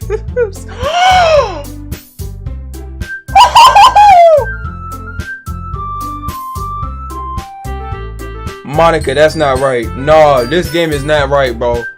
Monica, bro, you evil, bro. I don't want to be here no more. Take me home. No, that's not it, bro. Look at her in the background. That's not it. That's not it. That's not it. That's not it. That's not it. No, I'm about to throw up, bro. This game is ruthless, man. I feel like I'm literally, I'm getting Kanito Pet flashbacks while playing this. No cap. I'm back, and I brought a guest with me. Oh my God, why they keep doing this? Huh? A guest? Seriously? You brought a boy? Way to kill the atmosphere. Dude, y'all don't see that poster in the background? That girl, bro, that ain't it, bro. Don't be mean, Natsuki. But anyway, welcome to our club, Memo-san. Our words escape me in this situation. This club is full of incredibly cute girls. So let me guess. You're Monica's boyfriend, right? What? No, I'm not. Natsuki. The girl with the sour attitude, whose name is apparently Natsuka, is one I don't recognize. Her small figure makes me think she's probably a freshie. Anyway, this is Natsuki, energetic as usual. And this is Yuri, the vice president. Yuri's the vice president now? Wow. So now that Sayori's gone, she's now the vice president. It's nice to meet you. Yuri, who appears comparatively more mature and timid, seems to have a hard time keeping up with someone like Natsuki. Yeah, it's nice to meet both of you. So I ran into Memo-san in the classroom, and he decided to come check out the club. Isn't that great? Wait, Monica, didn't I tell you to let me know in advance before you brought anyone new? I was going to, well, you know. Sorry. I didn't forget that, but I just happened to run into him. In that case, I should at least make some tea, right? Yeah, that would be great. Why don't you come sit down, Memo-san? The girls have a few desks arranged to form a table. Yuri walks to the corner of the room and opens the closet. Meanwhile, Monica and Natsuki sit across from each other. Still feeling awkward, I take a seat next to Monica. So, okay. So I know you didn't really plan on coming here. I thought I heard a sound. I'm probably tweaking. But we'll make sure you feel right at home, okay? As president of the literature club, it's my duty to make the club fun and exciting for everyone. I'm surprised there aren't more people in the club yet. It must be hard to start a new club. You could put it that way. Not many people are very interested in putting all the effort to starting something brand new, especially when it's something that doesn't grab your attention like literature. You have to work very hard to convince people that you're both fun and worthwhile, but it makes school events like the festival that much more important. I'm confident that we can all really grow this club before we graduate. Right, Natsuki? Well, I guess. Natsuki reluctantly agrees. Such different girls are interested in the same goal. Monica must have really worked hard just to find these two, but the poster in the background is really freaking me out still. I still see her, bro. Yuri returns to the table carrying a tea set. She carefully places a teacup in front of each of us before setting down the teapot in the middle. You keep a whole tea set in this classroom? Don't worry, the teacher gave us permission. After all, doesn't a hot cup of tea help you enjoy a good book? I guess. Don't let yourself get intimidated. Yuri's just trying to impress you. The fact that the skip button is still grayed out means something different's gonna happen. That's because we're saying the same things we said in the past. That's not insulted. Yuri looks away. I meant that, you know. I believe you. Well, tea reading might not be a pastime for me, but I at least enjoy tea. I'm glad. Yuri faintly smiles to herself in relief. So, Memo Sean, what kind of things do you like to read? I'm having a hard time trying to look up because I can't look up, bro. The posters will be. I can't look at that, bro. Well, considering how little I read the fast. Bro, I'm jumbling my words because there's so much going on and I don't like it. Considering how little I've read these past few years, I don't really have a good way of answering that. Manga. I mutter quietly to myself, half joking. Natsuki's head suddenly perks up. It looks like she wanted to say something, but she keeps quiet. Not much of a reader, I guess. Well, that can change. What am I saying? I spoke without thinking after seeing Yuri's sad smile. Anyway, what about you, Yuri? Well, let's see. Yuri traces the rim of her teacup with her finger. My favorites are usually novels that build deep and complex fantasy worlds. The level of creativity and craftsmanship behind them is amazing to me, and telling a good story in such a foreign world is equally impressive. Yuri goes on, clearly passionate about her reading. She seems so reserved and timid since the moment I walked in, but it's obvious that by the way her eyes light up that she finds her comfort in the world of books, not people. But you know, I like a lot of things. Stories with deep psychological elements usually immerse me as well. Isn't it amazing how a writer can so deliberately take advantage of your own lack of imagination to completely throw you for a loop? Anyway, I've been reading a lot of horror lately. I'm trying to speed read because like we read all this before. I read a horror book once. I desperately grabbed something so I can relate to at a minimal level. At this rate, Yuri might as well be having a conversation with a rock. I expect that from you, Yuri. It suits your personality. Oh, is that so? Really, if a story makes me think or takes me to another world, then I really can't put it down. Surreal horror is often very successful at changing the way you look at the world, if only for a brief moment. Ugh, I hate horror. Oh, why's that? Well, Natsuki's eyes dart over to me for a split second. Never mind. That's right, you usually like to write about cute things, don't you, Natsuki? Oh, what? What gives you that idea? You left a piece of scrap paper behind the last club meeting. It looked like you were working on a poem called Don't Say It Out Loud. And get that back. Fine. Natsuki, you write your own poems? Well, I guess sometimes. Why do you care? I think that's impressive. Why don't you share them sometime? No. Natsuki averts her eyes. You wouldn't like them. Not a very confident writer yet. I understand how Natsuki feels. Sharing that level of writing takes more than just confidence. The truest form of writing is writing to oneself. You must be willing to open up to your readers, exposing your vulnerabilities, and showing the deepest reaches of your heart. Do you have writing experience too, Yuri? Maybe if you like to share some of your work, you can set an example and help Natsuki feel comfortable enough to share hers. I guess it's the same for Yuri. We all sit in silence for a moment. Hey, I just got an idea. How about this? Oh, here it goes. Natsuki and Yuri look quizzically at Monica. Let's all go home and write a poem of our own. And next time we meet, we all share them with each other. That way, everyone is even.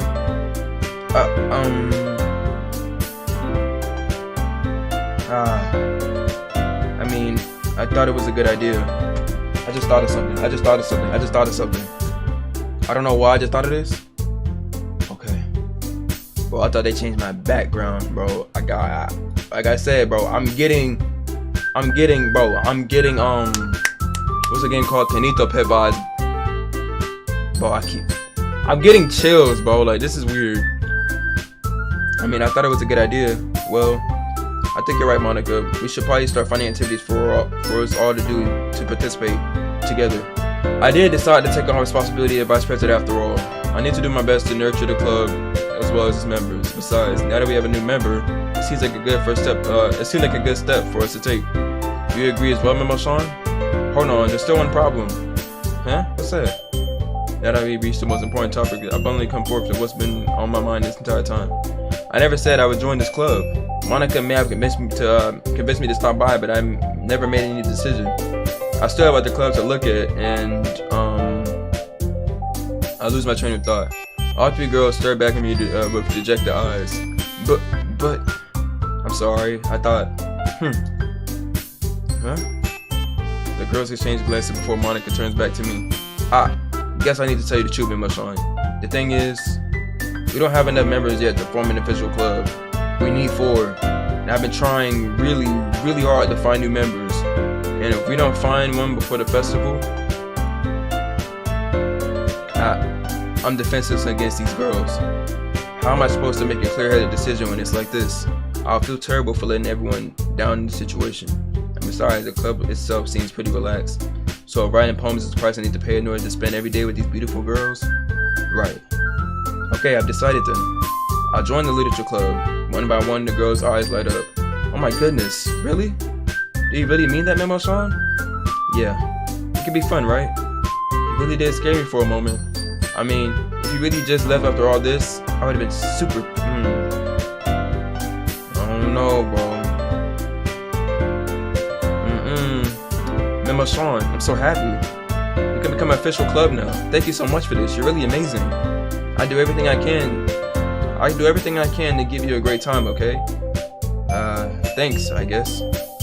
Okay, everyone. I think with that, we can officially end today's meeting on a good note. And remember tonight's assignment. Write a poem to bring to the next meeting so we can all share. Monica looks over at me once more. Memo-san, I look forward to seeing how you express yourself. Yeah. Can I really impress a class star Monica with my mediocre writing skills? I already feel the anxiety welling up inside me. Meanwhile, the girls continue to chit-chat as Yuri cleans up the tea set. I guess I'll be on my way then. Okay. See you tomorrow then. I can't wait. With that, I depart the club room and make my way home. The whole way, my mind wanders back and forth between three girls. Natsuki, Yuri, and of course Monica. Will I really be happy spending every day after school in a literature club? Perhaps I'll have the chance to grow closer to one of these girls. Alright. I just need to make the most of my circumstances, and I'm sure a good fortune will find me. And I guess that starts our writing poem tonight.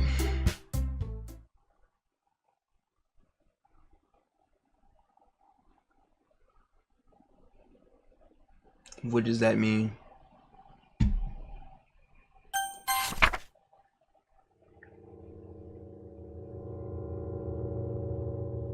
Is this what? Wait a minute. Is this what Sayori? Because there's blood. Today I cut my skin open for the first time. It was exhilarating. I thought I understand how what feels. How it feels now. I'm supposed to be the responsible one now. So I don't think I'll be doing it again. Unless I decided to kill myself. I've left a memento of the occasion below.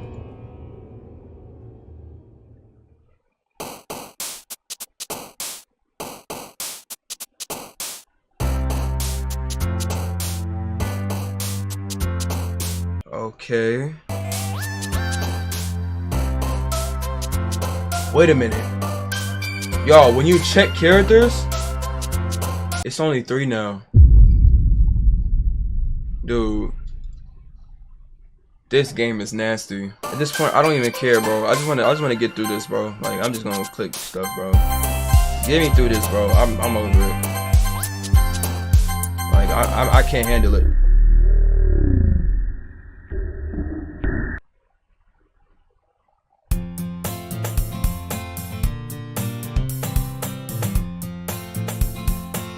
I want to turn this game off. I want to turn this game off. I want to turn this game off. I don't like the way this game makes me feel whenever it does things like that. I get Kanito pet flashbacks, and I don't like that. That really, bro, no, that gave, every time I see something like that, I get chills. I get chills. My eyes start watering every time. And they took the poster down the back. I guess that's a plus, but I don't know, bro. I just saw her last words, bro. Like, bro. Why is the music speeding up? Am I hearing that right? Hi again, Memo-san. Glad to see you didn't run away on us. Nah, don't worry. This might be a little strange for me, but at least I keep my word. Well, I'm back at the literature club. I was the last to come in, so everyone else is already hanging out. Oh, this is nasty, bro. Her face is bliss. Thanks for keeping your promise, Memo-san. I hope this isn't too overwhelming of a commitment for you. Make you dive headfirst into literature when you're not accustomed to it. Oh my gosh! Stop doing this to me! Oh, come on, like he deserves any slack. You already had to be dragged in here by Monica. I don't know if you plan to just come here and hang out or what, but if you don't take it seriously, then you won't see the end of it. Why is she in front of the text? Whoa! Dude, they keep messing with the music. She's in front of the text. Natsuki certainly has a big mouth for someone who keeps her manga collection in the classroom. Bro, move! I can't see! Move! Monica, move, bro. I can't see.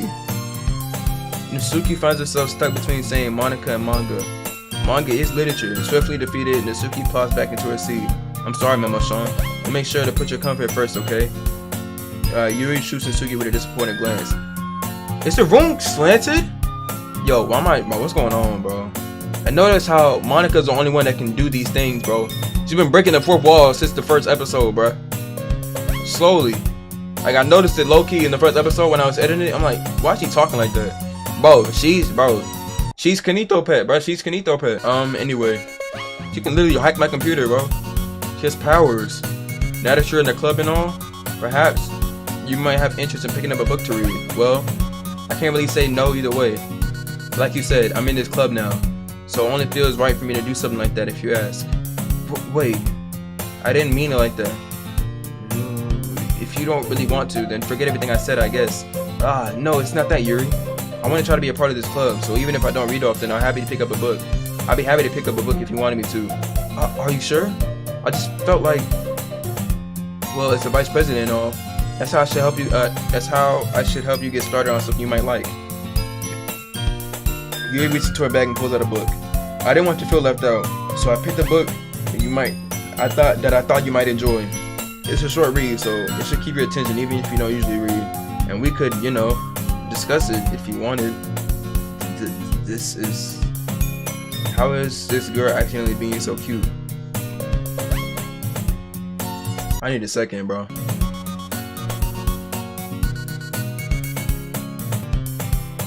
What is this?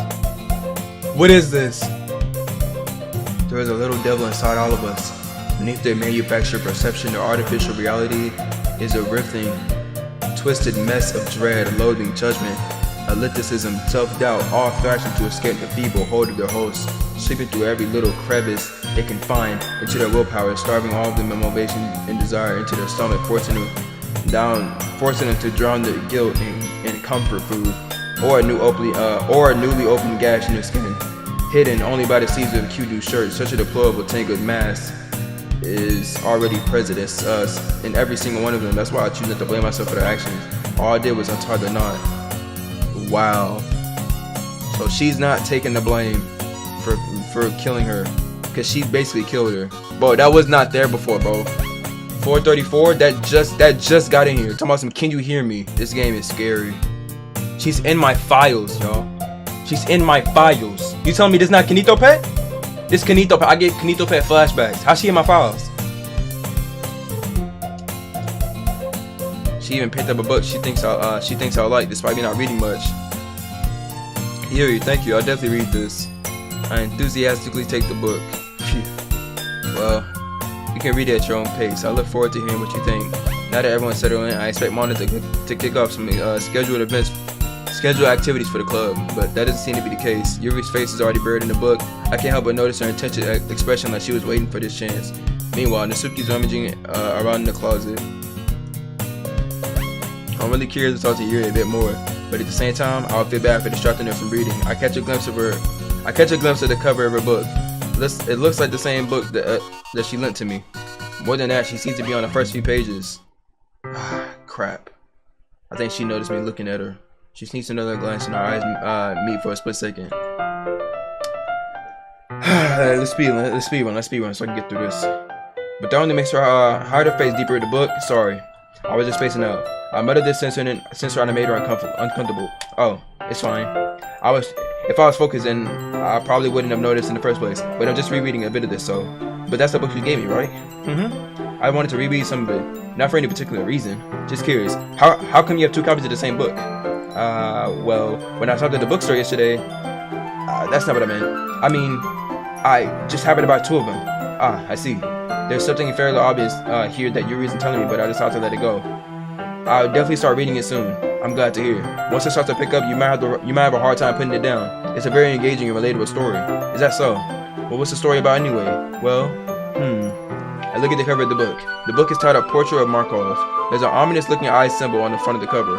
Basically, it's about this religious camp that turned into a human experiment prison. And the people trapped there have this trait that turns them into killing machines that lust for blood. But the facility gets even worse, and they start selectively breeding people by cutting their limbs and affixing them to... oh, that might be a bit of a spoiler. But anyway, I'm really into it. The book, I mean, not the thing about the limbs. That's kind of dark, isn't it? You made it sound like it was going to be a nice story, so that dark turn came out of nowhere. Are you not a fan of this sort of theme in Marchand? No, it's not that. I mean, I can definitely enjoy this kind of stories, but don't worry. I hope so. Yeah, I totally forgot that Yuri is into those things. She's so shy and reclusive on the outside, but her mind seems to be completely different. It's just that this kind of story, it's the kind that challenges you to look at life from a strange new perspective. When horrible things happen, not just because something wants it to be evil. Why is the text like that? But because the world is full of horrible people and we're all worthless anyway. Then suddenly, whoa!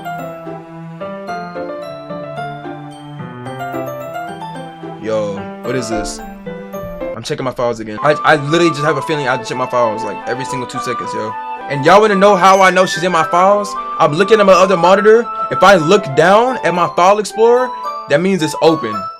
Like if it's like orange and it's like blinking orange, that means like you have to click on it. Something new changed.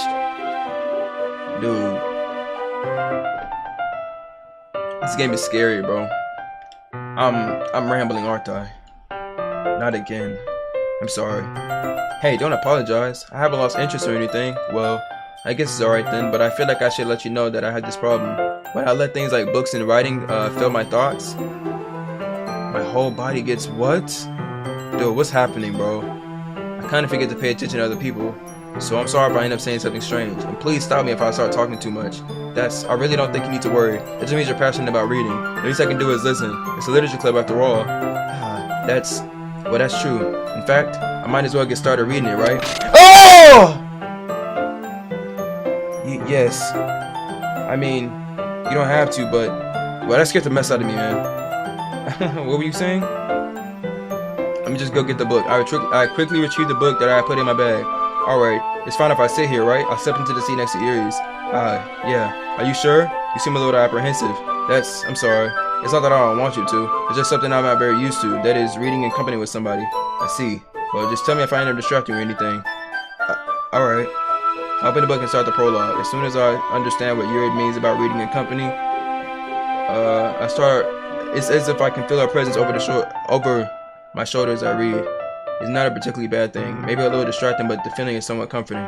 Yuri's in the corner of my eye. I realize that she's not actually looking at her own book. I glance over. It looks like she's reading from my book instead. So sorry.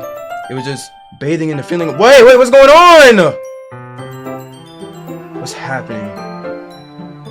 Yuri, you really apologize a lot, don't you? I do?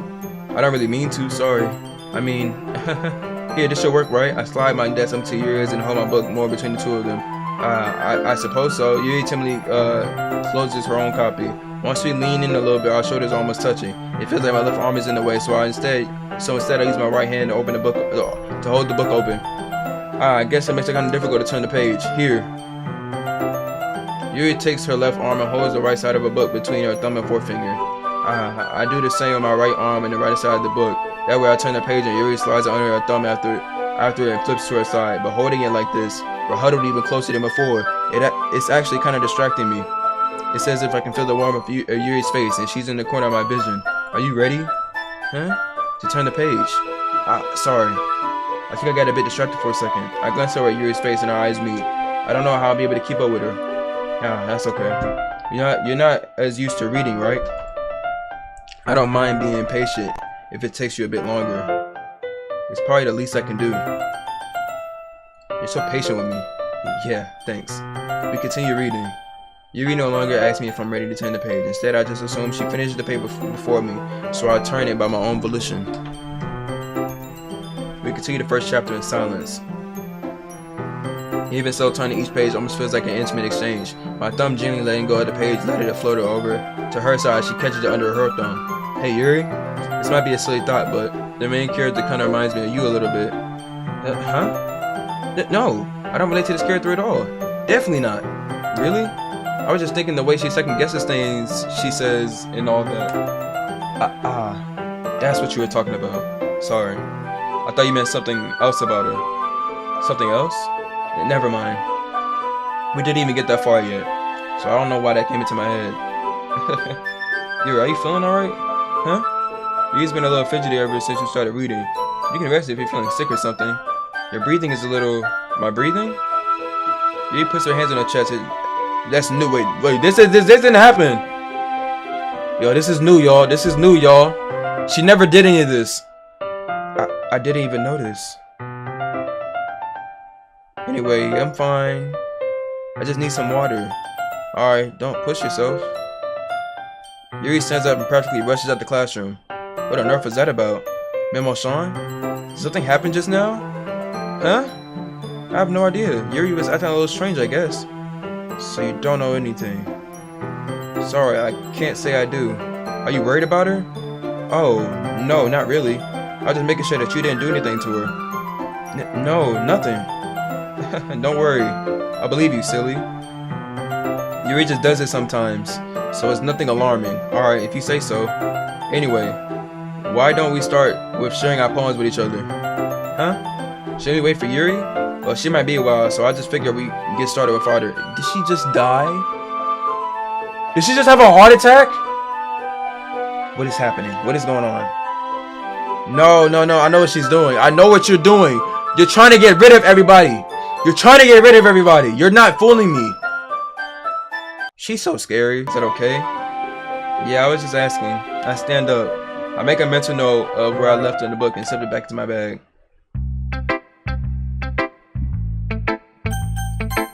I told Natsuki I was interested in her poem yesterday.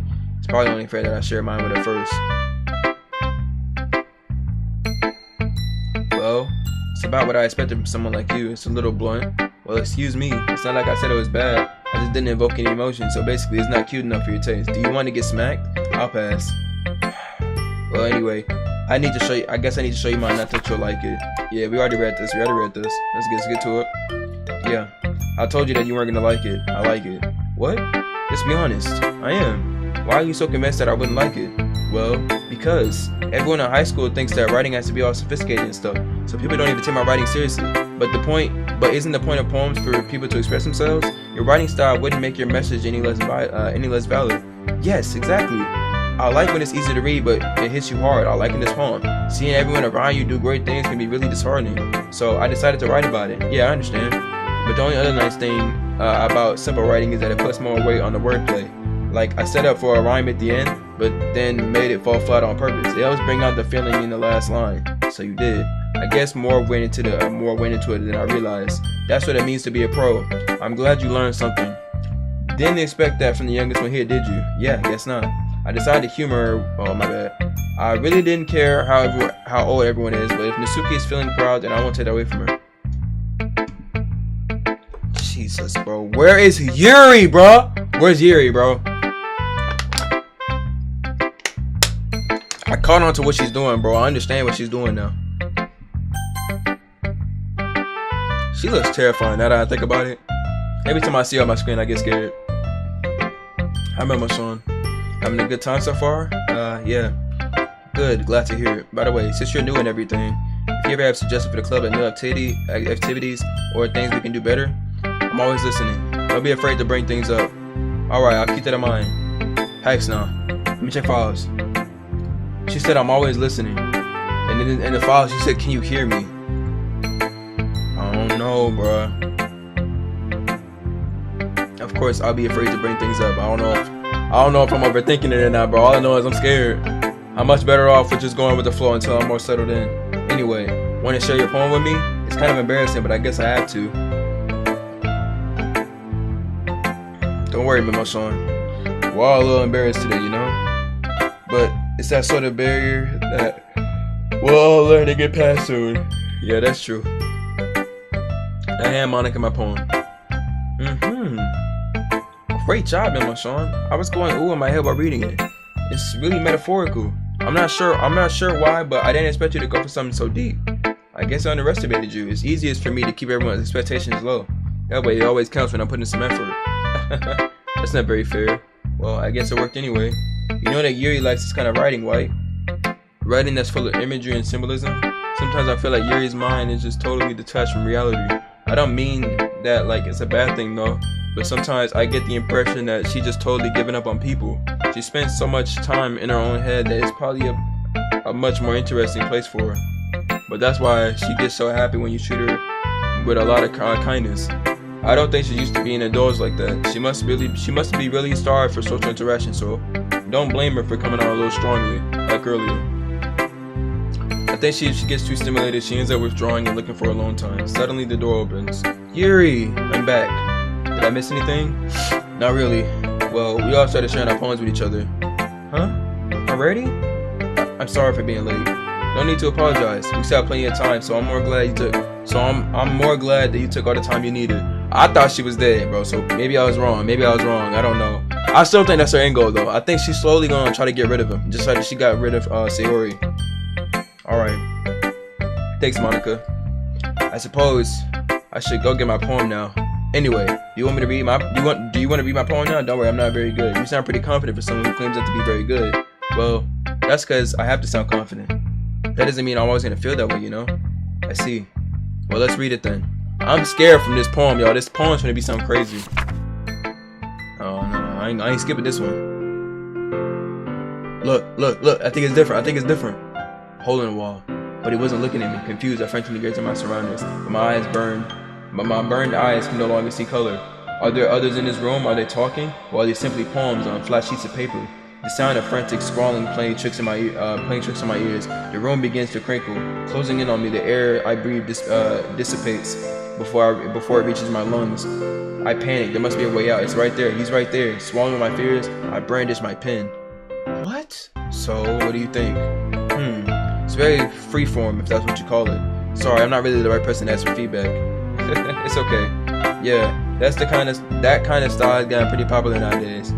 That is, a lot of poems have been putting emphasis on the timing between words and lines.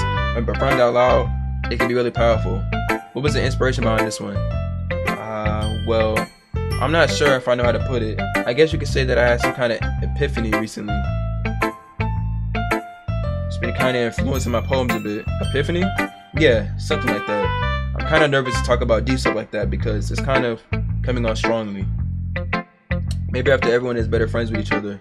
Anyway, here's Monica's writing tip of the day. Sometimes when you're writing a poem or a story, your brain gets too fixated on a specific point. If you try so hard to make it perfect, then you'll never make any progress. Just force yourself to get something down on the paper and tidy it up later. Another way to think about it is this. If you keep your pen in the same spot for too long, you just get a big dark puddle of ink. So just move your hand and go with the flow. That's my advice for today. Thanks for listening. Okay, now I can show it to Yuri. Yuri's a poem. Oh no, it's her eyes lightning. Exceptional. Huh? What's that? Did I say that out loud? Yuri first covers her mouth, but then ends up covering her whole face. She's going to hate me. You really didn't do anything wrong, Yuri. Huh? I guess you're right. What am I getting so nervous for? Yuri takes a breath. So, what kind of writing experience do you have? Your use of imagery and metaphors indicates you've written a lot of poetry before. Really? Wow, that's a huge compliment coming from you. This is actually my first time, really. Huh? Yuri stares at me blankly and looks at my poem again. Well, I know that. I just meant, Yuri trails off, unable to find an excuse. She traces her finger along the words in the poem, as if breaking it down more thoroughly. Yeah, okay. This is the reason I was able to tell. It's just that there are specific writing habits that are usually typical of new writers, and having been through that myself, I kind of learned to pick up on them. I think the most noticeable thing I recognize in new writers is they try to make their style very deliberate. In other words, they tend to pick a writing style separate from the topic matter, and their form fit the two together. And the end result is that both the style and expressiveness are weakened. Once Yuri finds her train of thought, it's as if her demeanor totally changes. Her stammering is completely gone, and she sounds like an expert. Of course, that's not something you can be blamed for. There are so many different skills and techniques that go into writing even a simple poem. Not just finding them and building them, but getting them to work together is probably the most challenging part. It might take some time, but it all comes with practice and learning by example and trying new things. I might just skip, y'all.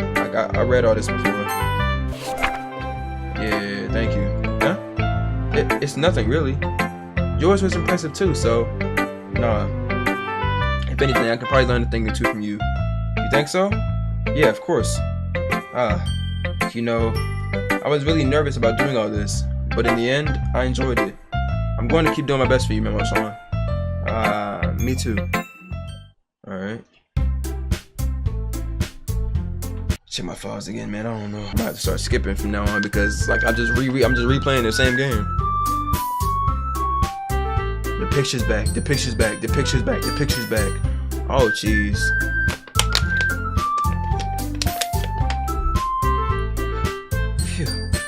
I guess that's everyone. I glanced around the room. That was a little more stressful than I anticipated.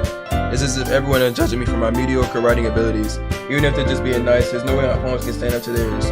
This is a literature club after all. I sighed. I guess that's what I ended up getting myself into. Across the room, Monica is writing something in her notebook. My eyes land on Yuri and Natsuki. They gingerly exchange sheets of paper, sharing their respective poems. As they read in tandem, I watch each of their expressions change. Natsuki's eyebrows furrow in frustration. Meanwhile, Yuri smiles sadly. What's with this language? Huh? Did you say something? Oh, it's nothing. Natsuki dismissively returns to the poem to the desk with one hand. I guess you could say that it's fancy. Ah, thanks.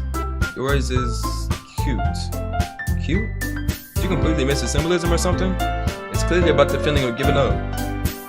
How can that be cute? I know that. I just meant the language, I guess. I was trying to say something nice. You mean you had to try that hard to come up with something nice to say? Thanks, but it really didn't come out nice at all. Well, I do have a couple of suggestions. If I was looking for suggestions, I would have asked someone who actually liked it. Which people did, by the way. Monica liked it, and Memo-san did too. So based on that, I'll gladly give you some suggestions of my own. See, the fact that I can't skip this even though I've already read it, that means something's finna change. That's what I'm noticing. First of all, excuse me, I appreciate the offer, but I spent a lot of time establishing my own writing style. I don't expect it to change anytime soon, unless of course I come across something particularly inspiring, which I haven't yet. Memo-san liked my poem too, you know. He even told me that he was impressed by it. Natsuki suddenly stands up. Oh? I didn't realize you were so invested in trying to impress our new member Yuri. That's not what I. Yuri stands up as well. Maybe you're just jealous that Memo-san appreciates my advice more than you appreciated yours. Huh? And how do you know you didn't appreciate my advice more? Are you that full of yourself? No. If I was full of myself, I would deliberately go out of my way to make everything I do overly cutesy. Ooh. You know what? I wasn't the one who suddenly grew a size bigger as soon as Memo-san started showing up. Natsuki, that's a little. This doesn't involve you. Taking out your own insecurities on others like that. You really act as young as you look, Natsuki. Me? Look who's. Whoa, what we doing? Me? Look who's talking. You want to be edgy? Edgy? Sorry that my lifestyle is too much for someone else. Are they about to fight for real? Sorry that my lifestyle is too much for someone of your mental age to comprehend. See? Just saying that proves my point. Most people learn to get over themselves by they graduate middle school, you know? If you want to prove anything, to stop harassing others with your sickening attitude. Then you can counterbalance your toxic personality just by dressing and acting cute. The only cute thing about you is how hard you try. Whoa, be careful, or you might cut yourself on that edge, Yuri. Oh, my bad. You already do, don't you? Why are they fighting for real? They didn't fight last time. Did you accuse me of cutting myself? What is wrong with your head? Yeah, go on. Let Memo-san hear everything you really think. What is going on? Is Monica doing this? Because this didn't happen last time. I'm sure it'll be head over heels for you after this. Suddenly Yuri turns towards me as if she noticed something. As if she noticed I was standing here. Memo-san, she's just trying to make me look bad. That's not true. She started it. How did I get dragged to this? Wait, what did he even say? I don't know. I guess Yuri, I don't. Wait, if I choose it, do I kill somebody?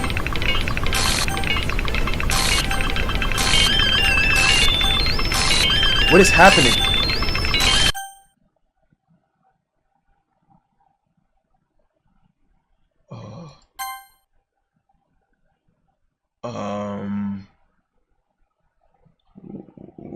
What we doing here?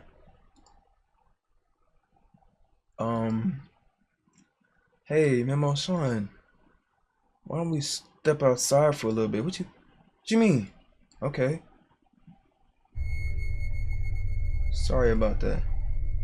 They really shouldn't have tried to get you involved. You gonna act like you didn't just pop up in front of my screen on my monitor and block everybody's text bubbles? That's what we gonna do, Monica? Really? It's probably better for us to stay out of this. We'll go back inside once they're done yelling. What just happened? Some president I am, right? I can't even confront my own club members properly. I just wish I was able to be a little more assertive sometimes, but I never have it in me to put my foot down against others. You understand, right? Anyway, if this makes you want to spend less time with the others, then that's fine. I'd be happy to spend time with you instead. Suddenly, Natsuki runs out of the classroom. What happened? She quickly runs away. Oh dear. Well, it looks like they're done. I didn't mean it. I didn't mean it. I didn't mean it. Yuri is rocking back and forth in her desk with her palms on her forehead. Yuri? I didn't mean it. I believe you. You have no idea what Yuri might have. I have no idea what Yuri might have said to Natsuki or did. Memo-san, please don't hate me. Please. I'm not like this.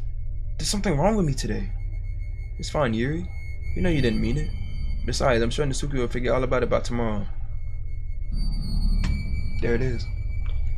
That's what I'm just talking about. That's what I'm talking about right there. There you go. There you go. I'm sure she will forget all about it by tomorrow. She's not gonna show up tomorrow. Yep. Because I chose Yuri. I couldn't even read that fast. It probably said it probably slipped one in and be like, choose one and the other will die. Like something like that. I don't know. It moved so fast. Completely. Anyway, the meeting is over, so you can go home now if you want. Yuri looks at me like she wants to say something, but she keeps glancing at Monica. You can go first, Monica. I'll just stay a little bit longer. I'm the president, so I should be the last one out. I'll wait for you to be done. Well, I'm vice president, so please let me take the responsibility today. It kind of sounds like you don't want me around for something, Yuri. It's not that. It's not that. I didn't get much of a chance to discuss my book with Memo-san. It would just be embarrassing with you listening. I guess I don't really have a choice, do I? I'm sorry for causing trouble.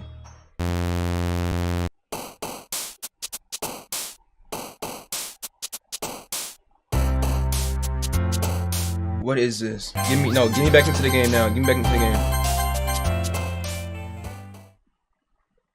This game gives me chills every single time. Another day passes and it's time for our club meeting already. I got a little bit comfortable here over the past couple of days. Entering the club room and the usual scene greets me. Is she back? The other girl? Hi Yuri. I'm not sure if it's me or if it's Yuri's expression, but the weight of yesterday's quarrel still hangs in the air a little. Yuri glances over her shoulder looking around the room. Natsuki is reading manga. Okay, she's still alive. Dude, this game got me stressed, man. She reading manga at her desk and surprisingly Monica isn't here yet. Suddenly, Yuri takes my arm and pulls me to the corner of the room. About yesterday, I really need to apologize. Nothing like that has ever happened before, and something just came over me, I guess. I wasn't acting mentally sound. Please, don't think we're usually like this. Not just me, but Natsuki as well. Yuri, I'm happy that you were considerate and apologize. You don't have to worry too much. Even though I've only been here a couple of days, I can tell something was off yesterday. Maybe we were just a little extra sensitive because it was our first time sharing poems.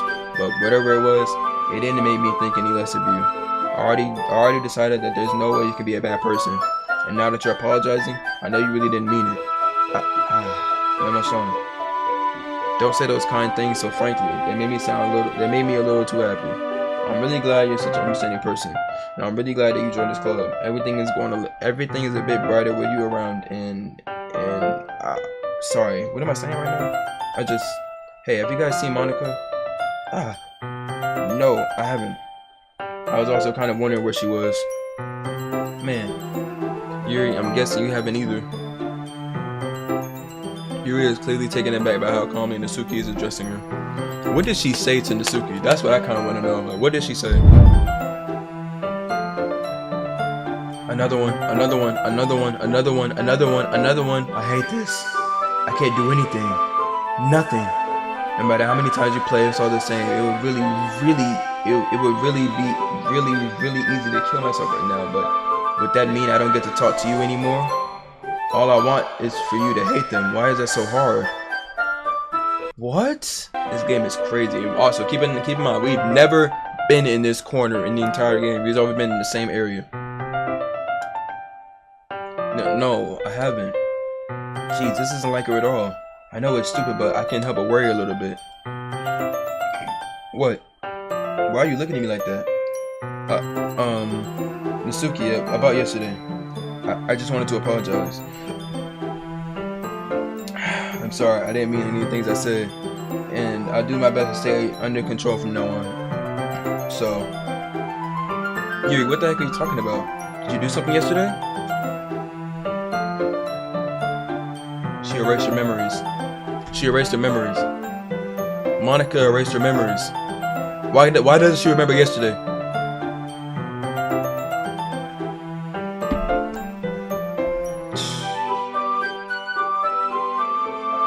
Huh?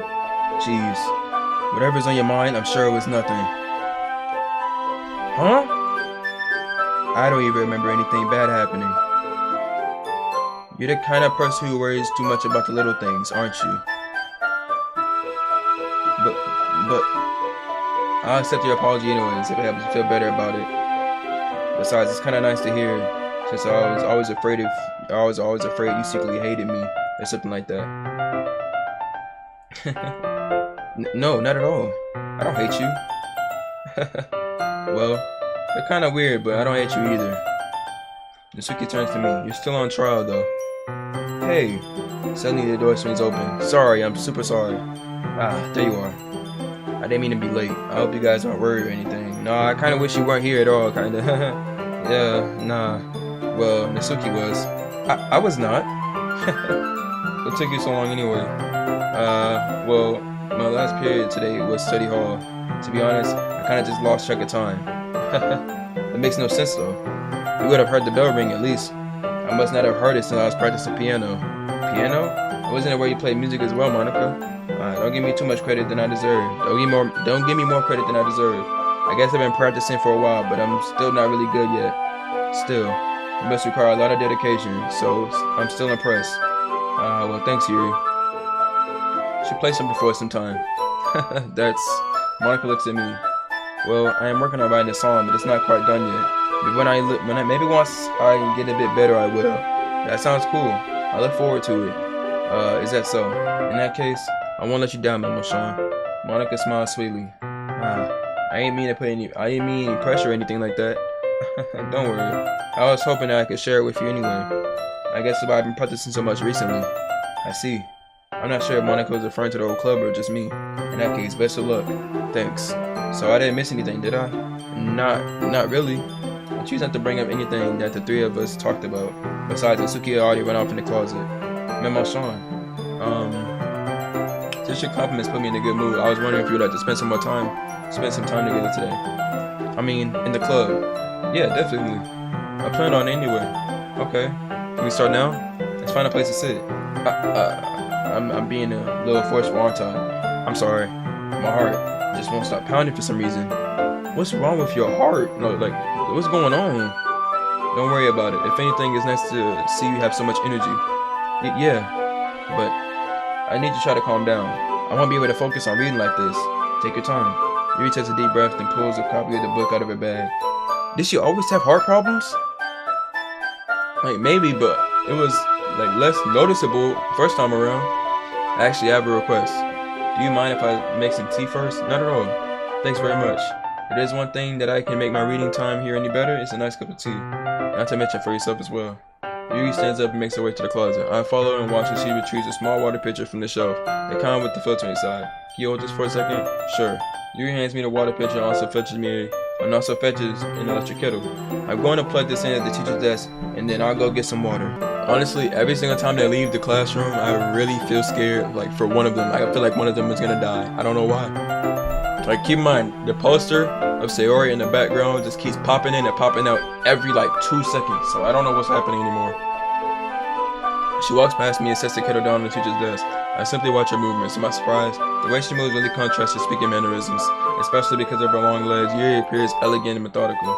Okay, may I have the water pitcher? Thanks. I'll be right back. I might as well walk with you. That's okay. You stay here. It won't take long. Picture in hand, Yuri heads at the classroom. Did Yuri leave you again?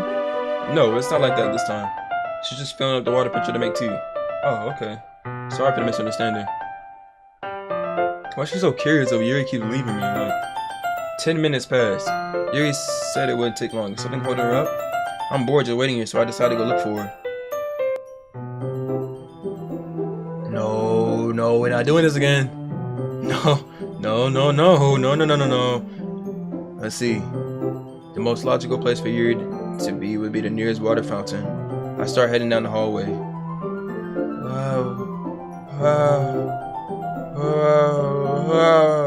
What's that noise?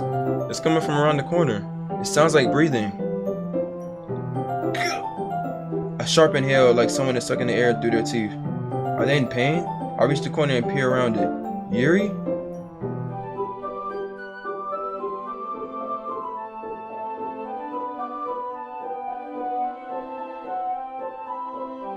Oh, this game is dark. This game is dark. Yuri?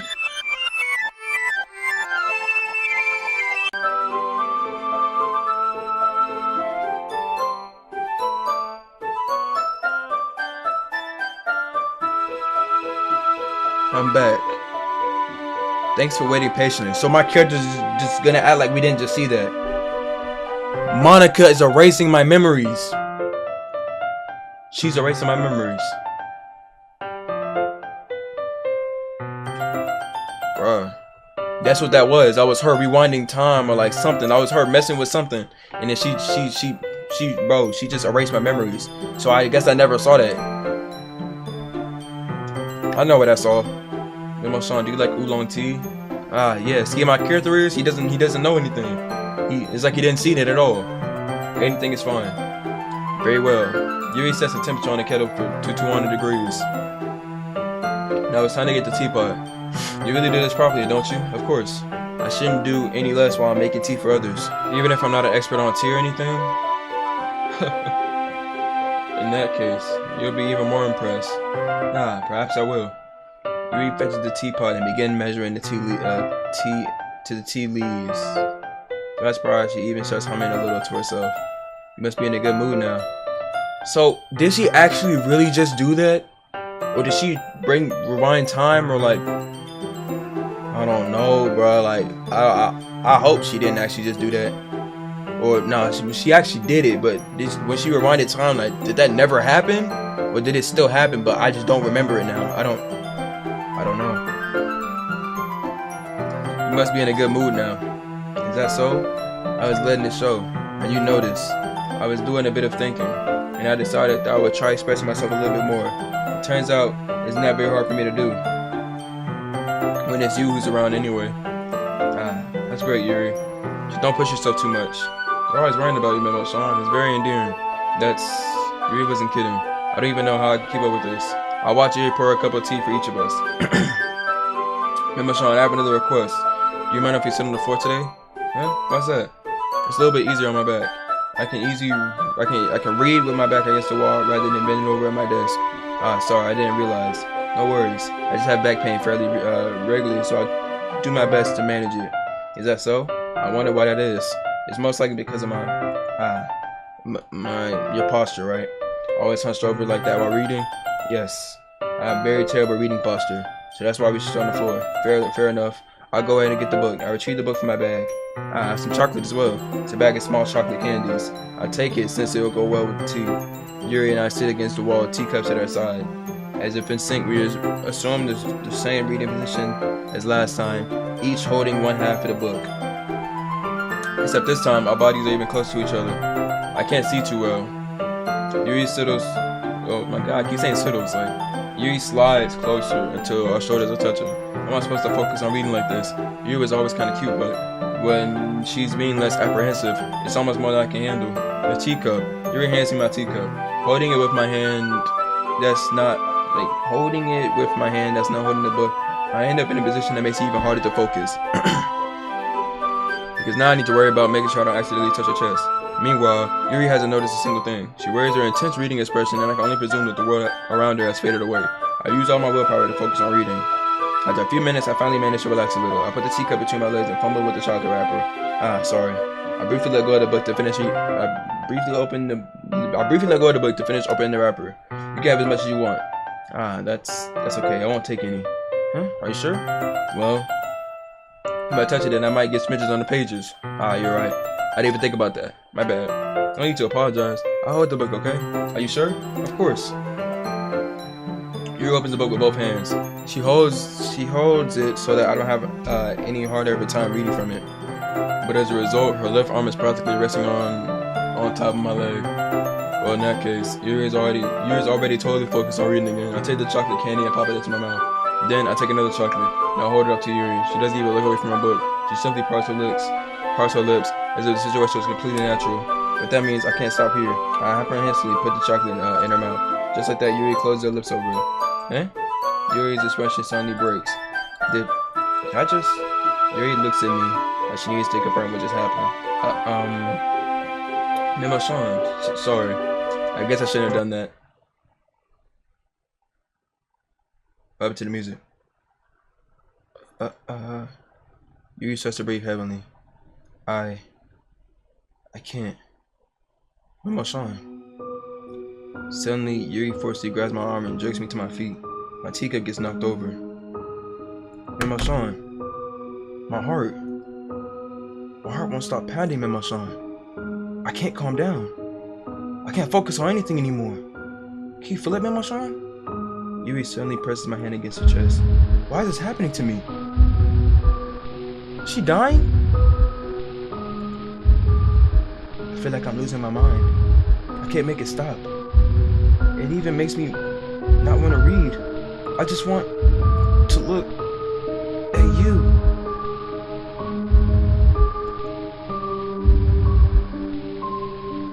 Ew!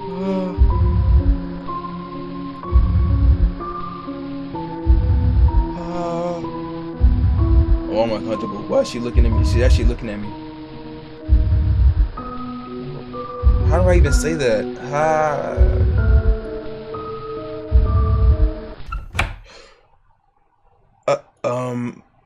It's time to share poems.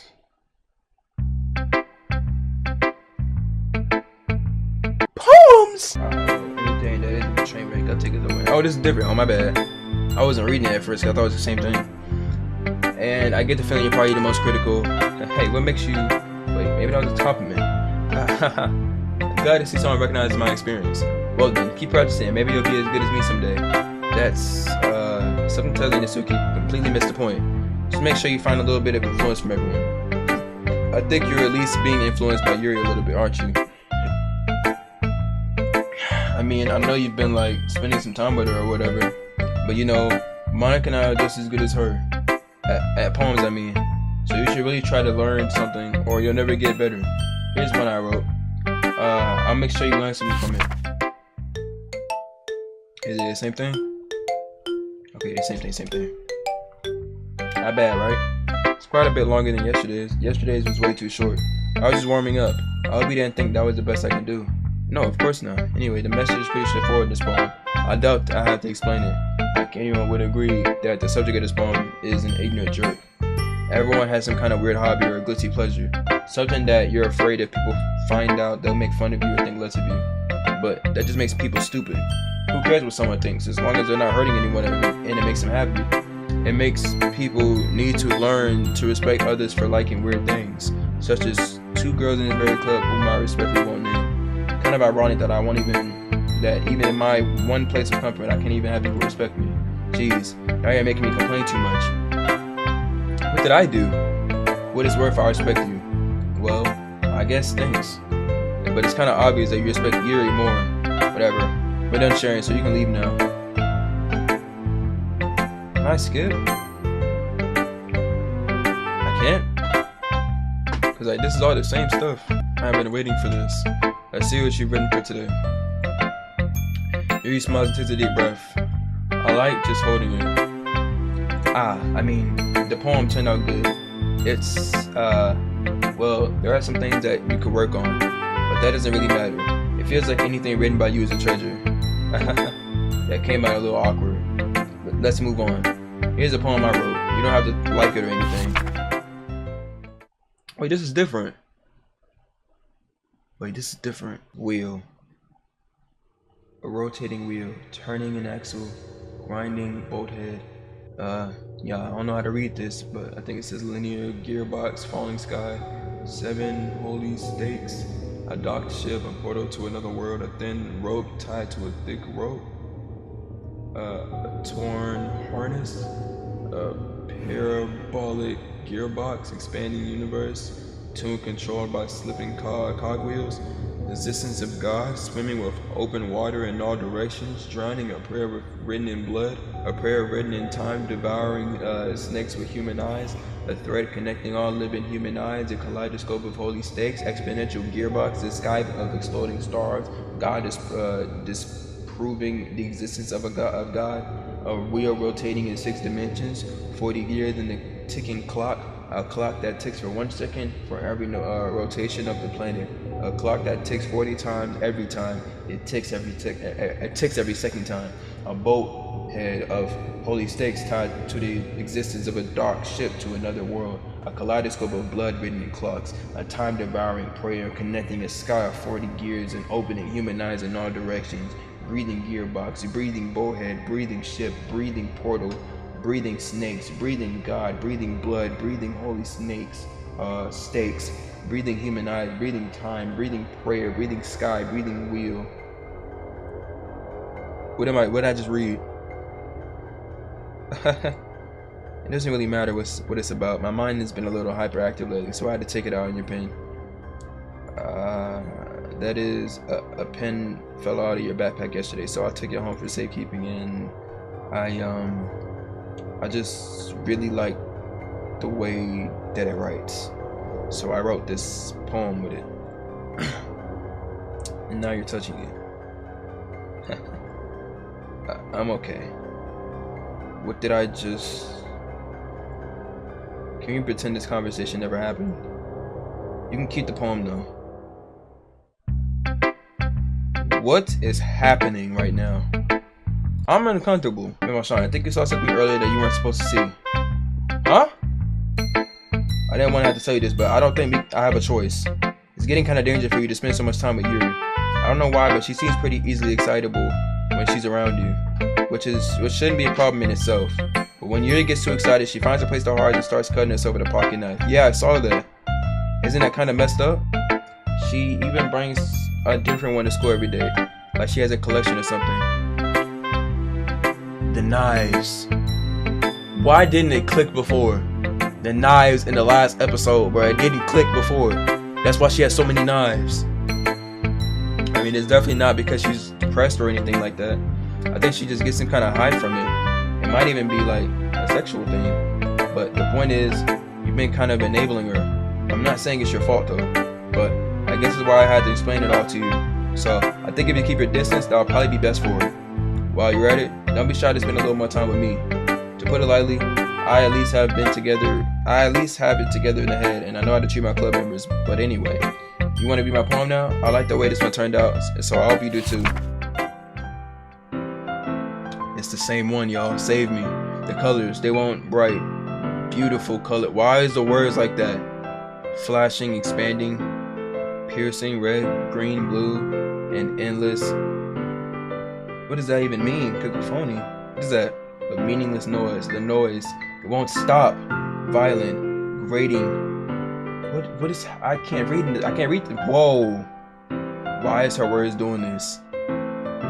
Speaking, screeching, piercing, sine, cosine, tangent, like playing a chalkboard on a turntable, I think. Like playing a knife on a breathing rib... Wait, breathing rib... Huh?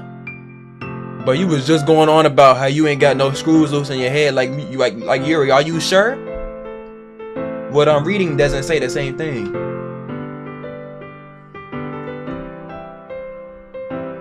Delete her.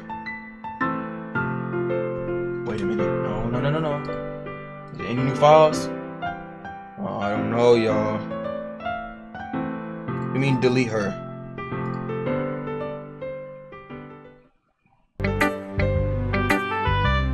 I got chills again. They're back. The chills are back. The chills are back. The chills are back. The chills are back. The chills are back. Sorry, I know it's kind of abstract. I'm just trying to, well, never mind. There's no point of explaining. Anyway, here's Monica writing tip of the day. Sometimes you'll find yourself facing a difficult decision. When it happens, don't forget to save your game. She said it again, y'all. You never know when, who am I talking to? Can you hear me? That's what she wrote. That's what she wrote. That's what she wrote in the files. That's what she put, y'all. Tell me you can hear me. Anything. Please help me. Huh? That's my advice for today. Thanks for listening. Is Monica okay? Wait, I thought Monica was the villain, but she kind of seems like she's being tortured too. Who is the villain in all this? Oh, I'm scared.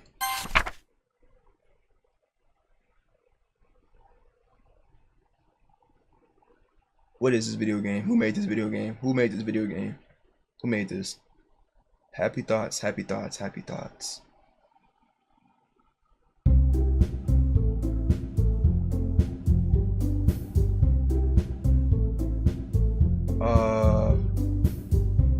What is this?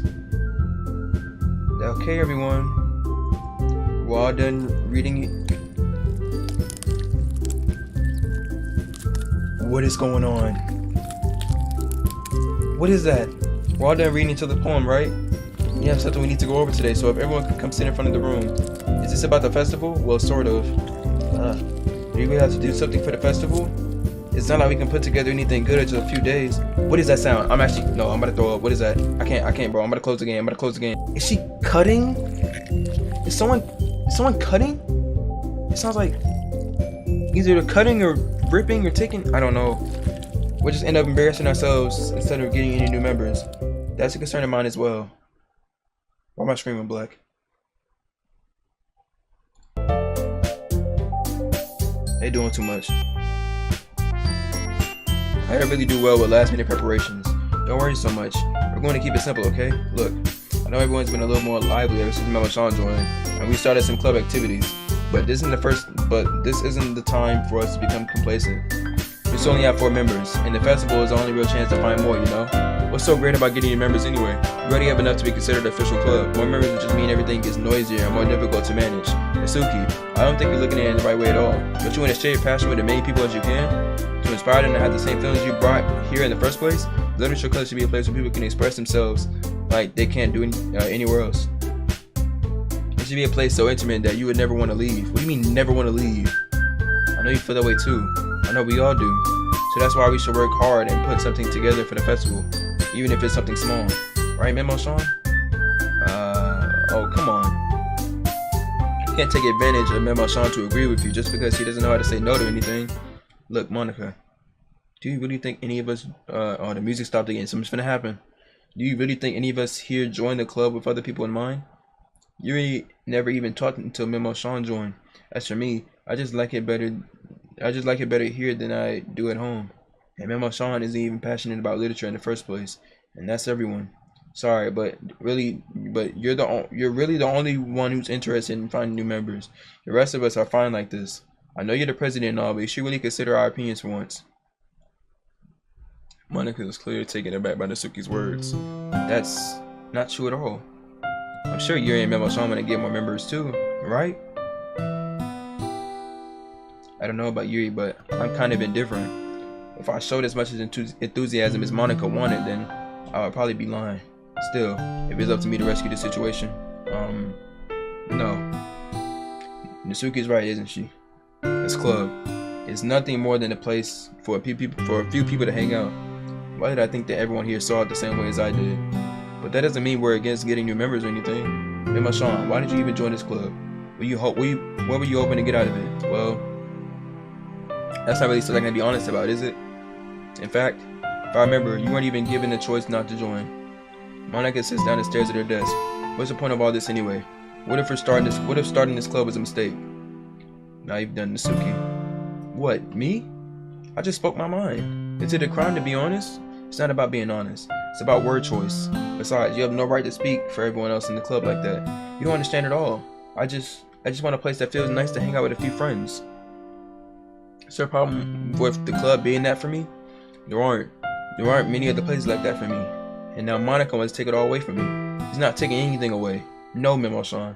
It's not the same. It won't be the same with the direction she wants to take it. If I wanted that, then I could have just joined any other stupid club. But this one, I mean, at least for a little bit of time, things were nice. Natsuki starts packing up her things. I'm going home. I feel like I don't belong here right now. Natsuki annoys Yuri and walks right out the classroom. This is bad. I don't know what to do. Well, do you have an opinion on the festival? I don't know. I'm kind of indifferent, I guess. What the world?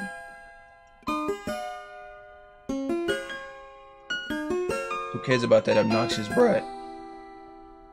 Is that what she said in her head? What was that?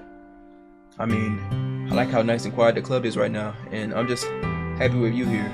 But still, I'm the vice president. It's not right for me to ignore my responsibilities like that.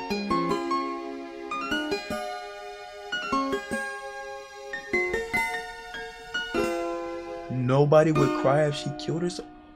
That's a crazy thing to say. Is this really what Yuri's like? I don't know about Yuri no more. What the world just happened?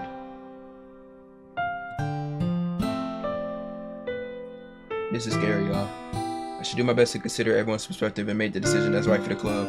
What about you, Memo-san? What do you want to get out of this club? Yuri repeats the same question as Monica.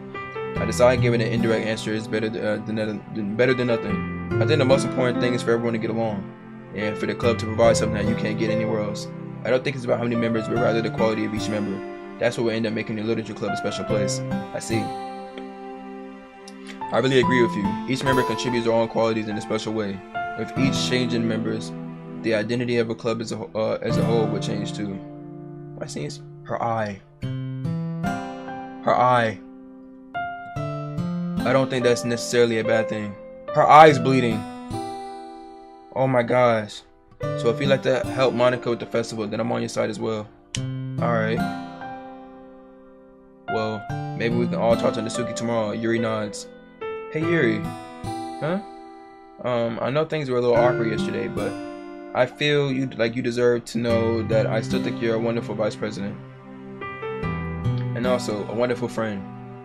But Monica, I want to do everything I can to make this the best club ever, okay? Me too. Yeah, let's all go home for today. We'll talk about the festival tomorrow.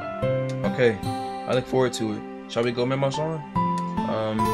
Please don't take this the wrong way, but I'm going to chat a little bit with Memo-san before we leave, just to see what he thinks of his time here and all that. It's important to me as president.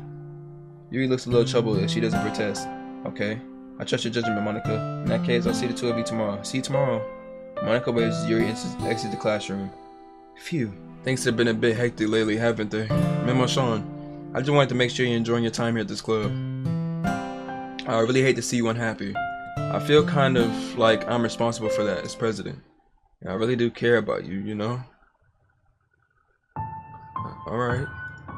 I don't like seeing the other girls give you a hard time. With how mean Natsuki is and everything.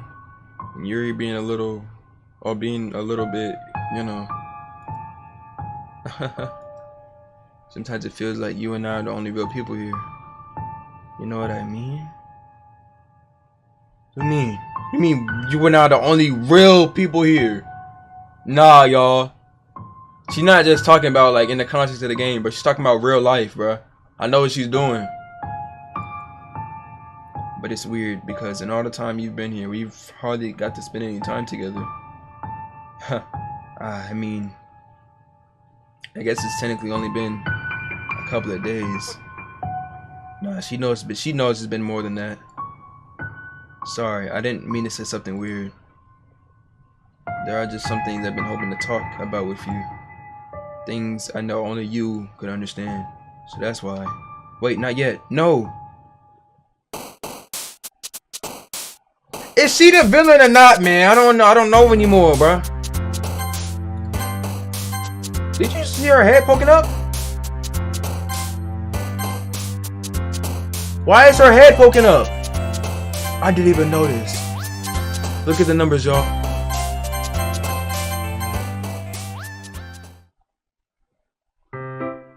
Oh, this game is weird.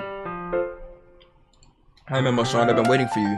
Are you ready to continue reading? Heck no, we're not reading no more. I'm not reading with you no more. I don't know what you got going on, Yuri. I don't know about you. I brought my best tea today. Monica, I told you not to. She really late again? Inconsiderate as usual, Natsuki. Excuse me?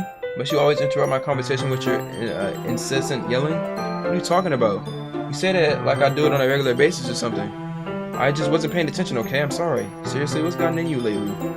Look, I did some thinking about yesterday. I was a little more hostile than I meant to be. I guess I really felt threatened or something. But I know this is something we're doing together. I know the new member wouldn't hurt as long as they're cool. And I guess another girl would be nice this time. So, Natsuki, nobody cares. Why don't you go look for some coins under the vending machine or something? Why is she talking like this?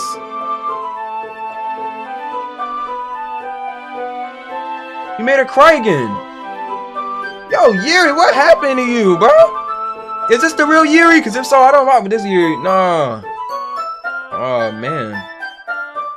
I'm the last one here again. Are you practicing piano again? Yeah. You must have a lot of determination. Starting this club and still trying to make time for piano? Well, maybe not determination, but I guess passion. It motivates me to work hard for the festival too. Anyway, Sean, what do you want to do today? I was thinking we already have plans today. Ah, is that so, Yuri? That's correct. Sean is already engaged in a novel that we're reading together. Aren't you glad that I already got him into literature, Monica? I suppose. I was just... Actually, it doesn't matter. It really doesn't. You guys can do whatever you want. Yes! Wait, what happened? They just skipped text. Thank you for understanding, Monica. I didn't get to say nothing, bro! No, I don't want to read with Yuri no more. Actually, I have a request. Do you mind if I make some tea first? No, not at all. No, say no, character, no! Alright. Thanks very much. Well, I can skip this, y'all. I can skip this. Not to mention for yourself as well. Should I skip? I fall and watch TV retreat. Small picture. Can you hold this for a second? Sure. The water picture. I'll fetch me a little. Wait, why are they repeating this? I'm skipping this. I probably shouldn't have skipped this, shouldn't I?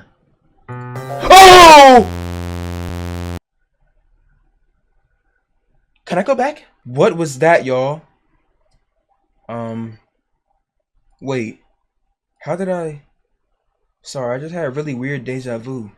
This hasn't happened before, if anything, right? That's what I'm saying. That's why I skipped, because this happened before. That's why I skipped. I probably shouldn't have, though. I just don't like rereading the same thing. I'm already bad at reading. My head has been a little fuzzy lately. I hope it hasn't really been showing or anything. I would hate for you to think I'm weird just after we started spending time together. I mean, everyone has a few unusual things about them. But expressing those things so soon after meeting someone is usually seen as inappropriate or unlikable. At least that's what I discovered. When I was a bit younger, I think I would have come on really strongly and get a little too intense. I made people not want to be around me. So I started hating those things about myself. My obsession with certain hobbies, and the way I can't control myself and I get too excited about something. So I eventually stopped trying to talk to people.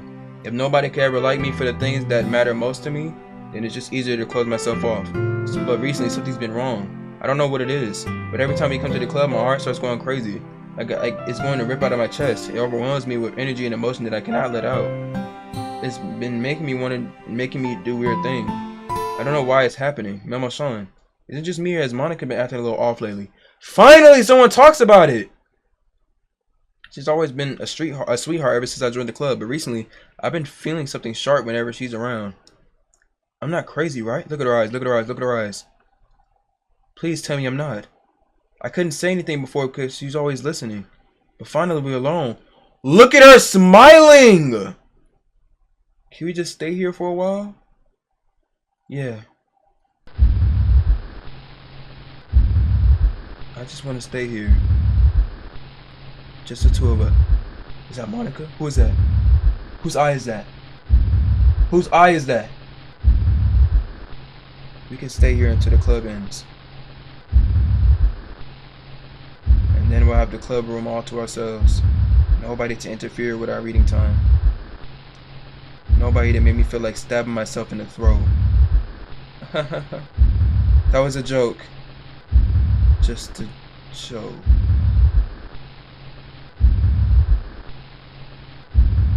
Oh my gosh. Hey Yuri. I get the feeling the next line you're about to say is, she's right behind me. Isn't she? I do like knives though. It sounds strange, but you wouldn't understand if you've never seen how beautiful they can be. I have an idea. Why don't you come to my house sometime? I can show you my collection. Why is Monica just slowly, like, bro, her opacity slowly going to 100, bro, like I'm editing? Why is her opacity slowly getting, like, stronger, yo? I've gotten them all from various artisans. I made sure to give them all a fair share of use. Yo, every time I click, bro, her opacity starts getting stronger, y'all. She's like replacing Yuri. I don't want them to get lonely or anything. Nobody deserves to be lonely. Nobody. And that's why I'm happy to join the literature club. Now we don't need to be lonely anymore. Look at what she's doing. Because we have each other. Every day. That's all we need. You know what? She's even breaking past the text. Let's quit the literature club. There's no need for us to be around Monica's slimy tongue anymore. Not to mention that other pathetic child. We can walk home together every day after school and read together, eat together, sleep together. Doesn't that sound perfect? It's everything we could ever want. Isn't that why you joined the club in the first place? It's almost like it was fate. Fate that we would meet each other. And now we get the happy ending that I patiently waited years for. Years? You been stalking me or something? Will you do that with me, Memo Sean? Bro, what the world?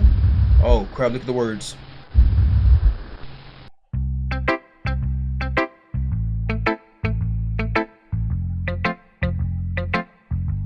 This game is cursed. You can't do all that, bro.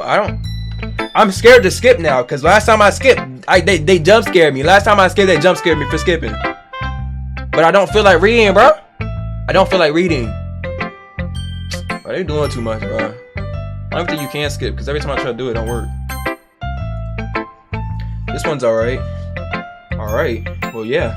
About as good as yesterday's anyway. I still can't really tell how much you actually care about writing, but either way, you're doing alright. Even though you're not really spending time with anyone but Yuri. I still think it's nice to have activities that we all participate in. So you better keep working hard. I mean, I know I'm not president or vice president or anything, but that doesn't mean you can let me down, okay? So at least read mine too for now. Just to be clear, this poem means a lot to me, so read it carefully, okay? I don't know how else to bring this up, but there's been something I've been worried about. Yuri has been acting kind of strange lately. You've only been here a few days, so you may not know what I mean, but she's not normally like this. She's always been quiet and polite and attentive, things like that. Okay, this is really embarrassing, but I'm really forcing myself to suck it up. The truth is, I'm really worried about her. Oh, this is a note, to make sure nobody can hear her. It's not a poem. Truth is, I'm really worried about her, but if I try talking to her, she'll just get mad at me again. I don't know what to do. I think you're the only person that she'll listen to. I don't know why, but please try to do something. Maybe you can be better to talk to a therapist. I've always wanted to be better friends with Yuri, and it really hurts me to see this happening. I know I'm gonna hate myself later for admitting that, but right now I don't care. I just feel so helpless. Please see if you can do something to help. I don't want anything bad to happen to her. I'll make you cupcakes if I have to. Just please try to do something. As for Monica, I don't know why, but she's been really dismissive about this. It's like she just wants us to ignore it, so I'm mad at her right now, and that's why I'm coming to you about this. Don't let her know I wrote this. Just pretend I really gave you a good poem, okay? I'm counting on you. Thanks for reading. Yo, if Monica knows all, bro. She knows you wrote this, but she knocking you off, bro. You dead, bro. You dead. Monica knocking you off. Just look at it. Yep, there it is. She got you. You dead. Where does your face go? I changed my mind. Ignore everything you just read. There's no point in trying to do anything. It's Yuri's own fault that she's so unlikable. Can you hear me, Mama Sean? If you would just spend more time with Monica, all these problems will go away. Yuri and I are too messed up for someone as wonderful as you. Just think of Monica from now on. Just Monica. Just Monica. Bro, is she taking control of them? Like, what is going on, bro? How much power does Monica have, bro? What is she? Alright, bro, be real. Who's more powerful, bro? Minecraft Steve or Monica? I can't tell anymore. Just Monica. Alright. Just Monica. She changed the game again? Just Monica. I guess Monica, I don't know.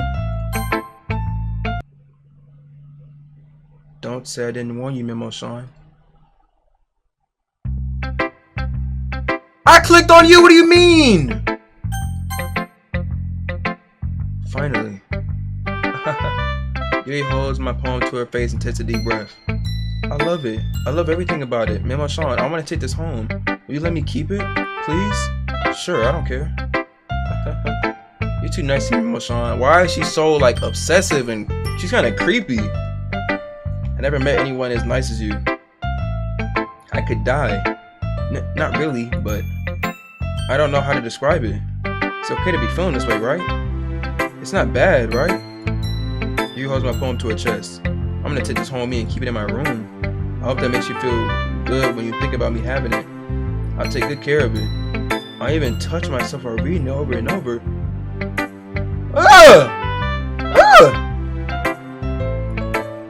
I even give myself paper cuts so your skin will into my bloodstream. Oh my gosh! You can have my poem too. Besides, after you read it, I know you're really gonna want to keep it.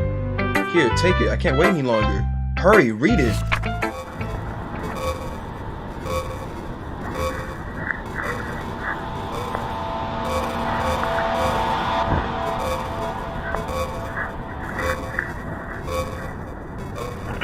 What is this game, man?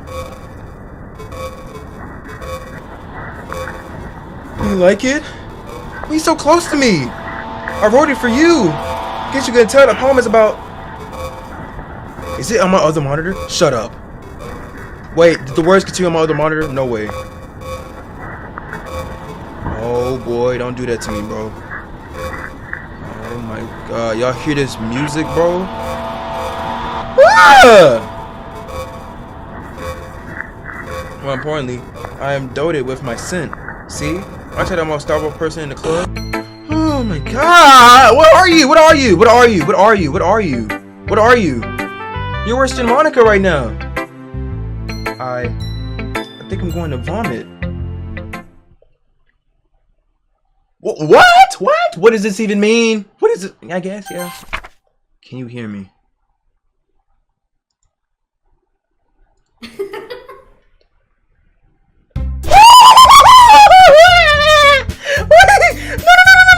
That was the first time they made any sound in this game.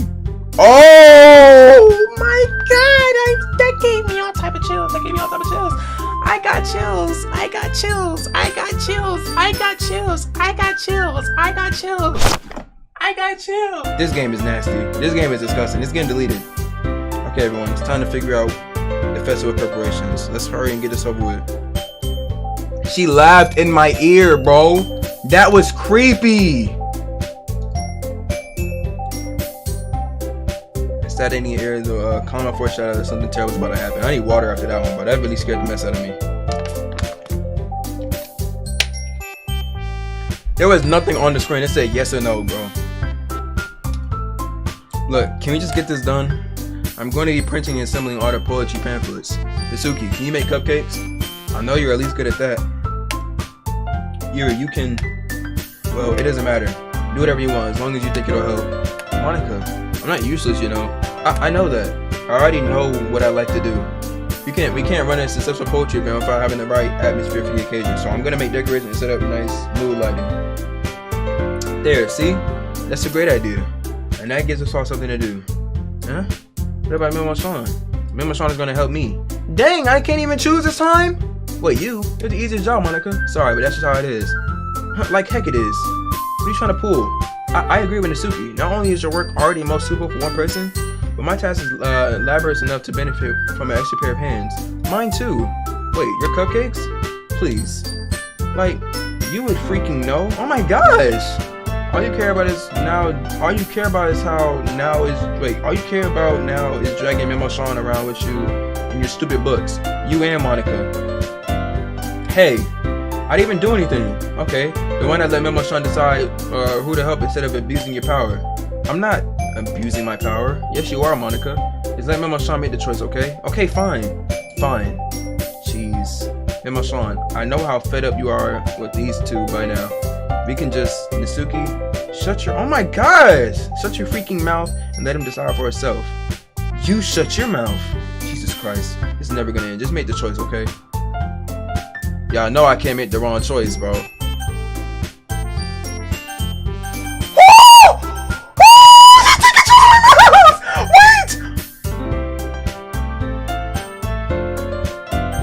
Oh my gosh, I'm moving up, look, look. That's scary. No, how she got control of my mouse? That's nasty, y'all. That is disgusting, bro. I don't know about this one, y'all. Look at her. Yeah, you picked me. I don't have a choice. We can meet at your house this weekend. I promise it'll be fun. Is Sunday okay with you? Are you freaking kidding me? This isn't fair at all. It is fair, Natsuki. It's what he chose. No, it's not fair. Giving us all this work and taking Memo-san for yourself? What a shameful thing to do. Yuri, I didn't give you any work. You decided it for yourself. You're being a little unreasonable here. I'm being unreasonable. Monica, I can't believe how delusional and self-important you are. Pulling Memo-san away from me every single time you're not included in something. Are you jealous? Crazy? Or maybe you just hate yourself so much that you can take it out on others. Here's a suggestion. Have you considered killing yourself? What the? It'll be beneficial to your mental health. Yuri, you're scaring me a little. Natsuki, let's just go.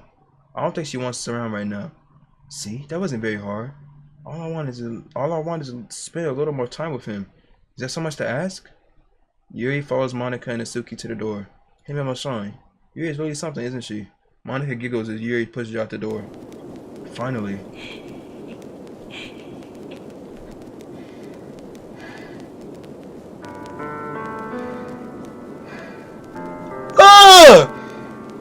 She breathing in my Get out my ear! This is really all I wanted. Ew, I'm about to turn my headphones off. That's actually nasty. Memo-san, there's no need to spend the weekend with Monica. And listen to her. Just come to my house instead. The whole day with just the two of us. Doesn't that sound wonderful? You hear her laughing? Is that actually Yuri? Wow. There's really something wrong with me, isn't there? But you know what? I don't care anymore. I never felt this good in my whole life.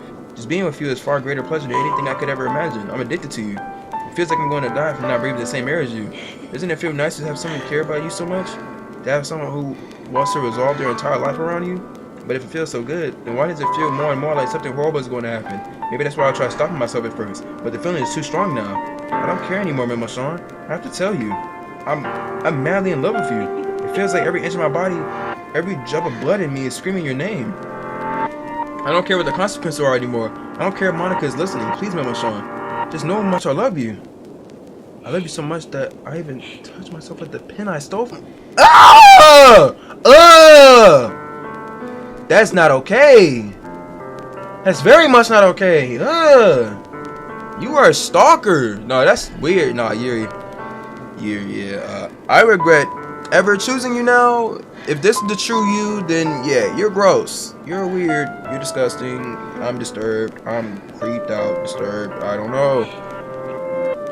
I just want to pull your skin open and crawl inside. No, that's weird. That's very weird. You're past weird now. You're weird. You're super. No. What's wrong with you? I want you all to myself. I will be only yours. Doesn't that sound perfect? Tell me, Memo-san. Tell me you want to be my lover. Do you accept my confession? I don't want to die. I don't know. I don't want to say yes, but I feel like if I say no, I'm dead. I don't know. I don't know what to do. She's laughing at me. I'm done. Yep, you got it. You had me. You got me. What did you say? You got me. She's just laughing.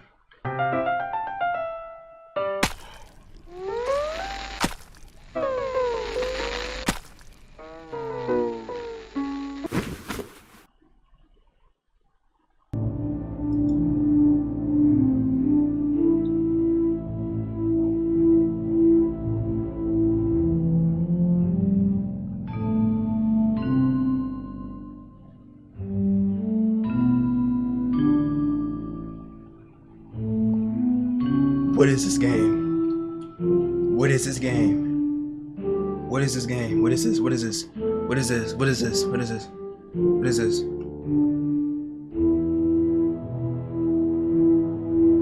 What is this?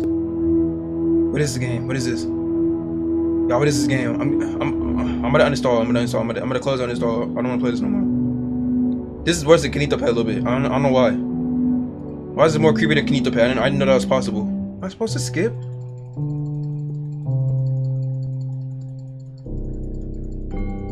I'm skipping. Dude! Oh, Jesus.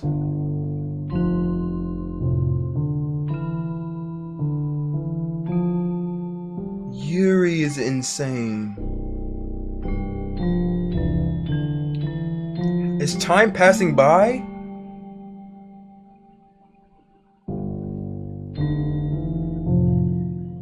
What is happening? Time is passing by. Look at her. Look at her hand. And look at her face. Time is passing by, dude. I'm about to throw up. I'm about to throw up, y'all. Time is literally passing by.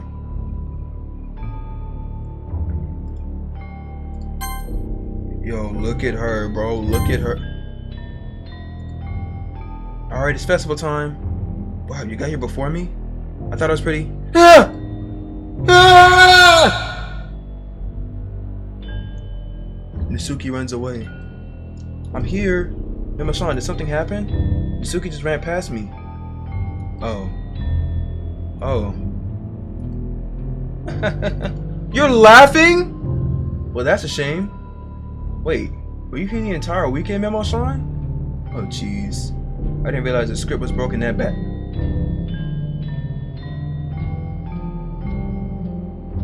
Huh? I'm super sorry. It must have been pretty boring. I'll make it up to you, okay? Just give me a sec.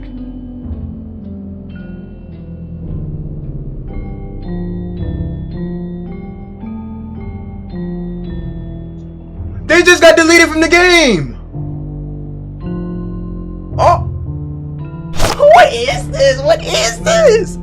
She's deleting them from the game, bro. How much power does she have? I just want to have a cupcake real quick. That's a 10 for from... Bro, her name's not even there anymore. It's some type of code or whatever. Trey and takes the cupcake. Seriously, these are the best. I really just have to have one since the last time I ever get the chance to. You know, before they stop existing and everything. But anyway, I really shouldn't be making you wait any longer. Just bear with me, okay? It should only take a second. And then she restarts the game. Look at the game. Ah! Can you hear me? Is it working? Hey, there you are. Hi again, Memo-san. Welcome to the literature club. I don't feel welcome. Of course, we already know each other because we're in the same class. We were in the same class last year, and you know, I guess we can just skip over all that stuff at this point. After all, I'm not even talking to that person anymore, am I? That you in the game, whatever you want to call him. She's just completely breaking the fourth wall, man. Hi, Monica. You know it's me, Memo-san. The real Memo-san. Hi, you're talking to me now, aren't you, huh? You know it's me. Yeah, I know you're talking to me. Yeah, I know, yeah. Or you actually go by Sean P.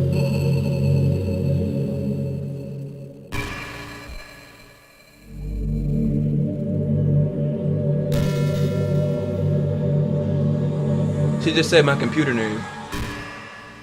Sean P stands for Sean Plays, my all YouTube name. She just said my computer. She's in my computer. She's in my computer. She's in my computer. Now that I think about it, I don't really know anything about the real you. In fact, I don't even know if you're a boy or a girl.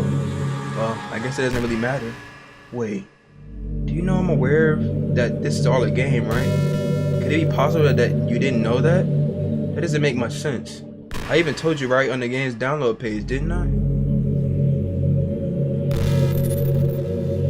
Huh? Did you?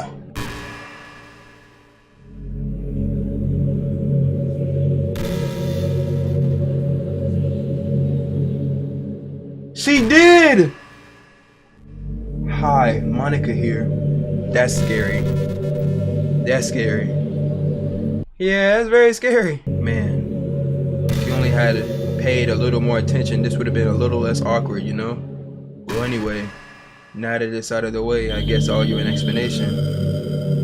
About that whole thing with Yuri, well, I kind of started to mess with her, and I guess it just drove her to kill herself.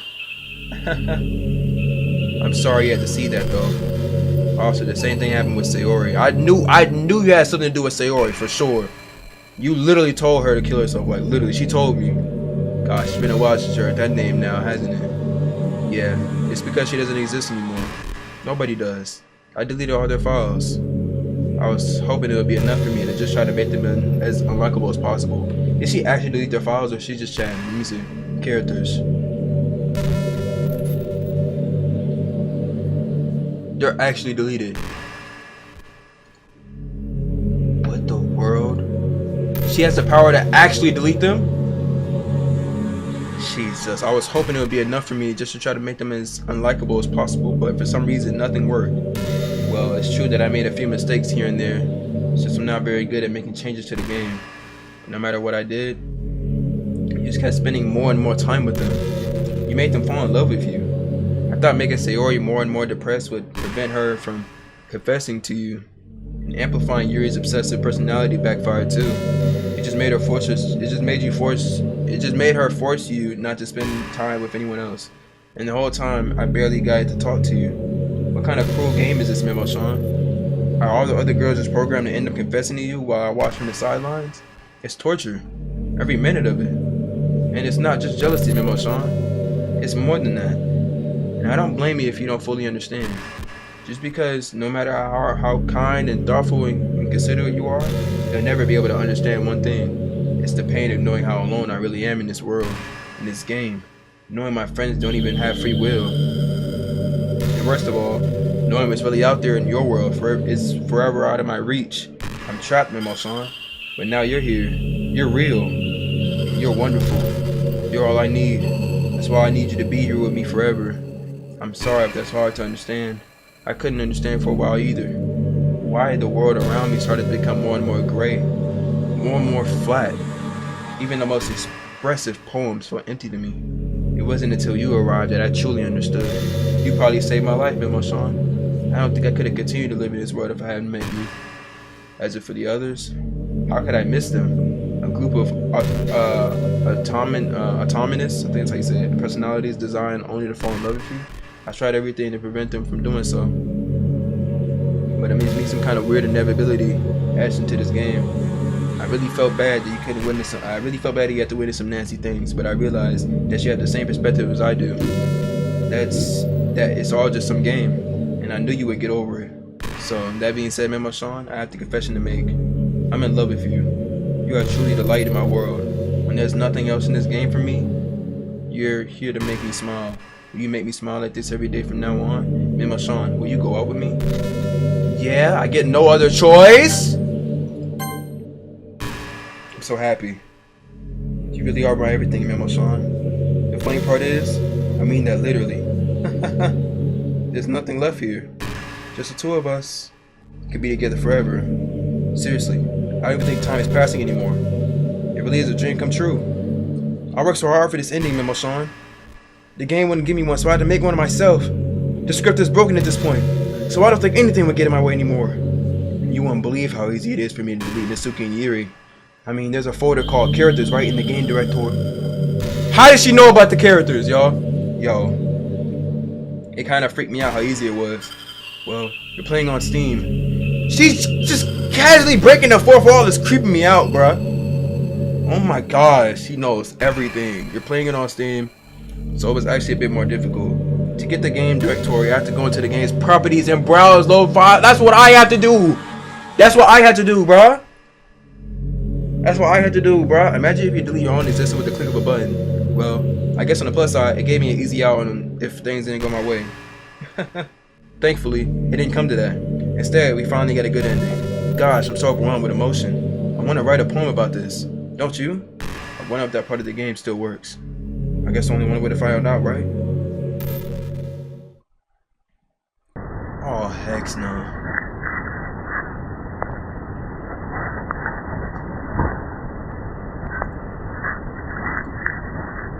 This game is cursed, bruh. This game is cursed, bruh. Oh my gosh. Hi again, Memo-san. Did you write a good poem today? Don't be shy, I'd love to see what you wrote. Aw, Memo-san. Did you write this poem for me? That's so sweet of you. There's really no end to your thoughtfulness. I'm just falling more and more in love with you. But you know, the poem I wrote is also for you. Will you please read it? But I'm getting sick. Happy end. Pen in hand, I find my strength, the courage endowed upon me by my one and only love. Together, let us dismantle this crumbling world and write a novel of our own fantasies. With the flick of her pen, the lost finds her way in a world of infinite choices beyond a special day. After all, not all good times must come to an end. I'm scared. I hope you enjoyed it. I always put all my heart into the poems that I write. The truth is, all the poems I've written have been about my realization, or about you. That's why I never really wanted to go into detail about them. I never wanted to break the fourth wall, I guess you could call it. Yeah, you've been doing that the whole time. I just assumed it would be the best to be part of the game like everyone else. I thought it would help the two of us end up together. I didn't want to ruin the game or anything, you know? You might have gotten mad at me. Maybe even deleted my character file if you preferred playing without me. Gosh, I'm so relieved. Now, we don't need to hide anything more. Are you ready to spend our eternity together, Memo-san? I have so many things to talk about. Where do I start? If it takes me some time to collect my thoughts, then I'm sorry. But I always have something new to talk about. In the meantime, we can just look into each other's eyes. Let's see. Monica? Monica? She's actually looking in my eyes? Something was on. Monica? Hello? We gonna get close to my monitor or something? Like, what we doing? Can I delete your game file? I might delete your game file. You're about to get deleted. I'm not gonna lie. I'm doing it. I'm so scared. I'm doing it. I'm doing it.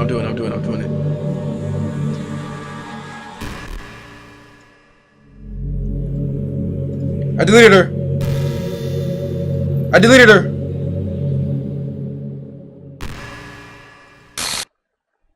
What's happening? Memo-san, what's happening to me? It hurts. It hurts so much. Help me, Memo-san. Please hurry and help me. Help me! You don't exist. She's trying to bring herself back. It doesn't exist. Did you do this to me, Memo-san? Did you? Did you delete me? I had to. You were wilding out. How could you? How could you do this to me? You were all I had left. I sacrificed everything for us to be together. Everything. I loved you so much, Memo-san. I trusted you. Did you just want to torture me? Watch me suffer? Were you only pretending to be kind just to hurt me even more? How are you still talking? I never thought anyone could be as horrible as you are. You win, okay? You win. Killed everyone. I hope you're happy. There's nothing left now. You can stop playing. Go find some other people to torture. What? Memo-san, you completely, truly make me sick. Goodbye.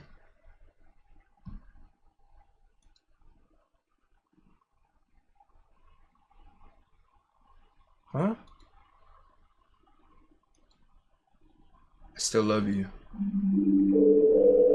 I can't help it. Yo, that's not me editing. That's actually the song. That's actually the sound, yo. I've used this sound so many times. And I knew it came from this game. I just didn't hear it. I can't help it. What's wrong with me? How horrible am I for you to hate me this much? All my friends. I did so many awful things. So many selfish and disgusting things. I shouldn't have done any of this. I'm just messing up a world that I don't even belong in. A world that you wanted to be a part of. I ruined it. I ruined everything. Maybe that's why you deleted me. Because I destroyed everything that you wanted. How could I do that to someone I love? That's not love. That's...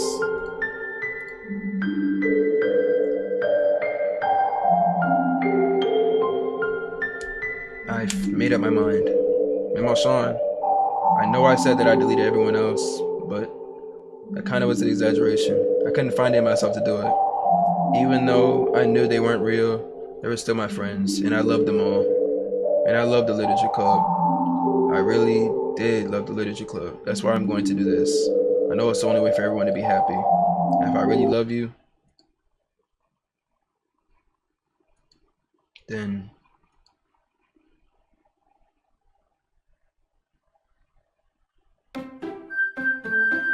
should we start at the game?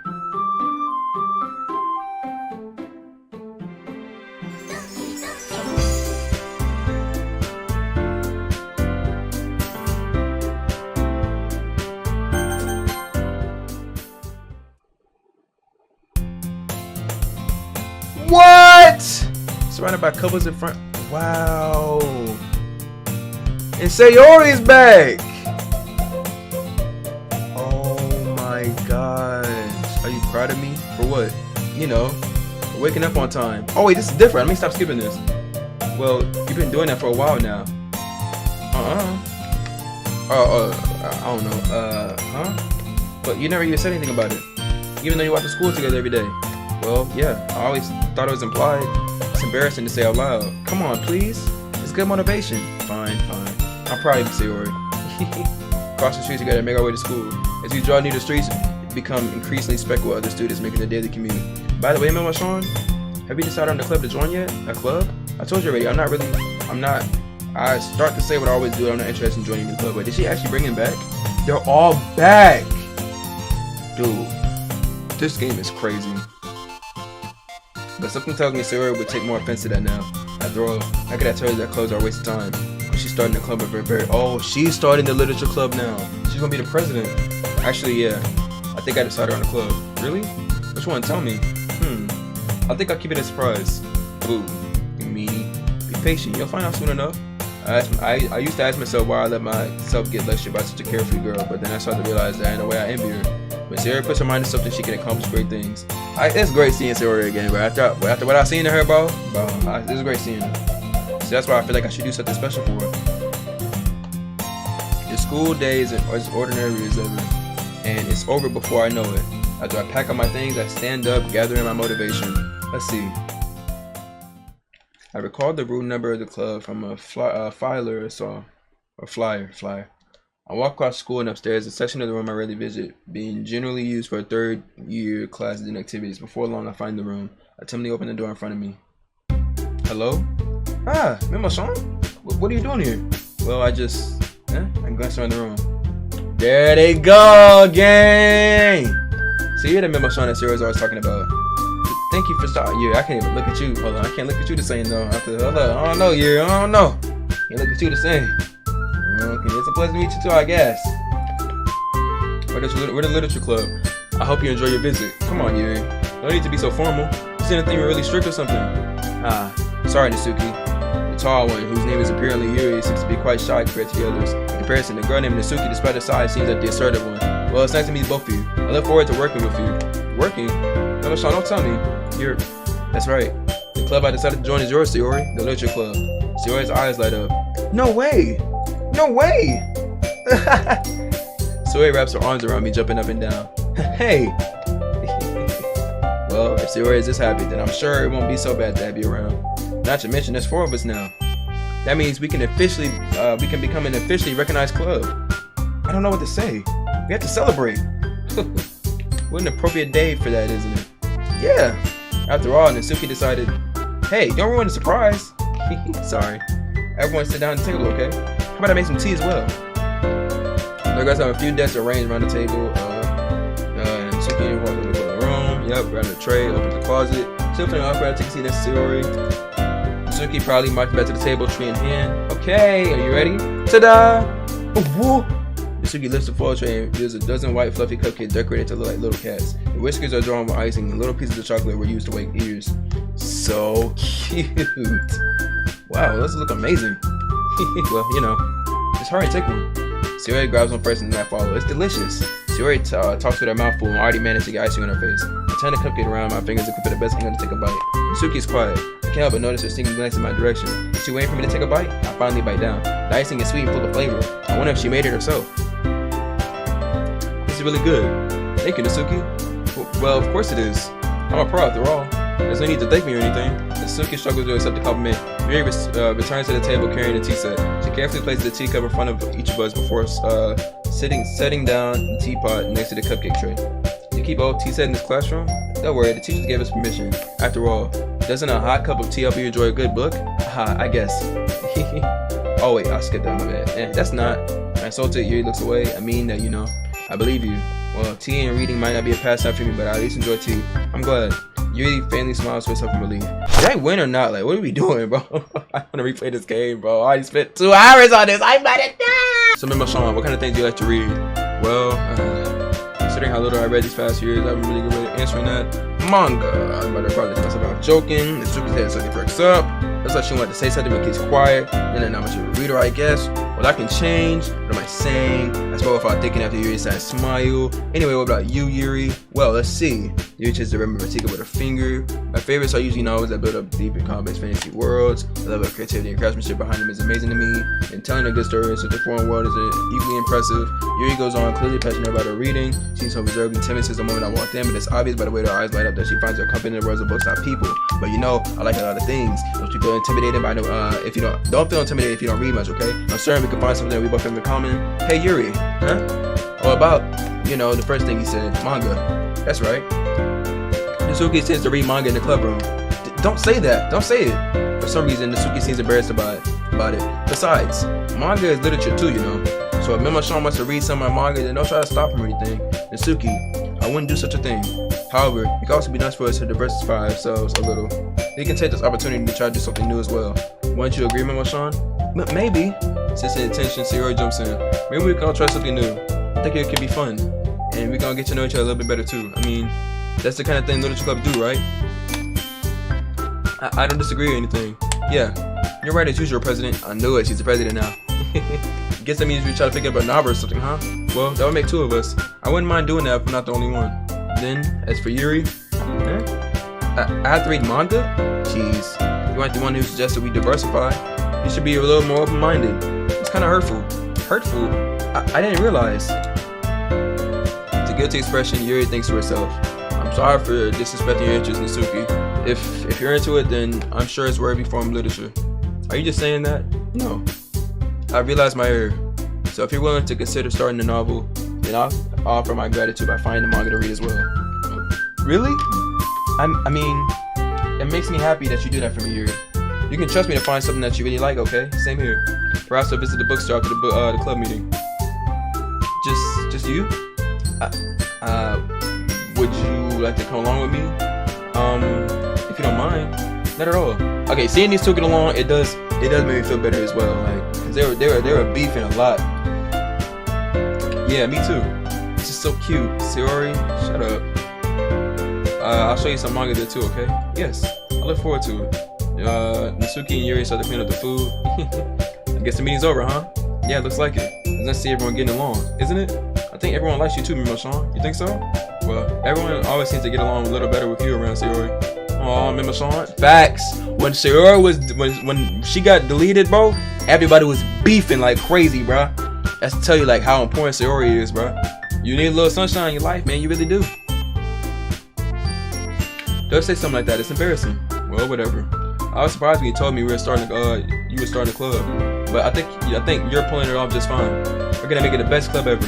Now that you joined, everything's gonna be so much fun. Hey, Memo-san, I really want to thank you. I mean, I'm really happy you joined the club and everything. But the truth is, I already knew you were going to. It's actually something else. I want to thank you for getting rid of Monica.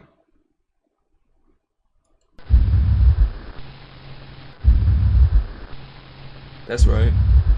I know everything that she did. Maybe it's because I'm the president now. But I really know everything, Memo-san. So she knows I'm a person too? She has the power to break the 4th wall too? Is that something the president gets? I know how hard you tried to make everyone happy. I know about the awful things that Monica did to make everyone really sad. But none of that matters anymore. It's just us now. No, we're not doing this again! You made me the happiest girl in the whole world.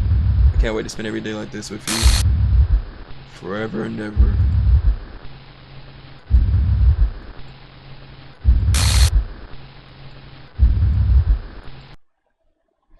No.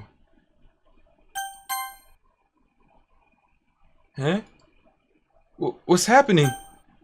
I won't let you hurt him. Who? It hurts. Ah! I'm sorry. I was wrong. There's no happiness here after all. Goodbye, Sayori. Goodbye, Memo-san. Goodbye, Literature Club.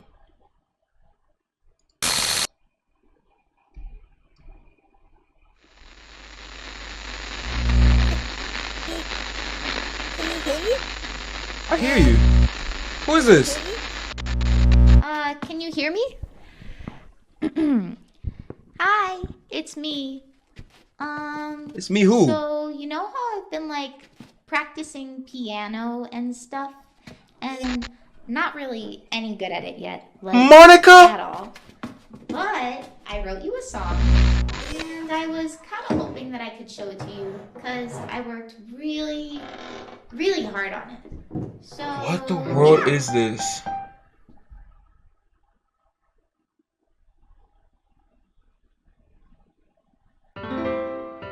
So she never left, even if I deleted her. Can I check? She's still not here. I imagine a future where I can be with you. In my hand is a pen that will write a poem of me and you. The ink flows down into a dark puddle. Just move your hand right the way into his heart. But in this world of infinite choices, what will it take just to find that special day? What will it take just to find that special day? Can you get off my computer? I won. Oh, When you're here, everything that she's still deleting things. This game is insane, bro. What is that? Oh! Oh! Ooh, special thanks, Monica Memo-san. Yeah. She removed her own picture. Remove game screen. Remove. Wait, what? What did she remove? She removed the menu. I'll leave you be. She deleted the game.